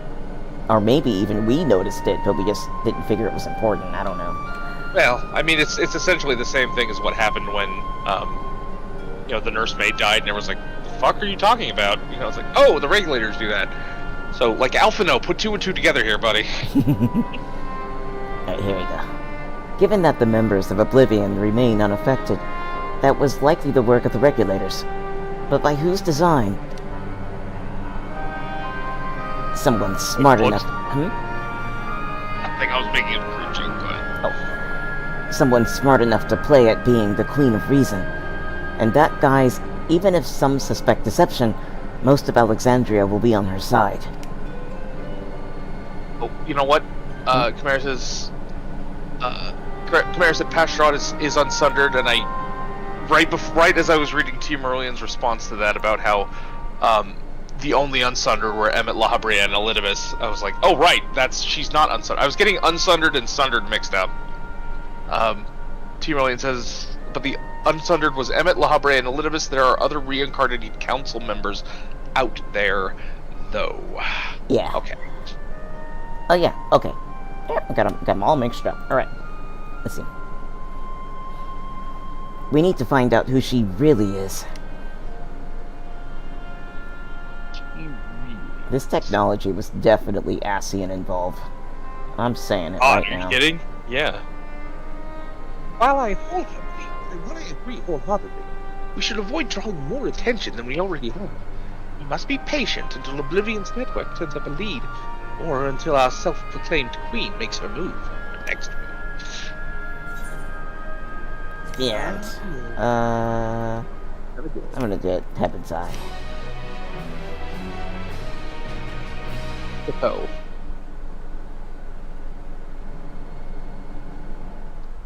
Uh-oh. Cutscene?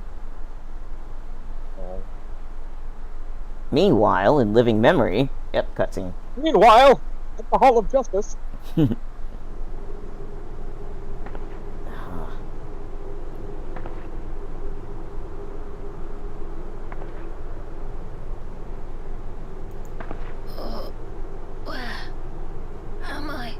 Well... Where am I?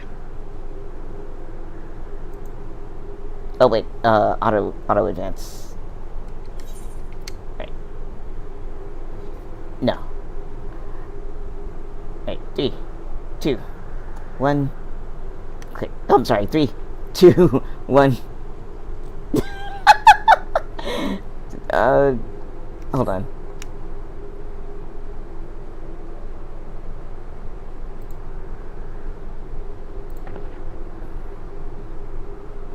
Text has been unable. Text auto advance has been disabled now. I am at my people. Alright. Right. 3, 2, 1. Click.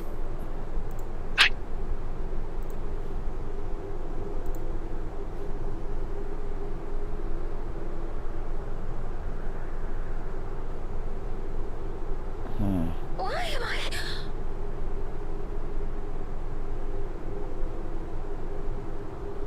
Pistola.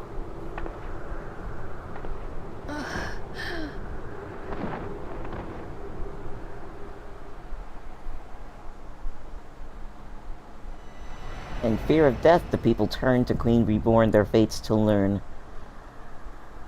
Please let me be able to read the whole thing. Oh.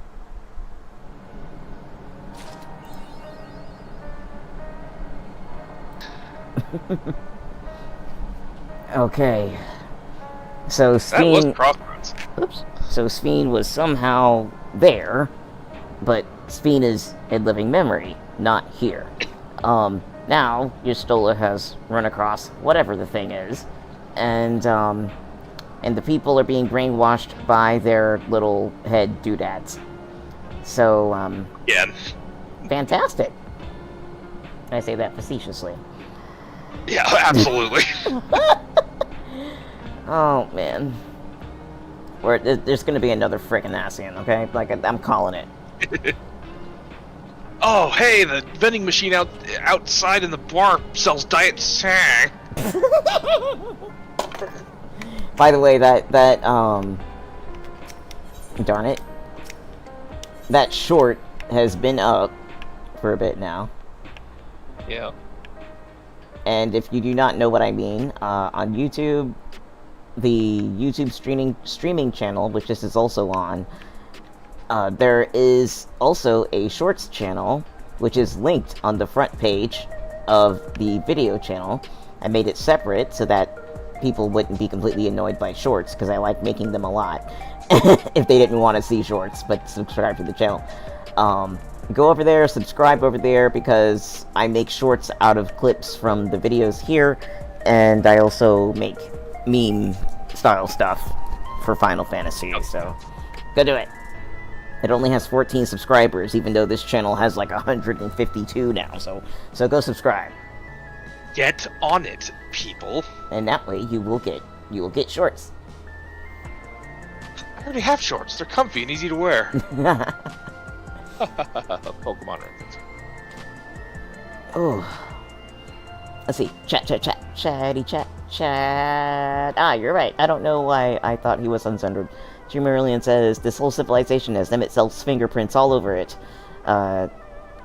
Chimera Mira says he was technically supposed to show up in the Endwalker quest because he's associated with Zeromus. But of course they don't have to stick with those associations. And then Tia Marillion says, I also love it when people talk about the masks that Gaius had on his belt as Shadowhunter, as marking off killed Asians, but he didn't do the things we had to do to permanently kill La Habrea or others. So there are potentially a large number of leftover Asians who are now free to pursue their own bullshit. Kameramura says, you can hide Shorts from your feed if you dislike them, so I would say just use your normal channel. Unfortunately, they're all already moved. So, yeah, I'm not moving them all back.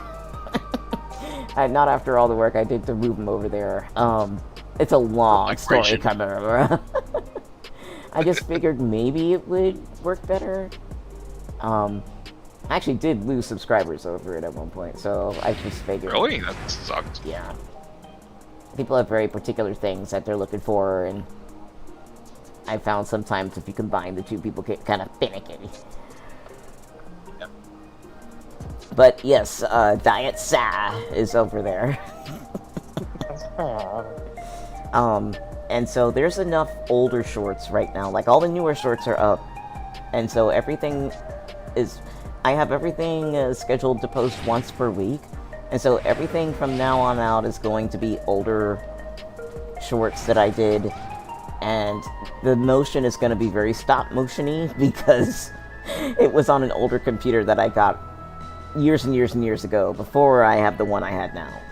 And so, if you don't mind the stop-motion stuff, then you will continue to get the older ones, and I'll just update as I come up with new ones. So if I have nothing new, it'll be one per week until like February, and then if I don't, you'll get, if there's more that I come up with in the coming whatevers, I'll just upload them as I like, as they're there. In the past week, there were like 4 shorts. Another thing that I enjoy doing, for those of you who stream, is if I visit somebody and you're streaming, like, say, Final Fantasy, like there was another streamer who I followed, and I was there as he worked on Innocence, and so I had a chance to see a really great reaction that he had to Valkyrie. And so I made a short out of it, and I got his permission to post it on the Shorts channel. So he's been getting some attention from that, which makes me happy. So let me know if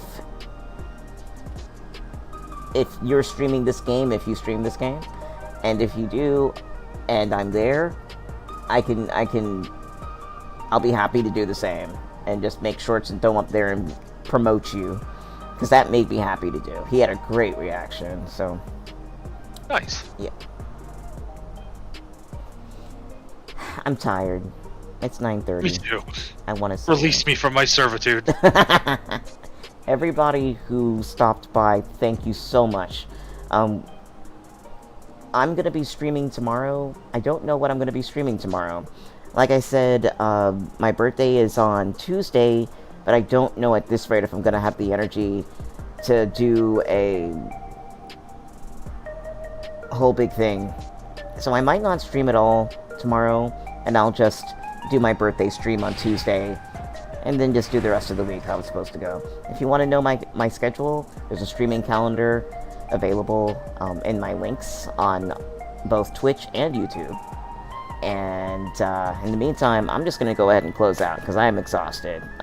Ramus, thank you so much. On the contrary, thank you. Thank you everybody for your conversations and dealing with our extra stuff getting chatted about. I will see you Tuesday, and I hope all y'all have a good evening. Take care. Good night, everybody. Night.